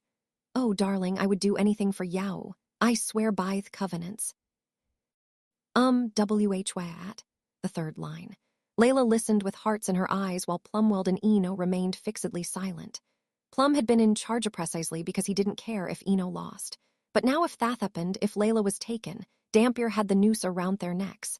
So now, if Eno loses, there's about one little D00D whose race's fate is gonna hang in the balance. Everyone listened to the fourth sentence quietly, as if in utterance. Yes. That one little tweak was enough to reverse Plum's position completely. Eno could just say, "Who needs Plum's help? I'll kick your asses by myself." As such, you can laugh off his pathetic demands, work his for free. And Plum would have no choice even if all his demands were rejected. He had to ensure Eno won. Even if Clammy and Feel refused, he'd have to cut off their escape just as he'd originally planned. And so, silence. The collective silence answered Eno's questions. Whose plot was this? Where was the scenario in which no one would be sacrificed? It was their plot. That scenario was right here, right now. They'd sent Layla along with a little message. That was all. It was enough to sweep aside everyone else's plans, exploit them, and block their exit. It was unbelievable enough to give them all. Chills, everyone was silent, and so the siblings, through their speaker, continued. And then, before I read the last part, there's this. The darkness of the blacked-out reception chamber. No one could see the other's expressions. Only silence, wordless, heavy, weighed over the suffocating space. It's an appeal addressed to Miss Clammy and Miss Feel. They say the rest of you can read it as well. Mustered up every bit of courage, and finally held eyed out. Feel shone a light, which illuminated Clammy's creepily insipid face as well as the equally creepy object that Steph proffered. Adoob. Decked in snakeskin, decorated tastefully, yet sufficiently foreign to recognize its dignity, it was clearly the work of Amaster. When the official-looking tube was opened, inside was a slip of paper. Clammy and Feel peered inside using the light, as did Eno and Plum. It was a formal diplomatic document. It bore the seal of the Commonwealth of Elkia as well as Thaddoff, the Kingdom of Elkia. It even included the signatures of their majesties, the King and Queen of Elkia. A proper national missive. The handwriting was orderly, as magnificent as could be. And it read as follows. My dear friends Miss Clammy Zell and Miss Feel Nervelin, we thank you from the bottom of our hearts for your trouble in wending all this way from a distant land, when surely you must be pressed for time. We cannot but appreciate the immense effort and struggle it must have taken to prepare for this assault in such a brief period. Though it may be presumptuous, even impertinent, we are compelled to use these words to express our wish for continued deep friendship and our boundless appreciation. Sakas. Lal with love, Sora and Shiro, the 205th monarch of the Kingdom of Elkia. Steph then fulfilled her duty by reading aloud the end of Thelator. I knew you'd all betray us. Love you guys. Good job, everyone, or, as we say, GG. A hush enveloped the world. Contrasted with a stillness as if time had forgotten to flow, the glow of dawn peeked through Thelong night. The world slowly brightened. Daybreak, it was a long, long time coming. The chirping of birds, the rustling off-leaves, and the roaring of waves reverberated throughout the chamber. How elegant, hee-hee. Steph whispered, beaming madly despite the persistent muteness of all present. Eno chuckled as Steph reached enlightenment, or rather resignation, and came to a greater understanding of the situation at hand. In summary, it had been a whole load of nothing. Just like Plum, Sora and Shiro had read ahead to a certain extent about the game with the old Deus before their memories were erased. And they'd had faith in everyone, in their betrayal, their mistrust, beyond a shadow of a doubt. While the Shrine Maiden had trusted that Sora and Shiro would certainly, better than anyone else, by means conceivable only to filthy, repulsive, twisted, broken lowlifes such as themselves, so grossly defective in personality and deplorable in both mind and face, succeed in betraying and beguiling everyone to win. The Shrine Maiden had believed it. They themselves had believed it. Even Eno must have believed it. And so it was. That was all there was to it, a magnificent performance indeed. Well then. The two had betrayed and used them so thoroughly that it was somehow refreshing. Like everyone else, Eno squinted toward the rising sun as it started to flush the sky and thought, that said, when it actually happens to you, it's annoying ashell, you monkey bastards. Let us proceed with the game. I propose that we play Love or Loved Too. Have you no objection? Eno started walking with a cheerful smile on his face, and everyone else likewise proceeded with equally cheerful grins. No, that's fine. But by the way, Mr. Eno, may I make a request? Everyone, questioner and questioned alike, kept smiling, but could we change the NPCs to resemble Sora, and as realistically as possible? Why, I concur. I too would like to make such a request. Oh, me too. I'd be delighted to see you blow him Tosmitharines. Behind their smiles, the four of them shared a rage that rolled within. Yes. Ha ha ha, that is no trouble at all. The game has stored specs in Sora from his last play, and from that we can build a perfectivator. But it would hardly be interesting if he were to perish too quickly, so let us set his endurance to the maximum value. Yes, we are friends. We were allies all along. Excuse me, Mr. Eno. I swear on my race we shall win this game, Buat. Prince Plum, please be assured that no words are necessary between comrades in arms such as ourselves. Yes, now that they had gained a common enemy, I pledged to devote all the strength of my nation to hang King Sora up by his feet and smash him. The comrades in arms walked off together as Steph and Layla saw them off. Thus, at last the shocks from the old Deus's game board subsided, and the VR battle began. On that urban battleground where the continental domain and the Amanity peace were once contested, this time the Eastern Union and a state of elven guard were up for grabs. Sora's personal data from his last login was combined with Clammy's memory to simulate him as realistically as possible, in the form of a teeming throng of NPCs. Perhaps this was a mistake, Eno Hatsus thought as he ground his teeth. Having long been away from the front lines, it was no surprise he'd lost his edge, but this. Hey, old fart, I mean man among men, behind him. To think an NPC with Amanity specs could catch him unawares, that's what he got for using Sora's personal data to spin up a lifelike representation. Just like the real thing, the non-player Soros read his movements to appear everywhere he didn't expect. Enoch clucked his tongue and spun his barrel around with lightning speed to spy. WH, what do you think? I wanted to look like you even just a little bit. Does it look good on me? Damn you. There stood Sora, squirming and blushing with love in his eyes in a loincloth. But the next instant, Eno's fist moved with quantum quickness to deny his eyes from taking it in. That thing soared tens of meters like a cannonball and smashed into a building across the main road. That thing had eaten Eno's fist, Thebum from which, having transcended the sound barrier, washered about the same time. Dear me, I did it again. I must be more careful. In the heat of the moment, he'd forgotten his lovey-dovey gun and launched his fist of justice, bound to purge all the evils off this world. Touching an NPC decreased your love power. This being a one-on-one battle against Clammy, running out of love power would spell defeat. Though the contact had been brief, Eno ran in panic at the attenuation of his love power. He went to find the NPC Sora, now stuck in the wall like a stake, and pull the trigger to finish him in a non-violent sense, of course, and regain some energy. Eno leaped out into the street. Hey you, I never said you had to go that far. Only to be greeted by Clammy, screaming as she relentlessly fired at the raging Sora hordes. The rules of the game, of course, had not changed. It hardly. Bears saying that if Clammy hit Eno once or Eno hit Clammy, the game would be settled. And in a one-on-one battle between an Amanity and their werebeast, it was a given who would win. And yet, OMG, look at that. It's Eno, squee. I can't believe you guys, weren't we chasing Clammy? What kind of sluts are you? What? It's not like either of them have boobs. Go for the pecs, duh. Each and every Sora NPC, Sora A, Sora B, Sora C, and Manny authors, caused quite a ruckus, all the while dressed in all sorts off outfits, from skirts to culottes to shorts. A rich variety off costumes, all designed for ladies.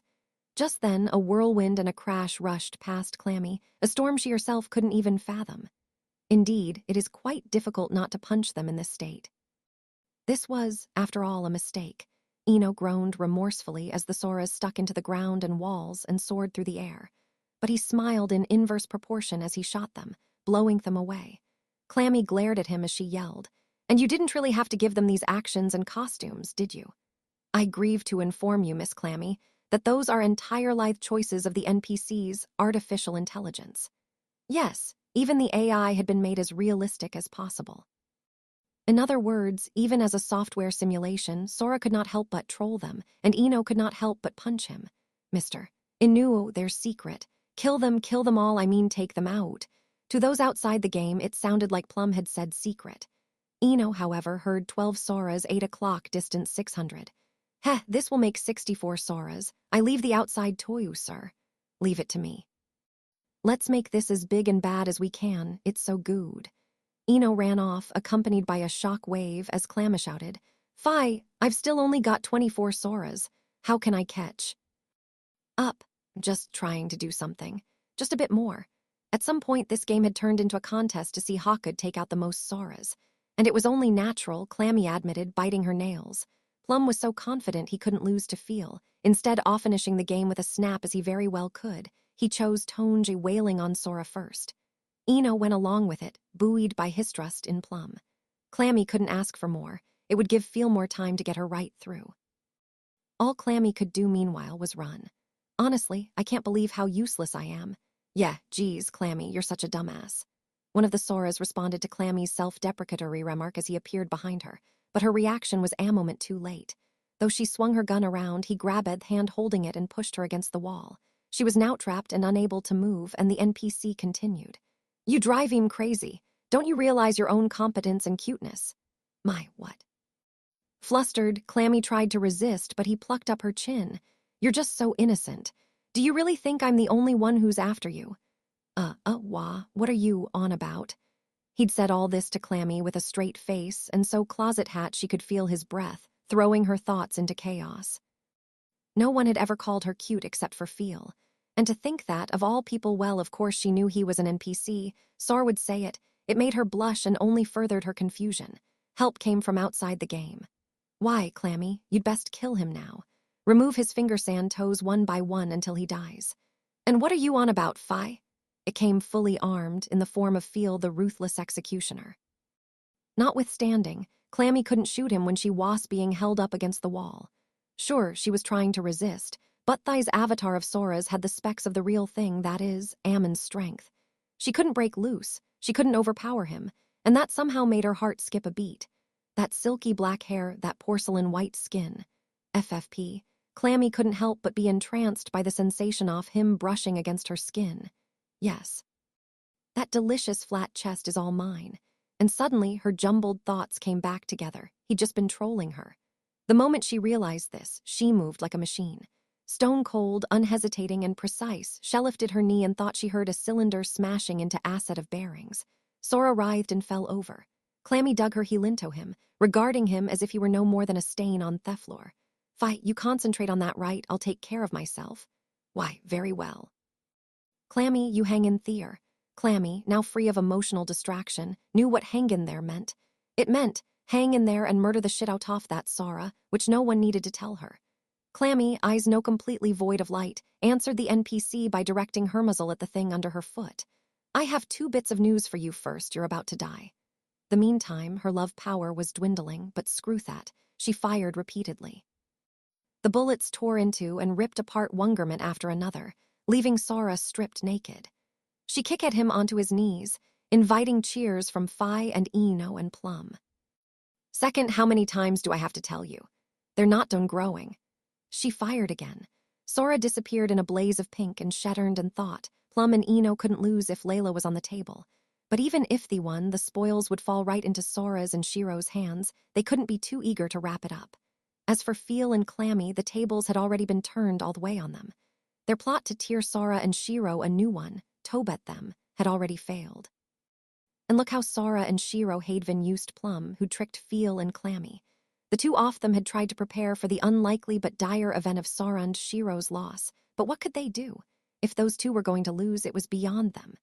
If we can't win, we might as well let it all out, heh. Yes, now it was simply a game of 4, a 2-on-2 diversion. Having understood that at last, Clammy's smile grew more disturbing. We might as well enjoy ourselves. We'll kill you all, Sora. And so the NPCs that looked like Sora sailed into the sky, the ground, the walls, and exploded, Steph could do nothing but twitch as she observed this ghastly spectacle occurring both in and out of the game. You call this realistic as possible? How stupid can the Seppeople be? Don't they know my darling would never say anything like that? He'd only use the most foul-mouthed insults ever. Meanwhile, Layla, the stupidest of all, complained in her turbid bowl. One perhaps couldn't refute that it was natural, Steph thought, but seeing them each display their malice toward Sora so openly. Still, at least no one has lost, right? Despite her fear of this unhinged assemblage, Steph summoned the courage to put forth her opinion, and yet, I wonder, I am losing years off my life to stress at match speed. Look at how I've lost all the charisma I managed to yield. Why must I endure this physical toil? I feel it's lost all meaning. As for me, I feel my pride waning by the minute. The four promptly and roundly rejected it. Even so, no, for that very reason, Steph cracked a smile. But you all look like you're having so much fun. If Sora hadn't stopped you, I don't think you'd ever have been able to play with those expressions on your faces. Look down, and then, Miss Stephanie, may I ask just how much you knew? Eno spoke from within the game, and everyone awaited Steph's answer. Steph had been cloned and kept outside the game. How much did she remember? What did she know of the past or the future? Steph answered. I don't remember what happened just before the game, myself, as one might well have guessed. They turned their thoughts back to the game.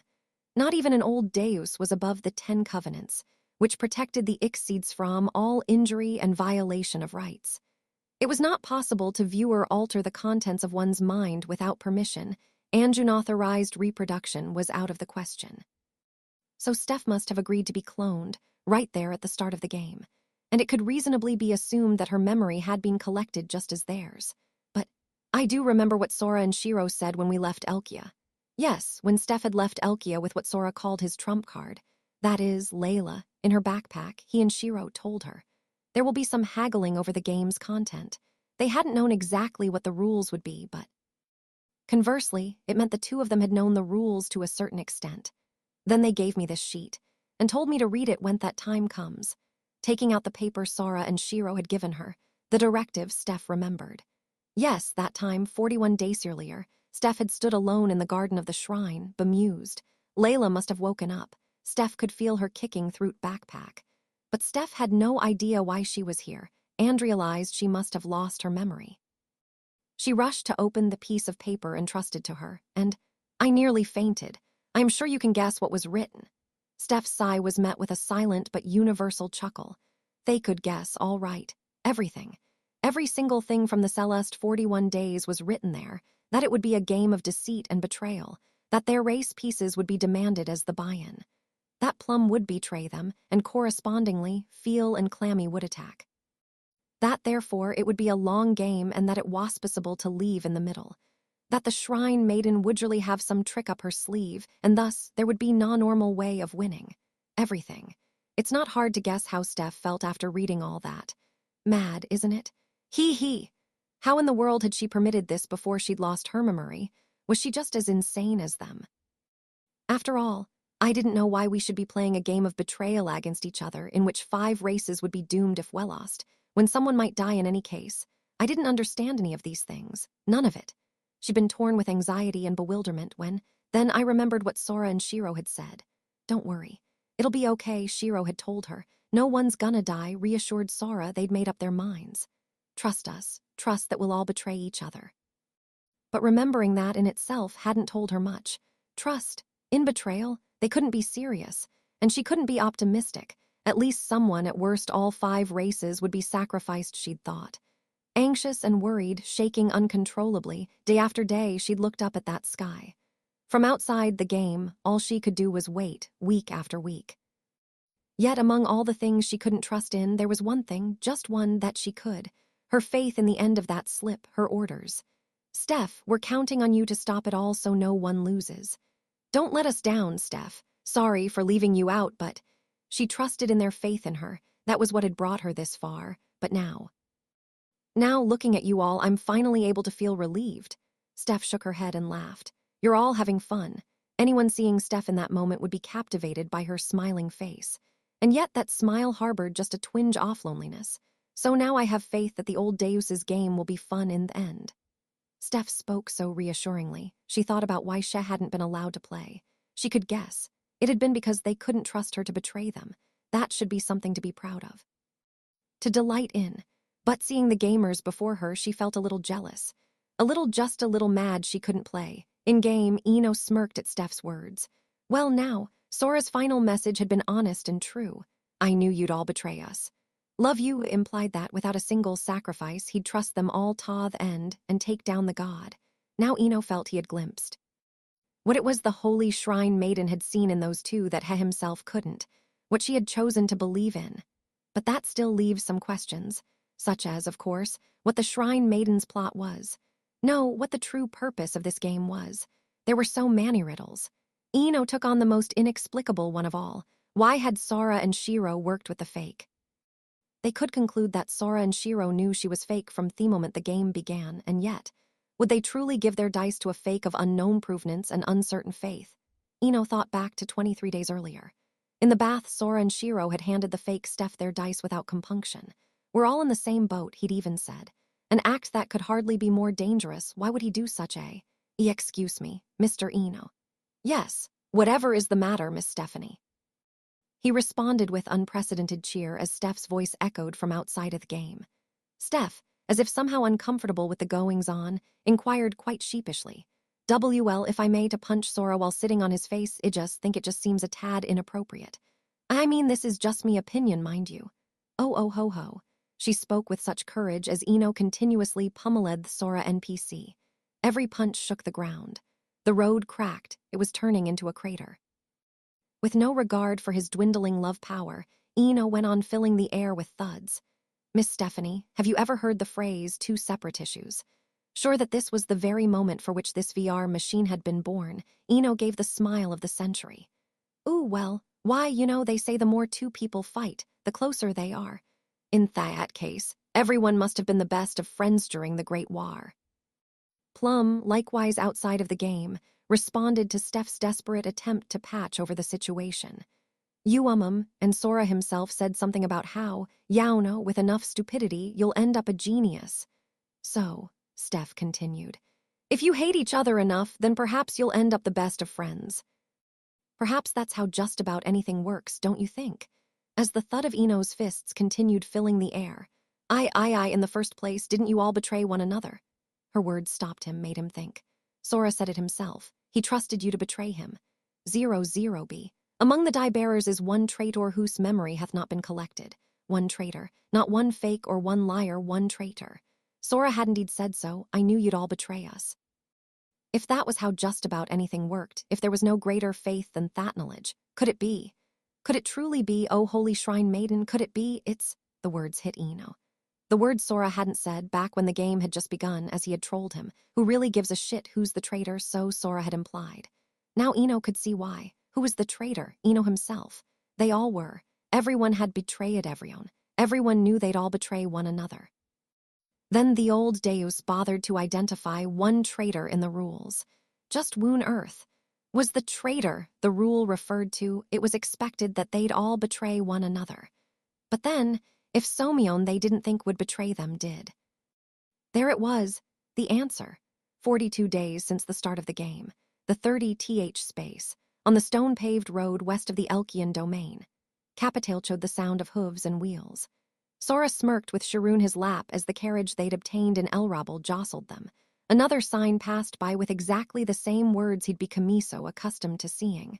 Select one of the 7 souls held by the old Deus Tob killed, whereupon thou shalt be transported to the final space. This task, which had repeated for 6 spaces, no.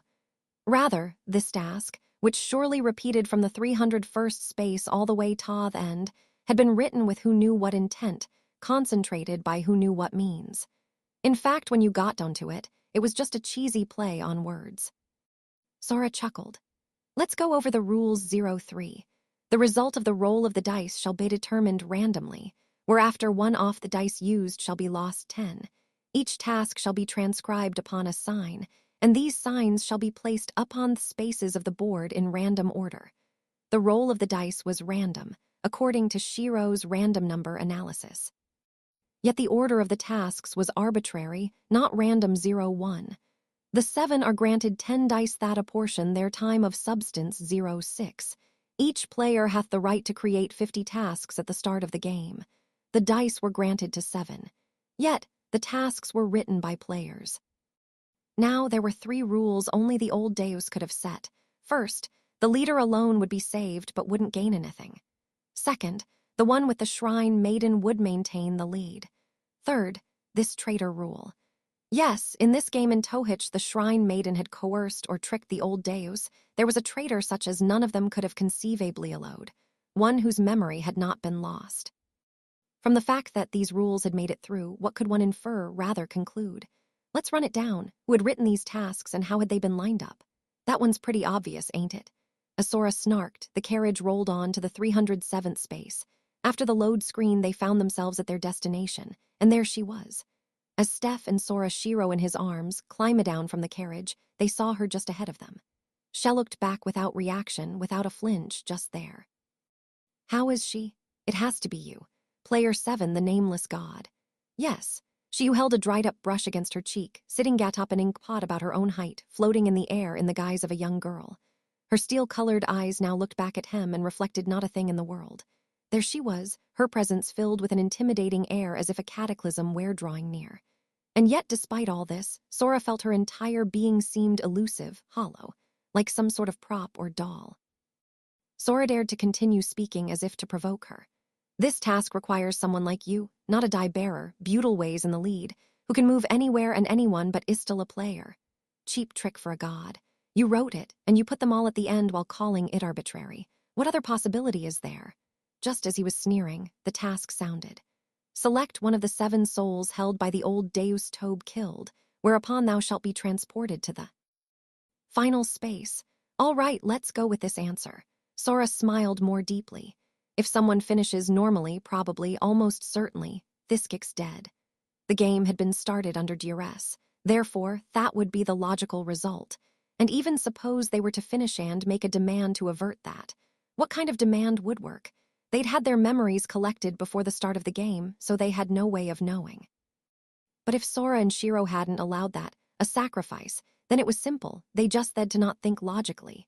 Whoever knows what demand will prevent the old Deus from dying is the one who has to finish the game.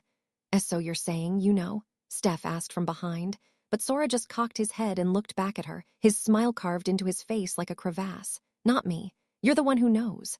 Sora's portentous words weighed on Steph. No, rather on Theane, whose memory had not been collected, the one who knew what to demand. That's your cue, traitor, or should we call you fake? Pardon. The one who looked like Steph stepped back, her face wrenched with fear and confusion. It's you. You're gonna fulfill this task and make it to Thegel. Sora stepped forward as if chasing Steph, almost commanding her. And Steph, seemingly uncomprehending, gave a parched cry. Why you're asking me to name someone to kill them and finish? Not someone.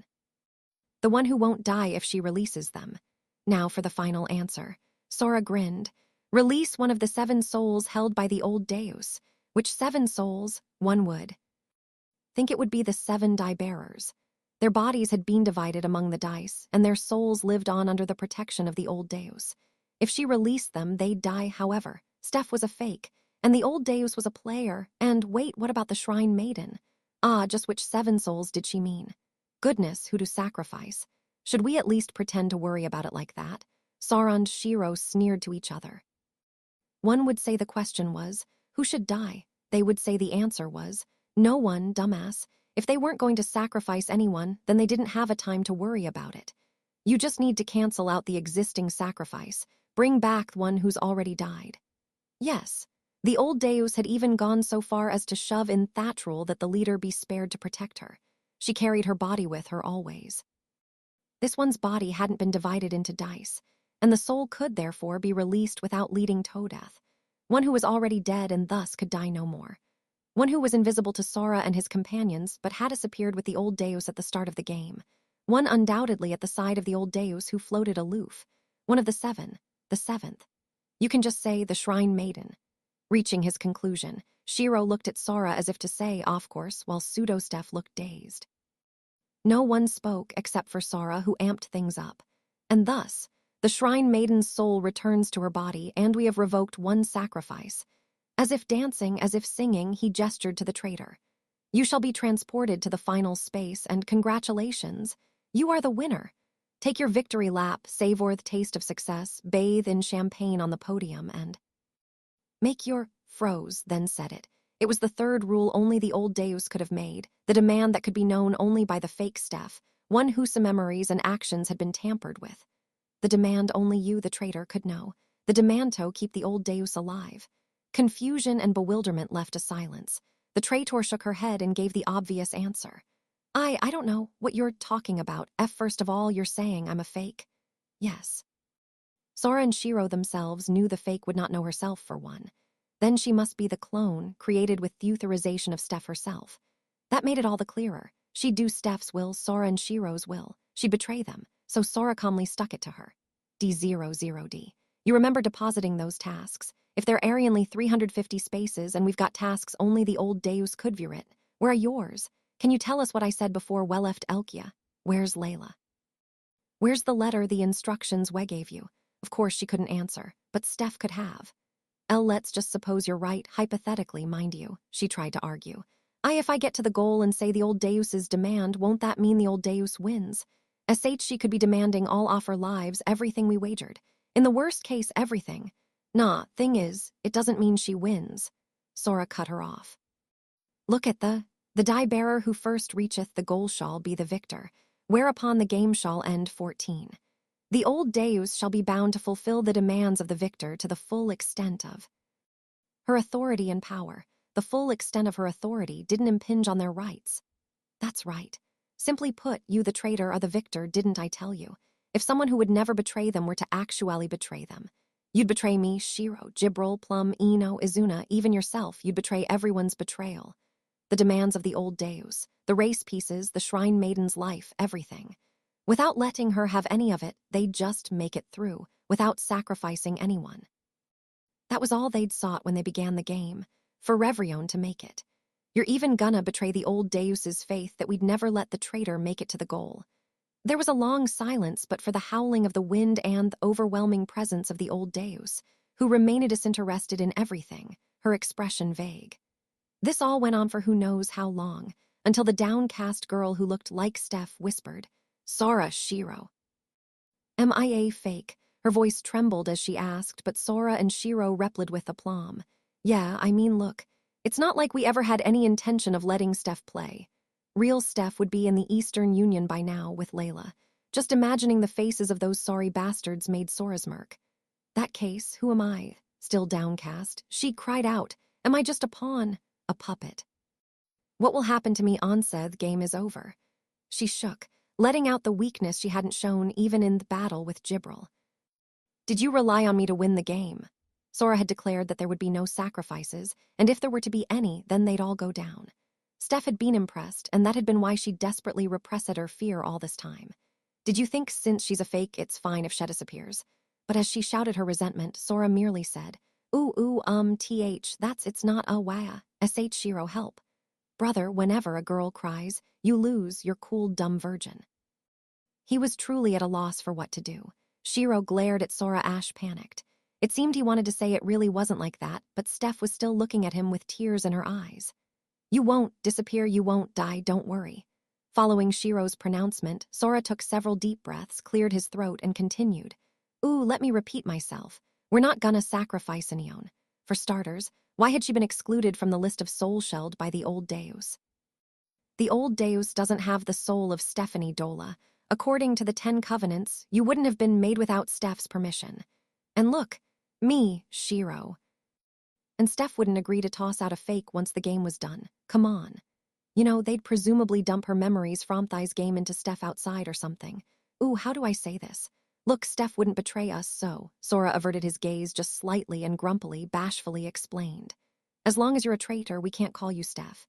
In exchange, Shiro gave a thumbs up and added, we'll see you on the outside. Say, I'm home. Yeah, right, and then we'll respond with your name, K. Heh, heh, heh.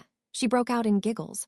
The traitor who was apparently not Steph took a step toward the old Deus, her limbs trembling ever so slightly, as were Sora and Shiro, who couldn't keep themselves from giggling. Even Shihao, as apparently not Steph, could see why. Sora and Shiro themselves had no proof that they were definitely right. In fact, they'd made a lot of mistakes in this game, for instance with Gibril. What if she made it to the goal but she didn't make the right demand? What if she chose the Shrine Maiden and the Shrine Maiden died? What if, after the game ended, she disappeared after all? And what indeed if the old Deus had set it up so they all lost? Countless anxieties rushing through her head, the traitor raised her lips into a smile. She trusted them. She had been selected as the traitor because they trusted she'd never betray them. That must have been why they'd entrusted everything to her on the last move, trusted her to betray them. Look at what they'd done for Jibril, all for the sake of preventing any sacrifices. Everyone would be smiling at the end of the game, so the traitor made her decision. She looked straight at the old Deus and named the soul to Berelist. The Shrine Maiden. Then, with a whoosh, the entire landscape slid. But in that moment, the face of the old Deus, cold and emotionless Azelways, somehow looked like that of a child about to burst in Todars. A bell jingled. In place of the girl who disappeared, they were teleported to a grassy knoll overlooking the sea. A pleasant voice rang out, clear as a bell, accompanied by the sound of wooden sandals. Phew, "'T's been 49 days since last I had a body, scarce do I recall it being so heavy." From behind Sora and the others came a figure with two large tails, clad in Japanese-style garb, swaying into view the golden fox. "I'd rather not get old." The Shrine Maiden seemed to smirk. Sora and Shiro inwardly breathed a sigh of relief. Hum. Looks like we win Amorite. "I'm so tired, I wanna get in bed and sleep." Meanwhile, they stretched theatrically and showed off their fatigue. That same moment, whoosh, the last two dice disappeared from each of their chests. Now back to ages 18 and 11, respectively, Sora and Shiro looked to the sky, where presumably the final space lay 44 moves ahead. Fake Steph must have made the right demand. The landmass rumbled, swayed, and crumbled. Clearly, the game was over. "Well, considering we tasted defeat, I guess we can't say weck-kicked ass. Sigh, I missed a bunch of things, did I?" "It's not your fault, I made a lot of mistakes, too." Sora and Shiro were sullen as they reviewed their results, grieving their loss. Eventually, they would sulk off to bed and talk about it tomorrow. Heh. "Well now, you two, you've made it through all their traps, even hers." But the Shrine Maiden butted in with a merciless, "And yet you've forgotten all about mine. Poor me." And wicked laugh which grabbed their attention. Expressionless, emotionless, lifeless as ever, the old Deus sat atop her giant ink pot floating in the air, but why did he not seek thine own victory? Sora and Shiro frowned dubiously in unison. There was the old Deus, much the same but somehow different. Her words, formerly etched directly into their brains, now reverberated in their ears. Her presence before a menacing tidal wave now seemed like Amir stage setting, surreal, as if she'd quit being a god. Why did he not seek thine own benefit? Even her tone seemed somehow different, childish. But Sora didn't seem to get what she was asking. "Sorry, I'm not following." We won, right? They had sought their own benefit and thus won. They had gained the advantage. There was no doubt in Sora's mind. But the old Deus's expression shifted and she held her head as she lamented. "Why did he not take it from me? Why did he not permit me to die?" Cos, I mean, look, this is a game, right?" Sora checked, as if unsure for a moment, and took a breath. "Why the hell would we kill such an epic gamer? It's like 10-10 would play again. Besides, if we let you die, that'd be a huge ass weight on our conscience. No way we'd be able to handle that. It wouldn't be fun, we'd feel really bad, plus, we're a totally chicken. You bet your life without a second thought, and Eurechikin, quite an amusing joke." Though the Shrine Maiden teased him, Sora turned and yelled, his expression dead serious. "For real, man, I can't take it anymore. I'm just gonna say it, all right." He'd been planning to tell Jibril later, but instead he clutched at his head and shouted, "You guys, listen to Tet just a little bit more at least. I can't even freaking believe how you're just leaving him out like this. Sure, he might be an obnoxious little bitch, but when you get this far, you gotta shed a tear of sympathy for the lil guy. The 10th off the 10 covenants. Come on, guys, repeat after me. Let's all have fun together. What happened if you killed each other? I'm starting to think I'm the one who's messed up, so let me ask you something." Sora recalled what they'd seen when they played Jibril. That world that bounced between taking to being taken, killing to being killed, hatred and despair alone repeating in an unlimited cycle. Our world Sora's old world could have devolved into with one false step. Is that shit really so goddamn fun? Silence. Then. "I understand it not. I understand it not. I understand it not. I understand it not. I understand it not. I understand it not. I understand it not." Each time the old Deus whispered as if about to clutch her head, the game board broke further and the rumbling grew more intense. At last, her voice shaking. If that be so, then indeed, what is it to believe? It's to doubt, right? Sora answered her blankly and without hesitation. It's all kinda fuzzy. But didn't we just prove that when you can trust some Moniants, you know they're gonna betray you? Sora looked confused. At last, the old Deus gritted her teeth and shouted tearfully, very much like a child throwing a tantrum. If that be so, then answer me this. The crumbling of the board reached their feet. Why did my host betray me? Answer, ye lowly beings. As if her shriek was the last straw, everything broke down with just one person offering a parting thought. Well then, do take care of my troublesome friend here, if I'm to borrow a phrase from you, said the shrine maiden, smirking devilishly like a fox, and just then, this is where it gets real. How exciting. Something black swallowed Sora and Shiro up. The island of Kanagari, capital of the Eastern Union, deep in the basement of the Chinkai-Tandai district. Plum and Eno versus Feeland Clammy, the epic game that had unfolded inside and outside virtual reality had ended. The difference between winner-ran-loser was laid out cruelly, as clearly as in a diagram. On one hand, the winners were wreathed in joy. Tell me, how does it feel? Tell me, how does it feel knowing you couldn't pull off a single spell? Heh, heh, heh, heh, ha ha ha ha. I Eno Hatsus, look back on me life without a smidgen of regret.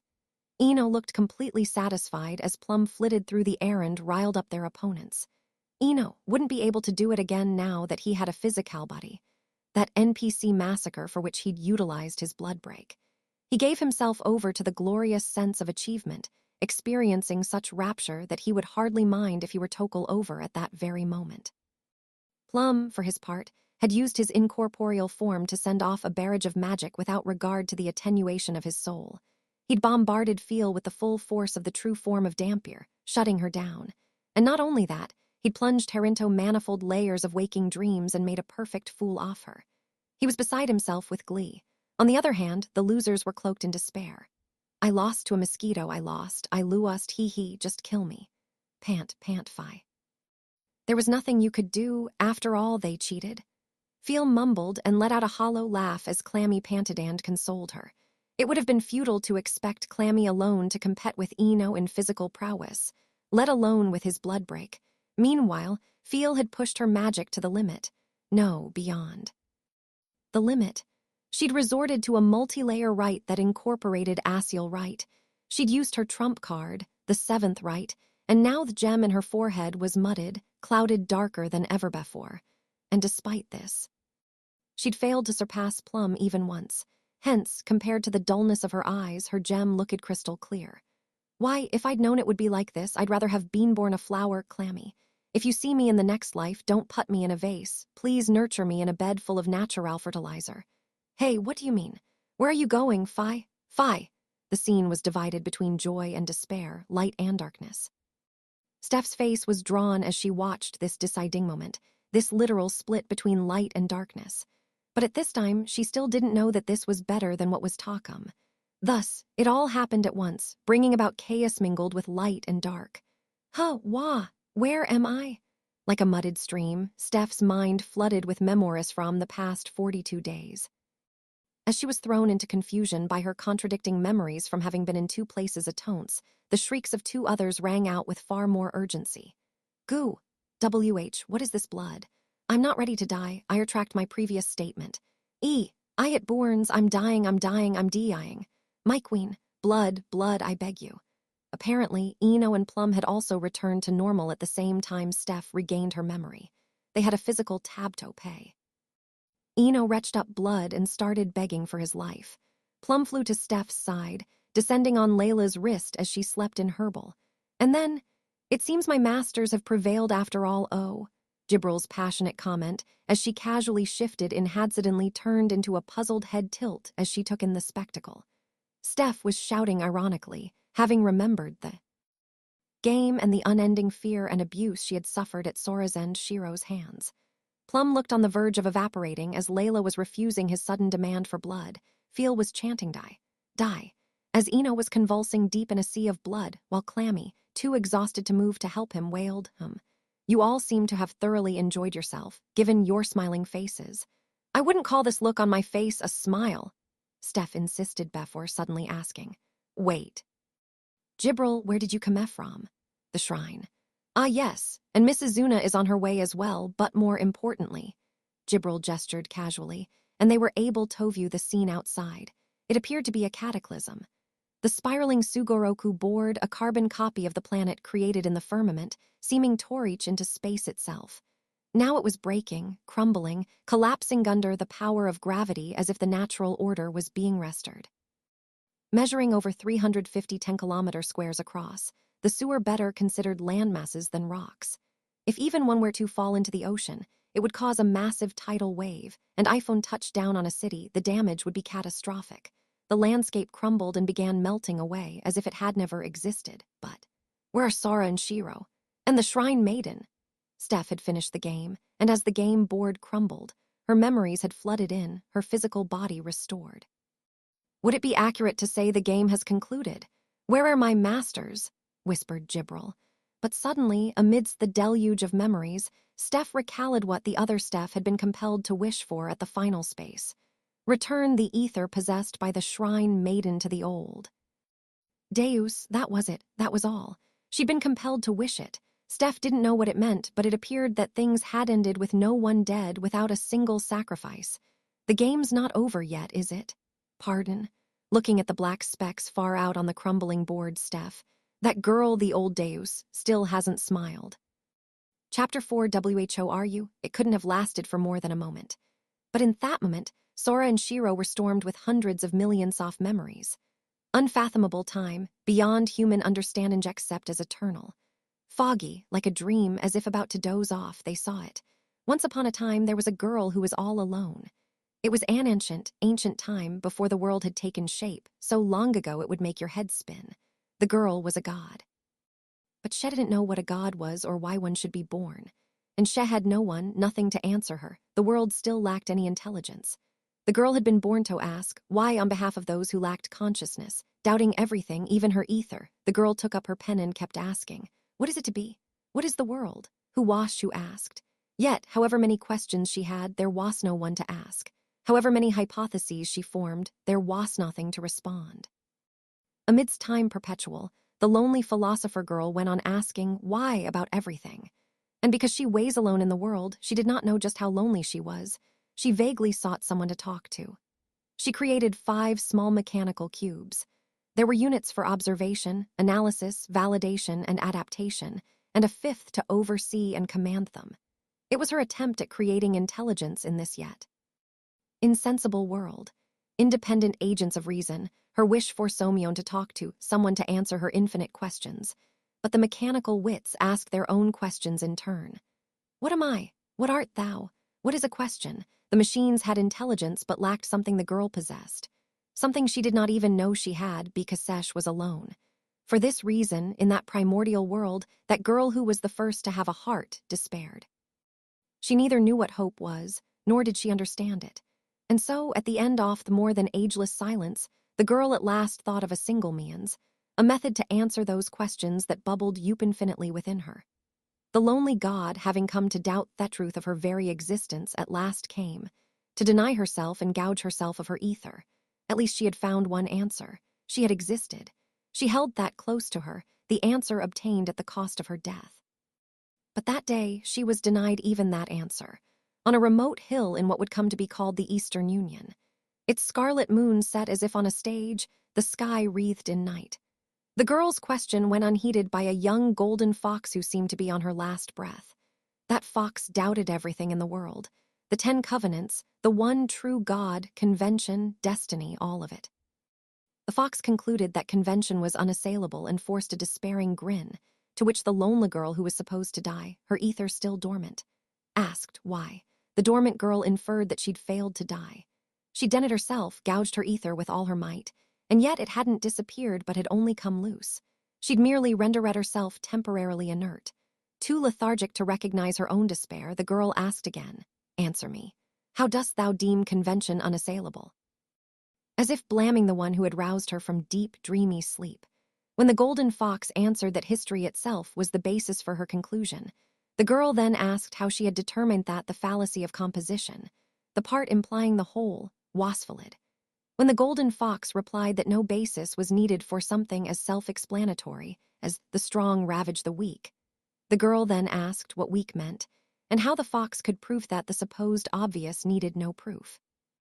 The fruitless argument went on until for some reason the moribund fox smiled. She boldly stood up and asked, "This is all quite ridiculous. What's your name?" The girl thought and answered, "Unknown." She explained that you, the fox referred to, and the self who should respond were both open to question. She told of her ether, her infinite questioning, and her self-denial at its end, everything. And finally she concluded that she'd never even given thought to a name. Ah, so we're comrades in namelessness. Never mind then. So, the young golden fox's smile deepened. The despair was gone. You want me to prove it? All there was, you want me to prove that conventions exist to be broken, that everyone, even the one true God, is assailable, that one can break convention after convention to infinity to change the world, remaking it with one's own hands. Was one rising fervently to reshape the world? But the girl didn't care either way. She just wanted to sleep. Proof can always be disproved, the girl told her, but the golden fox looked mightily displeased. You get me started, and now that? You're coming with me, whether you like it or not. The girl tried to ask why, but the fox boldly and arrogantly interrupted her with a grand declaration. She'd unite all the races and build a convention by which no one would be sacrificed, use it to vanquish the one true God, and take his throne. Let's, Ashent. Though the fox raised her hand, the girl responded with onless silence. She had been quasi-inactive through everything, through the end of the war and the binding of the 10 Covenants. Even though she denied herself. So this could not be more than a shallow, transitory reactivation. She would likely return to quasi-inactivity any moment now, and certainly had no power to speak of as an old deus. She dozed, the past and future, even the present obscure to her. Say it after me. We're going to play a little game. Nevertheless, the fox continued.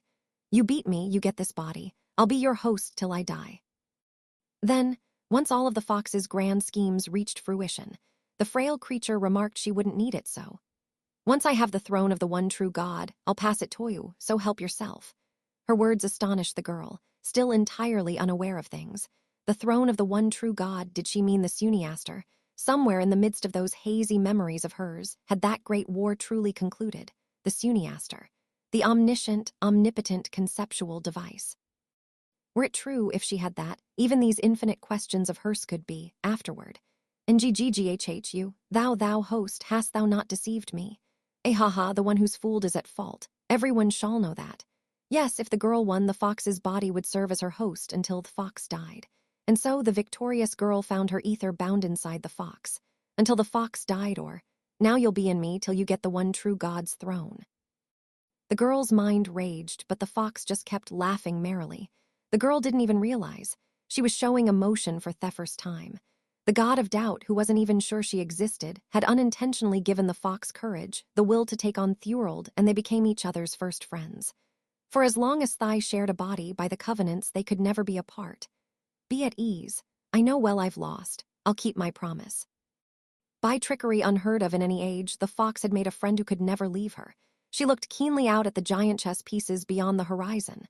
Asking your questions. I'll listen and do everything I can. Strangely, the girl didn't find that she minded. Until I get the Suniaster and you quit denying yourself, just stay put and watch. The experience of talking to someone did make the girl feel something. Thus, the Eastern Union was born. Not from the girl's power as an old deus, it wasn't needed. Every time the fox said no, the girl asked why. That was all. We cannot defeat another race. Why can he not? We are nothing without magic. Why hath magic import? We can never change reality. Why would thou deem that so? The girl asked why, inspiring the fox to create a country in the blink of an eye to the god, mind you. To the fox, however, it was 60 years and it ended just as suddenly. My time is up. Sorry, love. It's time you got out of me. The golden fox, once young, broached the subject the night. They took the city of Siren. She flicked the werebeast piece up with her finger as she broke the news to the girl inside her. Of course, the girl didn't know what she meant, but she could guess. The humanities.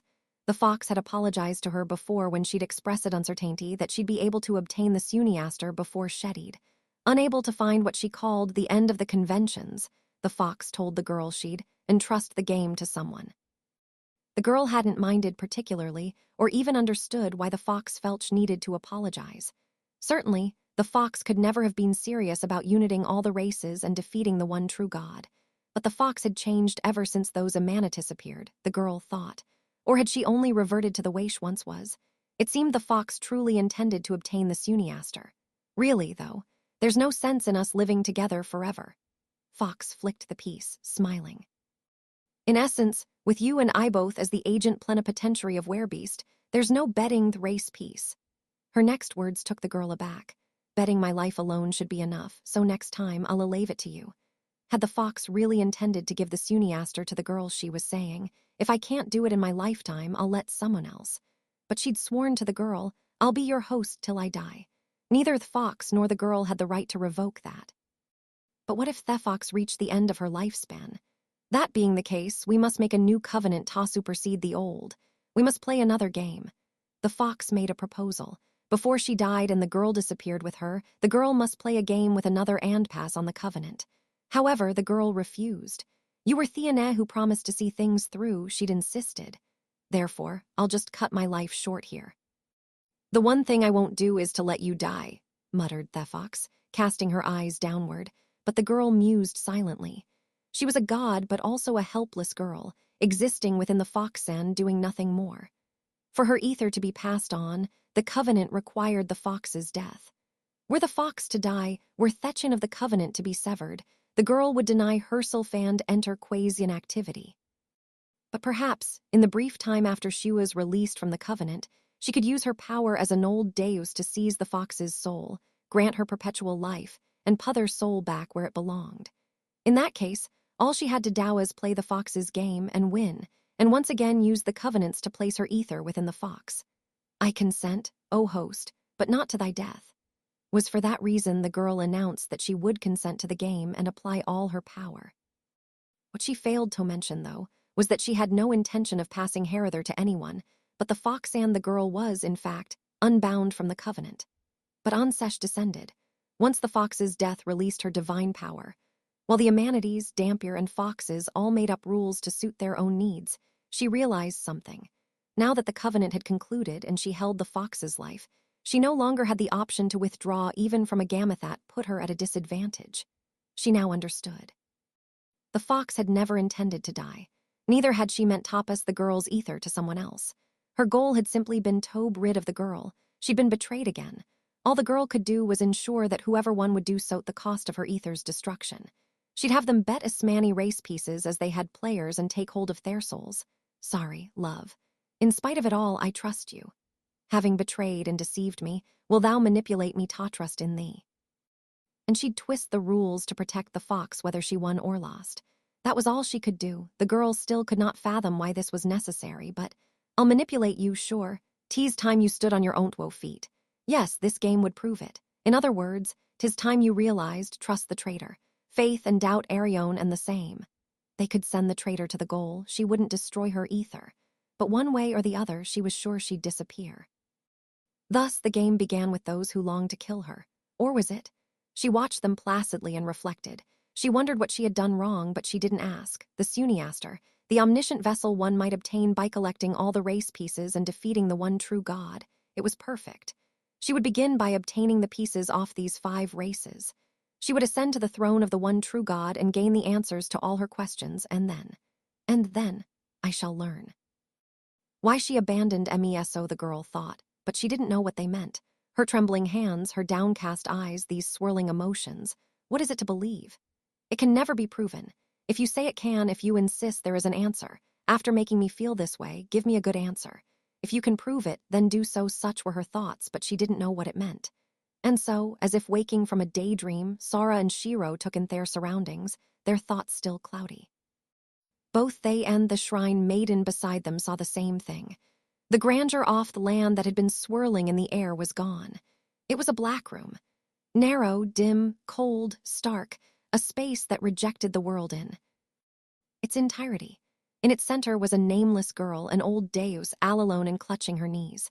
It was a place they knew, a sight they recognized. It was back there, their old world. This room was just like the one where they'd locked themselves away, turning their backs on everything. It felt the same. The world was closed. The girl opened her mouth. What is it to believe? Thou so boastfully claim it is to doubt? Her voice wavered, scared, far removed from her divine dignity. But Sora and Shiro knew.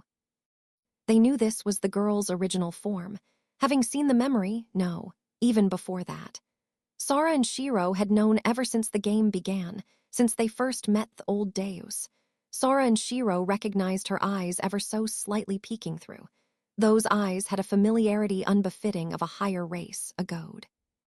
Sora and Shiro knew those eyes, long ago. They were the eyes they'd seen staring back at him in the mirror, not the eyes of a god or a human. The eyes of someone betrayed, hurt, struggling.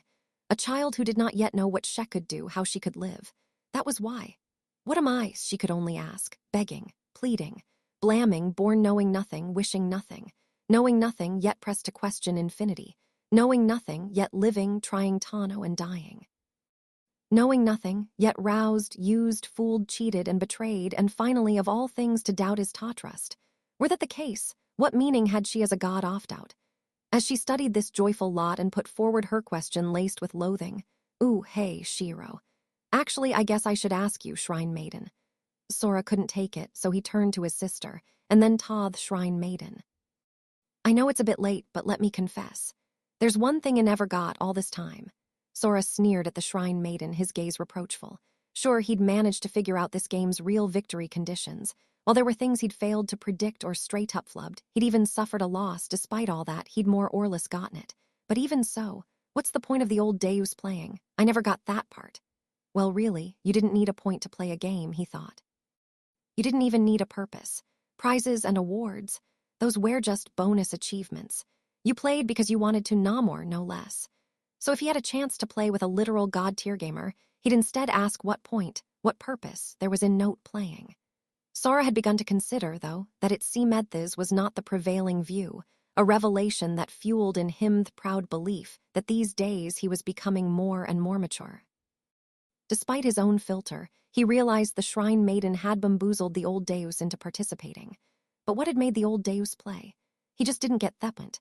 Why had she gone to such lengths to create this practical cosmic scale game? Now, this is crazy, but let me check. Sora took a breath. Could it be that your friend betrayed you all like, I still believe in you, love, pompous as all get out, and you were like, the hell is that?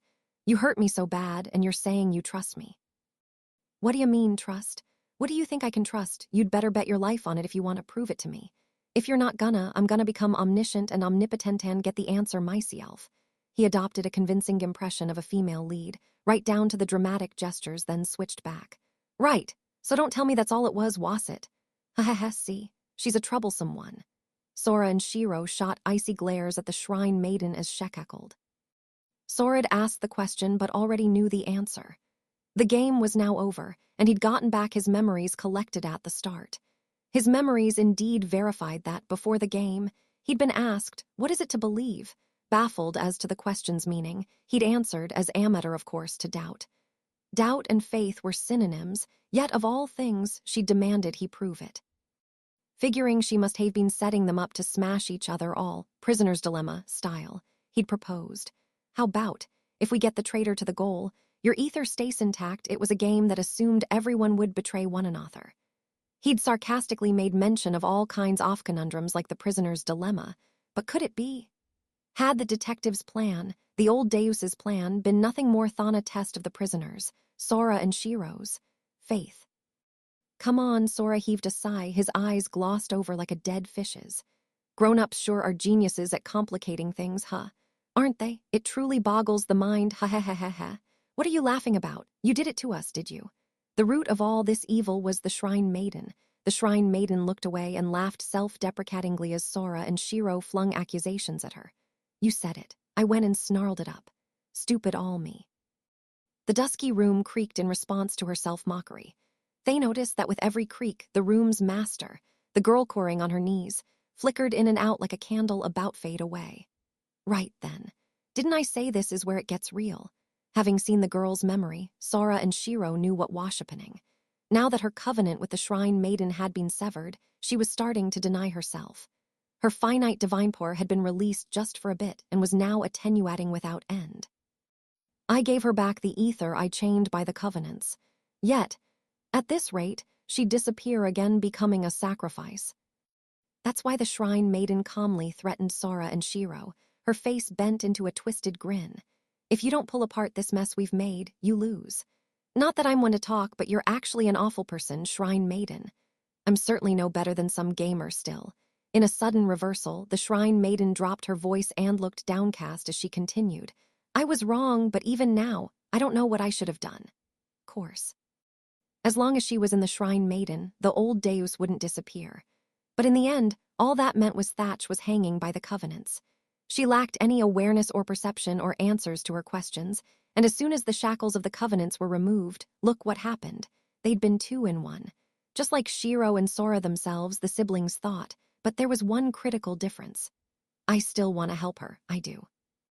The shrine maiden no longer knew if she deserved to call herself a friend, but even if mine were the hand she ultimately reached out for, I still want her Tachu's who's to grab. But if I don't know how to get her to do that, and if I can't, finally, in that splintering room, the shrine maiden admitted, then I'll use someone who can, even if it means getting Yutwo mixed up into it. Even if, in the end, it isn't my hand she's holding. She's too troublesome, too much of a child to even be tossed aside. Say something, will you? Even if the girl berated, scorned her, the shrine maiden still had something she couldn't concede. And if she was sure there was someone who could hold that girl's hand, then she wouldn't care what anyone thought of her. Sora and Shiro smirked at the shrine maiden. Very well, then. I'll say it as many times as I want. Don't screw with us. We got this. Props for not tossing her aside this time. Sora and Shiro never intended to let the old Deus die. The shrine maiden didn't have to beg or threaten them. In fact, this is some real casual shit to end with. Goddamn. Anticlimactic. Groaning in condescension, Sora and Shiro approached Thegirl. The shrine maiden watched with slight apprehension as the two of them stepped forward, brimming with confidence. Was it really as simple as they thought? An old Deus's very being, their timescale, the depth of their definition of the world, these were all fundamentally different from living things such as herself. The polar opposite, even, that was why, way back then. The shrine maiden had been unable to say anything to the girls struggling with questions. She'd bound them together with a complex promise, a winding covenant that only became further entangled with each exchange these shared, twisted in the chains, and thus was born their bizarre symbiosis, this complicated relationship. She wanted her friend, or at least the girl she considered her friend, to laugh, even cry now and then of her own volition, without the constrictions of the covenant binding her. The shrine maiden wanted the girl to have fun in spite of it all. That was why she'd severed that chain. Just for that. She'd had no choice but to make things so complicated. And yet the shrine maiden still had no idea what she could do after unlocking the shackles. All she could do was to dig her nails into her palms, tighten her fists, and watch as her friend creed pathetically, disappearing. They'd been through the worst of their lives on the line so many times, for over half a century, and still. The one thing she knew was that this would be the biggest gamble of her life, perhaps her last. As she stared at Sora and Shiro, the two on whom she'd bet it all, practically praying. Ooh, so you were asking what a god is, what you are, right? Simply put. Sora let out a slow sigh, then crouched down. Near the girl. Why were you born? What's your purpose in life? PFFFD. His countenance was so serious, then suddenly he broke into hysterics. Belly laughing, tears streaming from his eyes, Sora continued, making the shrine maiden wonder, the hell kind of person says that? A god-tier dumbass, that's who. Perhaps I got ahead of myself. She glared at the void above. The hell, man, is your head stuffed full o' beans? Flour android beans. Would you be better off living in a world where even a loaf of bread has it better? Maybe you ought to get yourself a new face and you'll feel 100 times better.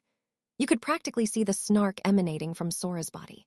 As the girl gently shook, a large crack emerged within Thurum, shattering the narrow, dusky space. Perhaps she'd lost the power to maintain that small, dark hideaway. Sora, Shiro, the shrine maiden, and that so-called god-teetering on the edge of existence were flung into the open sky, leaving behind the shards of that dusky space. As they plunged toward the ground, seized by gravity's pull, Sora and Shiro kept their hands interlocked. Both of them gazed beyond the horizon, to the giant chess pieces, and broke out into smiles.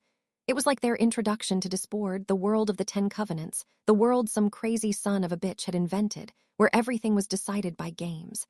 It reminded them of that day they'd arrived under similar circumstances. What, you mad? You real mad? Pissed off.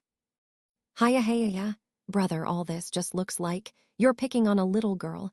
Sora and Shiro did their best to distract themselves from Thiever-popular cord-free bungee jump. This was the most basic OFAL gaming tactics, trolling. Silence. What? Sorry, can't hear you. The wind's super loud. I said silence. At last, the girl screamed and cried, covering her ears. What? We ask you a question and your answer is silence. Where are your girlish feelings? Are you fickle off-heart? Sora continued rubbing it in, making the girl wail. Or rather, Ass shook her head, screaming. Her face seemed to shriek. What in the world is going on? What did I do? Why do I have to go through this? Answer me. If you won't answer, at least let me die. Sora couldn't help but think she looked exactly like Jibril Ansi had. It appeared the higher races, the old Deus not least among them, each had their own problems. Perhaps that was because Ethi were just far too superior. Perhaps they could see too much, know too much. It seemed they dealt with worries so elevate that lowly humans couldn't dream of them.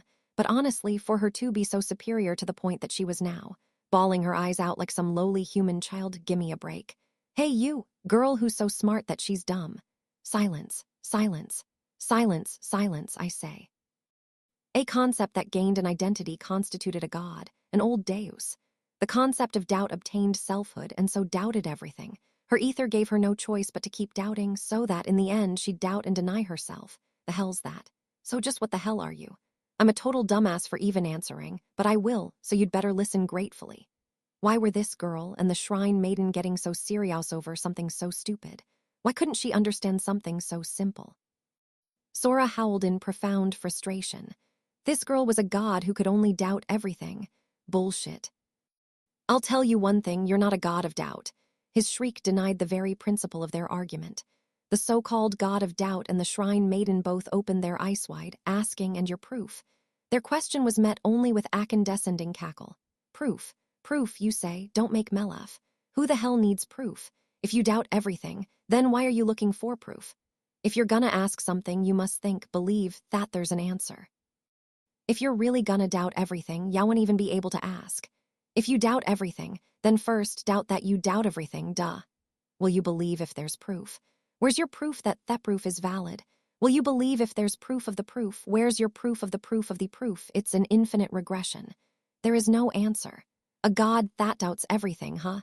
Let's throw them a bone and suppose there really is such a thing. But even if you throw them 2 bones, 10 bones, hell, let's just throw them the whole skeleton. Even so, that faint girl right before their very eyes. Would she be crying herself ragged, all hurt and yelling and screaming? Oh. If we have to grant that she's a girl, bewildered by this question, crying, then here's your long-awaited answer. Are you for real? End of story, all right. So it seems she was the first entity in the world to have a heart. She was all alone, so there was no one to see her, and she couldn't even see herself. If the heart was born from questioning and curiosity, then fine. But no heart's gonna be born if you're just gonna doubt everything. You wouldn't even need one. If that is so, then what am I? The transient girl now. Glimmered like a shimmering haze on a scorching hot day, close to disappearing. Her voice was plaintive, her eyes like those of Sora and Shiro when they were children, as she held out her hands, her entire self to ask, if it be doubted that I this thing aim van a god of doubt then? If even her minimum definition of herself had been wrong, then what could she trust? No, then how would she live? No, then just, what should she do? The girl asked each question, begging for an answer. Sora tightened his grip on Shiro's hand. He did his best to ignore the wind buffeting his body, the lethal ground inching closer and closer. He had to answer this girl asking what they themselves had asked. Sora related an undoubtedly true story as if it were a fairy tale. Once upon a time, well, not that long ago, actually, there was a lame-ass dumbass. Was such a dumbass, he didn't even know how to live. Such a dumbass that he thought it would be better just to give up, to live the way they wanted him to. The dumbass randomly decided he was a puppet, and the next thing he knew, he ended up as one. Happily ever after here. On the other hand, Heck continued, once upon a time, and this actually was a really long time ago, there was a kick-ass dumbass. Was such a dumbass, he wouldn't be content living in despair in the Great War. His slightly overboard dumbass thoughtsled him to think he could just create the world he wanted to live in. The dumbass randomly decided the world was a game. And the next thing he knew, he made it one.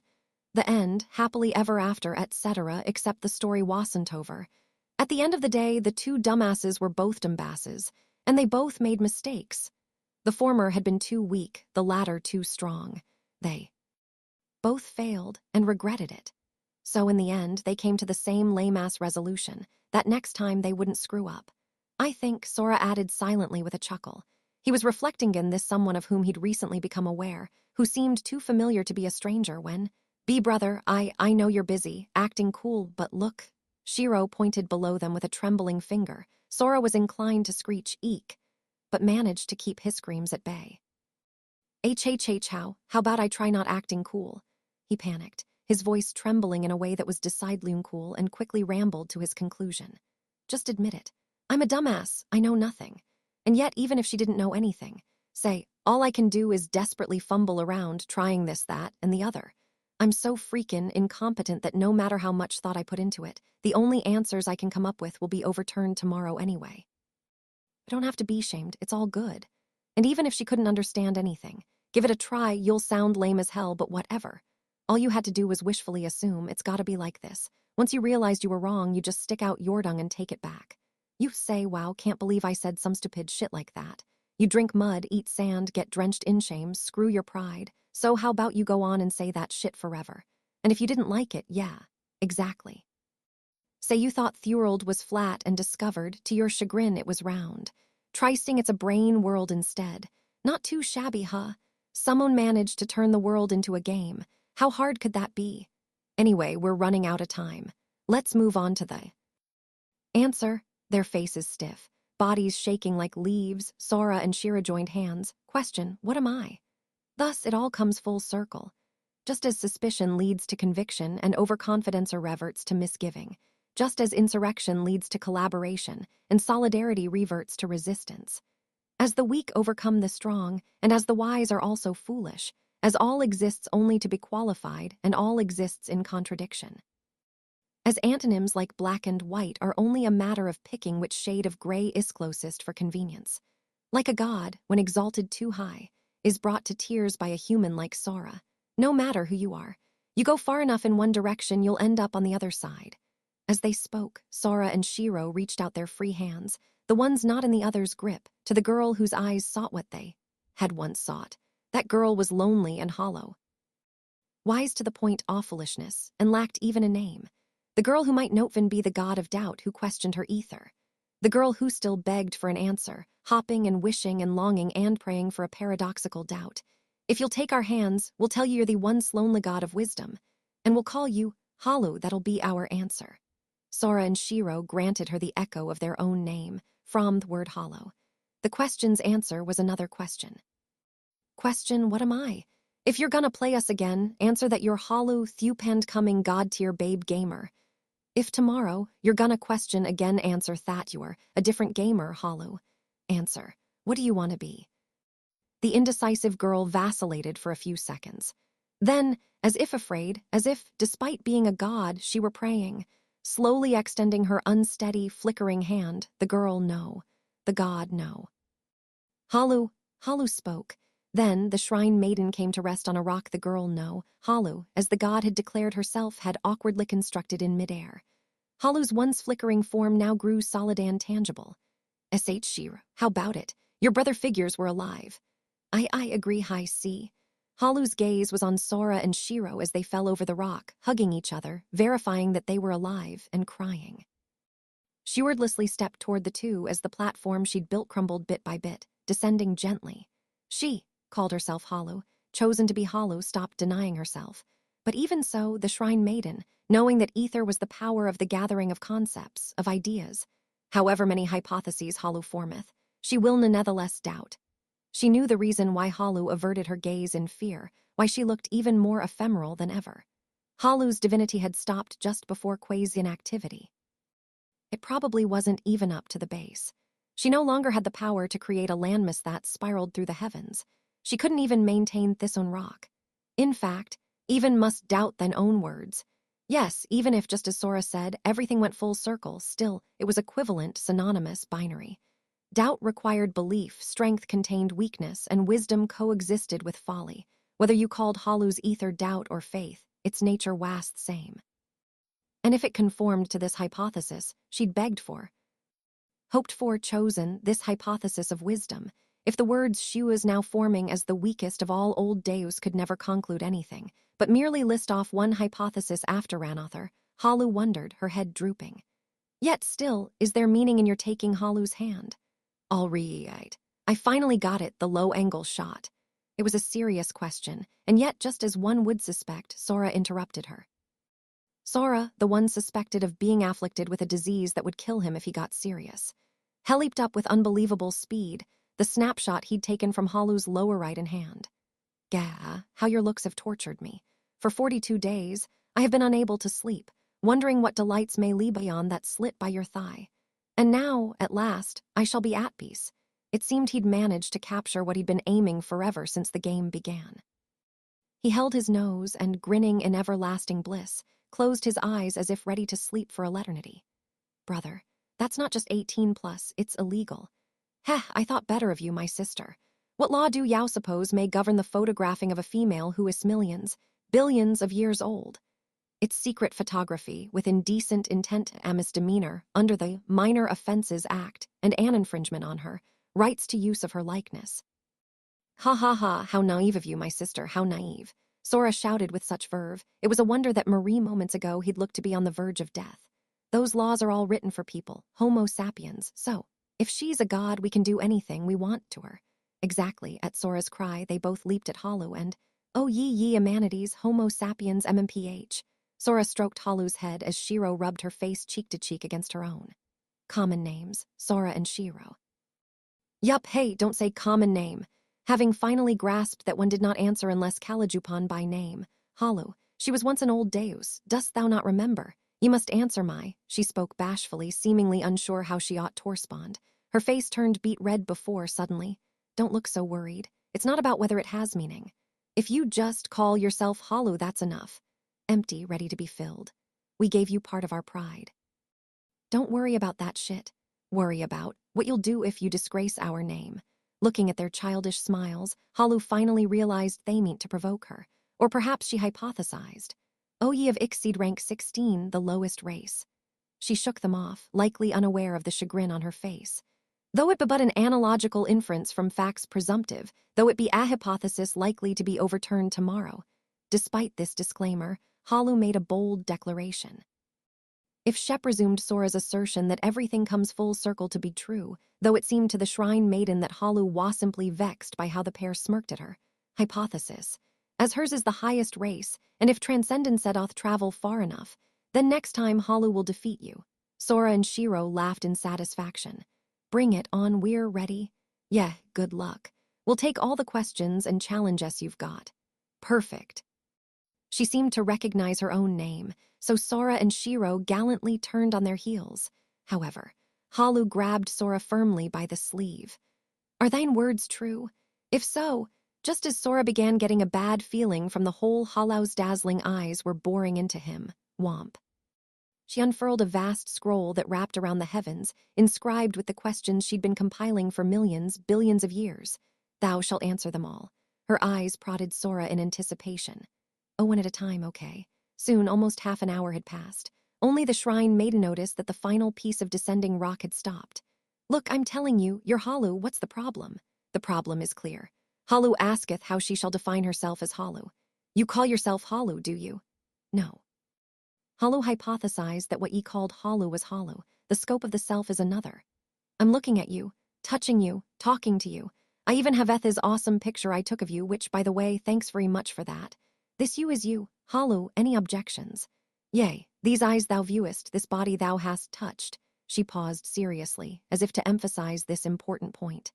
This immature nether region thou hast visually recorded and gone so far as to express thine gratitude for. Those all existeth outside the definition of self. Hey, you're making me sound like some nasty-ass criminal sick. And you claim you're not? The shrine maiden quietly wondered at the objection of this unsightly lolican who could hardly excuse himself now. She distantly regarded his futile impasse with Halu. Halu was right. Her present form was another true self. Halu's ether lieth here. You mean that thing you've been sitting on, thankpot? Nay, that too is incorrect. The appearance of an inkpot is an illusion born of the extent of thine understanding of my divinity. An old deus properly hath no physical form. This humanoid form likewise is but an illusion for the purpose of Hahea, okay, enough already, Wadea. Oh thou, why hast thou karate chopped Halu's head? Your head, you admitted it. So this and that are all you, Halu, right? Halu gasped. As she muttered at the apparent revelation, Sora figured it was their chance and started inching away. The shrine maiden snickered as she watched complacently. Long ago, a certain fox had made a terrible mistake. She'd thought that the god of doubt, born to doubt everything, questioning eternity, her first friend, wanted evidence to support herself as she went on doubting. Having made this mistake, that fox could hardly call herself the girl's friend. What the god had actually wanted was just someone she could trust, who would believe in her. And now that someone strode up to the shrine maiden and whispered, "So I'd say we win, wouldn't you, shrine maiden?" Halu had ceased denying herself and stood on her own. Sora had sailed right over the shrine maiden's trap. "Heh, watch yourself, lad. Grown-ups have their own way off winning." She chuckled. "That's right, I'm a grown-up. I ended up an adult." The shrine maiden smirked. She turned into one off those boring folks complicating the world, the ones who'd given up on so much, but still. "You accomplished what I couldn't." Yes, she'd bet that they could free Halu. He'd made the gambly off her lifetime and won. From the very beginning. "I bet on my loss, so wouldn't you say I win?" She let herself be a sore loser to see what would happen. "Shrine maiden, if you bet on your own loss, that's where you lost, so we win D00D. A word to the wise. You've got something you've got to say before you start on the details, right?" Sora and Shiro laughed at this rather ominous remark and waved at the shrine maiden with a flourish. She eyed them suspiciously as they headed toward the edge of the rock that was just about to arrive on solid ground. Oh host, oh host." Halu had scrawled something with her brush, then suddenly cried out and ran for the shrine maiden. "Halu is Halu. Hast thou any objections?" What sort of expression is that? Dost thou not understand? Halu was like a philosopher who just made a great discovery only to be confounded by the ignorance of the masses. But that wasn't the case. "I propose that the present condition in which an observer which defineth Halu's self perceiveth and addresseth Halu as Halu impleeth that Halu can be provisionally confirmed to exist as Halu, and thus that Halu may call herself Halu." The reason the shrine maiden looked so dazed was that Halu had run to her and confidently taken her hand. "Has she forgiven me? Is it appropriate for mine to be the hand she holds of her own volition? In the end, I couldn't do anything. Am I really good enough? You've got something you've got to say before you start on the details." "Sorry, love, I tricked you. Will you forgive me?" "Halu cannot forgive you." Halu shot back doubtfully. The shrine maiden averted her gaze, but Halu continued. "For Halu hath yet to hypothesize what it is to forgive. Thy deception hath wrought what thou didst say would come. It hath changed the ending, changed the conclusion, yea, changed Halu herself." Halu thought for a bit as if checking something and nodded several times. "And it doth seem that this change be not particularly unpleasant." Halu smiled subtly, probably unaware of it herself. Gong, a slight swaying. They had landed in the garden of the shrine, greeted by the smiles of Steph, Jibril, and Izuna. The three of them looked at Halu's, the shrine maiden's, Sora's, and Shiro's faces one by one. "We're back, I suppose one should say." Steph was beaming more radiantly than anyone. Sora and Shiro gave her a thumbs up. "Sure thing, Steph, and sorry to bring the bad news. But Steph, now it's goodbye." Weighed upon by fatigue, tension, and hunger, among many other things, Sora and Shiro fainted. Ideal END clatter sploosh. Within the great bath of the shrine resounded the echoes off wooden buckets clattering to the ground, among other heavenlinesses. Like a reverie, the peach blossom spring filled the space well, presumably. Unable to view this paradise with his own eyes, Sora put his faith in the power of science, i.e. cameras. "Oh thou, oh so-called Sora. Don't make me sound like some cheap knockoff. I am the one and only, universally recognized Sora Hay." On the other side of the screen, Sora was angling his camera, painting the paradise in his mind's eye, when paradise came before his body's eyes, transcending space as if it were unlnatural. This particular paradise apparently constituted some crazy shit of an even higher order than Jibril, despite her having lost most of her powers. Halu, for a fair maiden to let it all hang out. Learn some modesty, please. Sora quickly averted his eyes. "Thy logic is utterly inconsistent. Were thou not quite of late visually recording Halu's nether regions?" "Verily so. She was probably at least hundreds of millions years old." She wasn't even human, and on top of that, this wasn't even her proper self, but an illusion. Who'd have thought this world had such a perfect, unblemished legal lowly? However, damn it, this is the problem with gods. Lust without shame can scarcely be considered lust. Wait a second. Maybe that's how a lowly should be. Ooh, but I'm not that. Sora muttered in deliberation of this quite critical global issue, only to be interrupted by the stark-naked deity advancing on him. Halu will hear thy troubles at a later date, but now a more vital question is upon us. Answer, thou so-called Sora, hast thou defined Halu as Halu? Are you still going on about that? And D00D, I'm not so-called. But are not the cells that define the individual named Sora variable? It followeth that the Sora observed by Halu from her dimensional point and the Sora presumed to exist at the current dimensional point are separate entities, and thou art a so-called Sora. Thus, the question is from what dimensional point theminogenetic intellect Sora which defineth Halu as Halo defineth the polygenetic intellect Halu. Iya, I didn't know you'd be this much of a pain in Thes. Art thou, after all, a so-called Sora? Sora hath promised tones were Halus. Sora snapped and shrieked at her indecipherable words. Thebat naked lowly goddess advanced on Sora, causing him to frantically cry out. Halu jumped back, her eyes slightly uneasy. Sheesh, just where the hell do you get all that energy? The exasperated query echoed through the dreamlike peach blossom spring. It was a sight far beyond anyone's wildest dreams. Soaking in steam-filled bath were Feel, despondent and clammy, leaning on her. Plum, immobile and under a feminine guise, still in the verge of evaporating if he stopped sucking blood, and Layla on whom he chomped. Shiro, taking advantage of Theek's-hosted shrine maiden and Izuna's defenselessness to fluff and wash them to her heart's content. Steph, soaking in the bath, her mind drifting to a better place. And the last two participants, Homer seemed to grow tired Azrael, in good spirits for having lent out the flugel piece, who washed Jibril herself in not-so-good spirits. And lastly, Halu, moving restlessly about, Imanity, Elf, Werebeast, Dampier, Siren, Flugel, and Old Deus. 7 of the 16 seeds that had hated and slaughtered one another and fractured the very planet were here. Who could have dreamed of or even imagined this? Very few. One of that number, Sora, was currently bursting with boundless vigor at the thought of all those beauties his camera was capturing. Right then, he shouted, checking that his camera was in working order before raising a glass. So, to the Commonwealth of Elkia and its new Elven Guard domain. And let's not forget, to Halu. The two who had overcome the vast game raised their juicy glasses. Cheers! Jibril, Azrael, Halu, the Shrine Maiden, Layla, and Steph followed suit. Cheers! Their cheer was somewhat lacking, but to the Victor Gotha cheers note, Mr. Ino Hatsus is absent today for critical medical treatment. We appreciate your understanding. O thou the presumed Sora. Halu poked her head right through the dividing screen. Sora scolded her with a quick no, bad. Halu, you have to address people properly, it's Khalid manners. Halu is a god. Very well then, hypothesis. Sora. Sora's overly serious admonishment. Halu puffed out her cheeks slightly, rewording things, having decided to provisionally assume the so-called Sora to be a confirmed Sora, and considers herself to have understood her host's objective to instigate Halu's independence. Halu must have felt guilty for failing to grasp this much. She was probably unaware, but her voice was glum. But ye too. For what purpose did ye engage Halu in that game? Nervously, she was inquiring as to their motives. Yes, a fundamental question. What had they sought so earnestly as to engage in a game of that scale? A game with the race piece on the line had only one precedent, their showdown with the Eastern Union. And this matchup bet 5 race pieces. Multiple agents plenipotentiary had put up their race pieces to take on an old Deus. Imanity, Werebeast, Dampier, Siren, Flugel. One wrong step and 5 races would have perished. And they'd managed to survive this unheard-of game, coming out on top.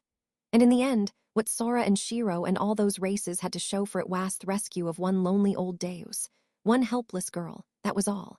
It had yet to be determined whether Halu had such value, or any value to speak of. Putting her query to Sora and Shiro, her voice shook uncertainly as to what could justify going to such lengths on her behalf, but, to have fun together, right up-and-coming babe gamer. To game. And game and stuff. The immediacy of Sora and Shiro's response left Halu suspicious, rather speechless. They said as much when they'd extended their hands to her. But could that seriously be all? Though Halu was baffled, Sora and Shiro's next words were Thekup de Giarkasi. Well, I guess you're gonna be pretty busy gaming for a Willia's part of your idle career. Halu suspects Sora hast used a word in a sense yet unknown to her. What was thy meaning just now? The few seconds of contemplation it took to frame her question, from a divine perspective, would have been comparable to a few years to a human. I said idle career. A god is an idol, right? Gotta spread theward. Even so, Sora's answer, with Shiro chiming in, continued to baffle the girl. Prepare yourself, Halu. You're gonna be busy. We've even got candidates ready for your costume design. We've got your concert venue, and even a good composer. We're sorting out all the merch manufacturers and cross-marketing ventures, so relax. Sora's and Shiro's motor mouths brought even Halu, an old deus straddling dimensions capable of communicating without language, to tears. Why? Halu is a being of manifold intelligence. Why can't she not comprehend a single term? Rather than a response from Sora and Shiro, though, it is no surprise that a god lol would be unable to understand the grand designs of my masters. Jibril likewise poked her face through the screen, apparently having shaken off Azrael. Sora felt sorry for the poor, unheeded laws of physics, but no one cared. Allow me, their humble servant Jibril, to explain in a manner that even a dumb god such as yourself can understand.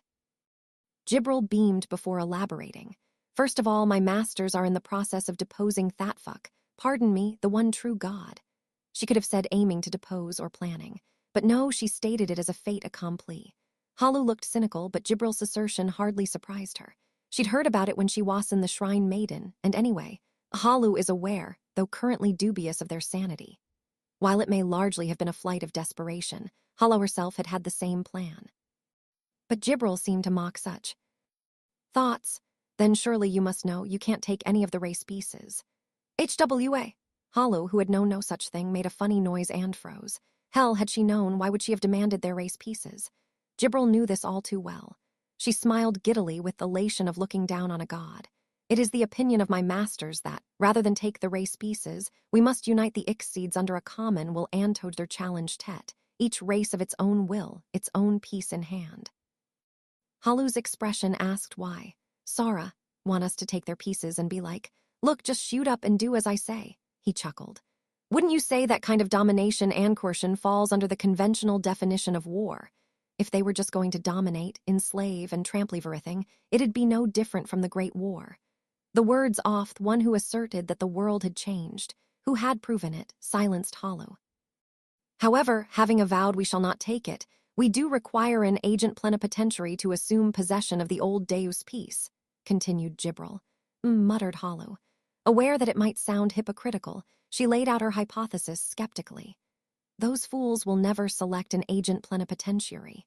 An agent plenipotentiary was supposed to represent a group in a conflict. Old Day didn't form factions, they didn't even congregate. There was no reason they would designate an agent plenipotentiary. Who says they need to select one? Sora regarded Halu blankly, tilting his head and adding, your old Deus is agent plenipotentiary. As Sora, Halu is a fool, such is her hypothesis. But could truly be such a thick-headed baby? Halu, utterly unable to follow, seemed to have begun doubting her own intelligence. Her face, peeking through Thescreen, slid down toward the floor. Of the Commonwealth of Elkia's victories so far, and Thasido come, are thanks to you, Halu. Indeed, Halu must be a thick-headed baby. Halu sank even further as Sora cheered, but he went on regardless. No one would believe that shit, right? But who cares? Sora pointed meaningfully beyond the dividing screen. Halu looked. It was the great bath where key personnel of various races bathed. What if old Deus joined this multiracial commonwealth? At Sora's knowing smirk, even Halu could guess. The whole world, the breadth of nations, regardless of race, would spiral into paranoia. That's where I, your humble servant Sora, come in. Master of Idolm Stir LV Live, H Sisters Ached Sue, and more. Together with Shiro collectively dominating the global leaderboards for all these idol-raising games as blank. To produce a sensation, to debut Halu a literal idol. We'll have her singing, dancing, doing meet and greets and reaping the profits. With that, Sora peered delightedly into Halu's eyes. The god of doubt and yearning, the god of wisdom. If the power of an old Deus was determined by the strength of Aconcept, if that was her ether, doubt, longing, rejection, hope, all these things, Halu, will be your bread. Yes, all the emotions that congregate around an idol will bear power. Halu did not comprehend the latter statement, but dost thou mean? At last, Halu arrived at understanding, though she doubted her interpretation. Sure, her humanity hosts and the like had succeeded in bringing down an old deus. Halu, together, everything and nothing was possible.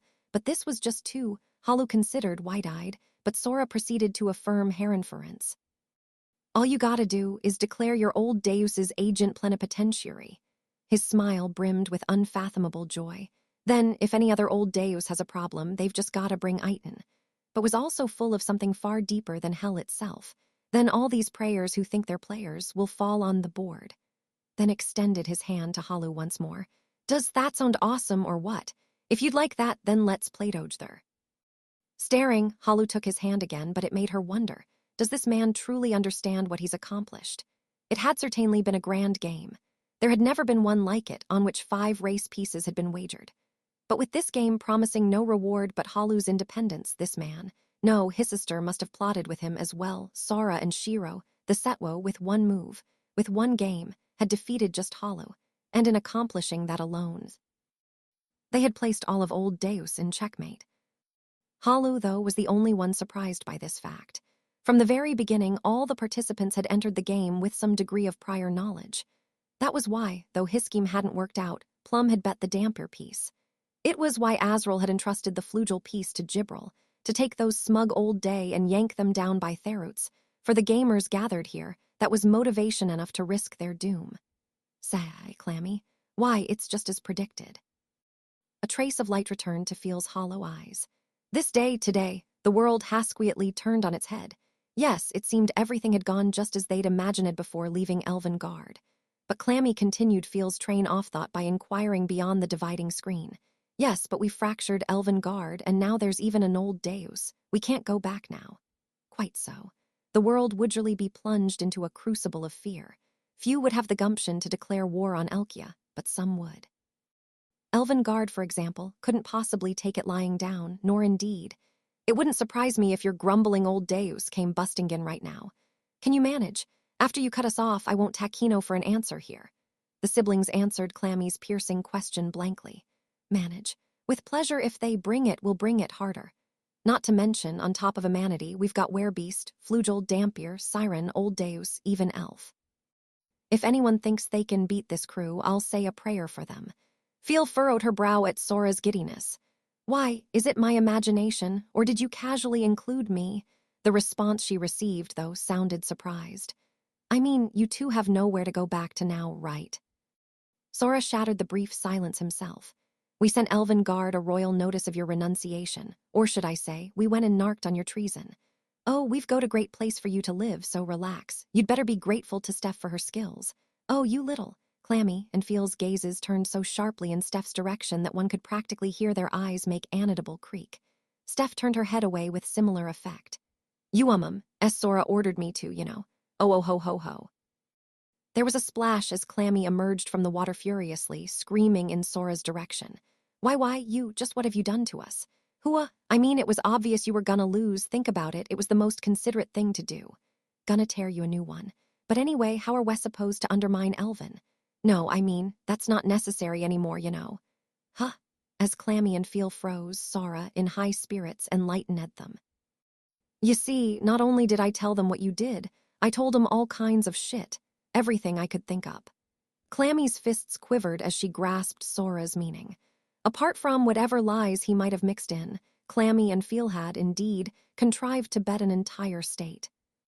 Considering the scope of their actions, which included manipulating memories and the fact that the territory had been swiped in the end, the paranoia that could result would be, leave them to their own devices, and pretty soon, Elven Guard's gonna split. Man, a civil war in such a big country, it's gonna be brutal. In other words, totally sweet. Frivolously and flatly, Sora and Shiro chirped their amusement. Bam! Clammy's fist smashed into the wall as she ground. Her teeth and thought, this is why, the more little folds and twists you built into your plot, the greater the chances for something to go wrong like this. They sent it all crumbling with one blow and ran off with the spoils without a second glance. It was the move for which she and Feel had been searching forever, and now it made her guts boil. They'd done it just like that, right in front of her, and had acted like it was nothing. She wanted to kill them. Clammy, why, we must be strong. Feel, her eyes now full off life, comforted the trembling Clammy. Next time, why, well, deliver it back to them a trillion-fold, nor will we forget that poor excuse for a mosquito. Feel's face seethed with rage, and Clammy uttered another unsettling laugh in the noisy and boisterous bath. Steph sat soaking in the hot water. Complaints, objections, grievances, despite all these, they seemed to be enjoying themselves. I'm glad you all appear to be having such fun. Perhaps this was just the kind of scene she'd hoped and wished for as she managed a small smile. However, the next moment, oh thou, individual of indeterminate name. Yeek. Hey, I get the feeling you just called me the meanest thing ever. Steph shrieked to find Halu out of nowhere, suddenly bathing right before her. Halu tilted her head, though as if she'd intended no malice, or perhaps didn't know what malice was. But thine monikers are far too great in number. Which shall Halu hypothesize? I have a name. Stephanie Dola, that's my name, true and pure of pedigree. Halu appeared to recall how Sora had told her proper address was important for manners, and she seemed to be mulling it over. Very seriously, Halu nodded, addressing Steph. That as it may, there is none who doth address thee so, Halu will limit herself to the scope of consensus. Hypothesis, Sti. Can you at least make it to the end of the first syllable? But apparently satisfied with her hypothesis, Halu ignored her and moved on to the main topic. Which was, Sti, what is fun? WHWH, what? Well, I mean, aren't you having fun now? Let's have fun. Isn't this fun? Halu remembered Sora, Shiro, and others saying such things, but she hadn't been able to define the term precisely. With Halu's innocently serious eyes boring into her own, Steph took a stab at it. It's about whether or not you're happy, is it? But Halu still didn't seem to get it. If it be a matter of being pleased or not, then, well, Halu finds the current state not unpleasant. However, you don't know whether this'll continue. Therefore, you're ruinable to form a unified hypothesis. Right, as Sora thou, canst thou read the thoughts of one whose intellect is manifold? Sora answered in Steph's stead, prompting Halu to shout, almost shivering in fear. Sora had quite keenly intuited that it must be nerve-wracking for Halu to exist in a future even an old Deus had been unable to foresee. The shrine maiden stifled a laugh and listened with halaudo the rest of her master's lecture. You don't know what's coming. Think about that. Is it unpleasant? Nay. But why? Halu inquired as if confounded to her very core, and yet. Dunno, man, but maybe it's that you don't know what's gonna happen now or in the future, but her expression as she asked wasn't nervous. Got a feeling it'll be just as fun as this, or even better. Don't you think? Oh host, F whoosh. Halu crossed space again, this time calling upon the shrine maiden who was swigging sake all by her lonesome. She didn't answer Halu aloud, merely responding with a look. Hypothesis, it seems that for Halu, the current state, is fun. Halu was all smiles, and the shrine maiden closed her eyes in profound emotion. She couldn't remember how many years it had been since she'd last smiled this gently, but more surprisingly, it had appeared so naturally just now. She had just one thing to say. That's so. That was her answer to her friend and so, several days later. Well then, what is thy purpose, O holder of the Suniaster correction? Halu sat atop the peak of the giant chess piece at the end off the world. Tet, it is best to address thee by thy name, is it not? She glared at the one who'd suddenly proposed. Let's play chess. Her power no longer sufficed to call upon Tet, much less to resist his direct summons. This seemed to sour her, but it is. Oh, and in return, I'll call you Halu too. Cool. Tet, the shameless one true god who had gone and summoned her anyway, keenly brushed her off. He wasn't one Tommened such unspoken protests. Halu permits it not, for she hypothesizes thee to be the enemy of Halu and Halu's allies. Her looks turned even more sour as she plonked down a chess piece. I see, so Holly, you still want that Suniaster. Ignoring this refusal as well, Tet placed his own piece and addressed her with uncomfortable familiarity. It was a question he obviously knew the answer to, it being so obvious. Oh, Tet, didst thou not say thou viewest only the past? Indeed, he'd once bragged about his no-spoiler policy. No, just smiled. Halu sighed. Verily, this may be a fine policy. Oh, I'm so glad you understand. But hey, that's not a very good move. Boink, check. Tet smirked as he watched Halu's mood sour even further. He could tell that Halu no longer wanted to know the future, the answers. He didn't need the Suniaster to see that much. Her face was enough. The thing was, it wouldn't be fun. Halu made clear as she looked at him that her ether, the union of doubt and yearning, no longer sought such things. Thou didst also say. That thou wished to see Halu howl. Yeah, I guess I did. Not like you specifically, but Tet laughed it off. He didn't really want to see this Halu howl. In fact, seeing her now, he'd rather, but Halu interrupted his thoughts. Thy wish will not be fulfilled. It was. For it is thou, O Tet, who will howl. She was wearing just the smile he'd been thinking he'd rather see. She returned his check. Tet seemed deep in thought. Butte asked merrily, is that precognition? Or just hope? Another question he obviously knew the answer to. It was hope. He narrowed his eyes at the Halu who had embraced it. Halu still smiled, though she was unaware of it, as she continued, it is precognition. Halu hath hypothesized that she is one who sees the future thou doth not. Oh my. Tet searched for the meaning in Halu's unexpected answer as he placed her back in check. She smiled with an even greater lack of self-awareness than Tet had anticipated, that she sees the future by which thou wilt howl along with those who created it, and returned his check to her perfect satisfaction. Huh, sure. Can't wait to see it for, closed his eyes as if seriously unable to wait. Kay, then here's some quick advice. Holly, you've got to learn to be a little bit patient. With that, he stopped going easy on her and played his first serious move. What? Holly made an odd sound in spite of herself as she saw all the forces of the board reverse at once. As she pondered her next move, Tet continued his attack, that most basic of gaming tactics, psychological warfare, unabated. Holly, you just get so carried away. If I may be frank, you read just so easy. Aha. Hollow might not have known just what that meant, but she should have been able to figure out he was making fun of her.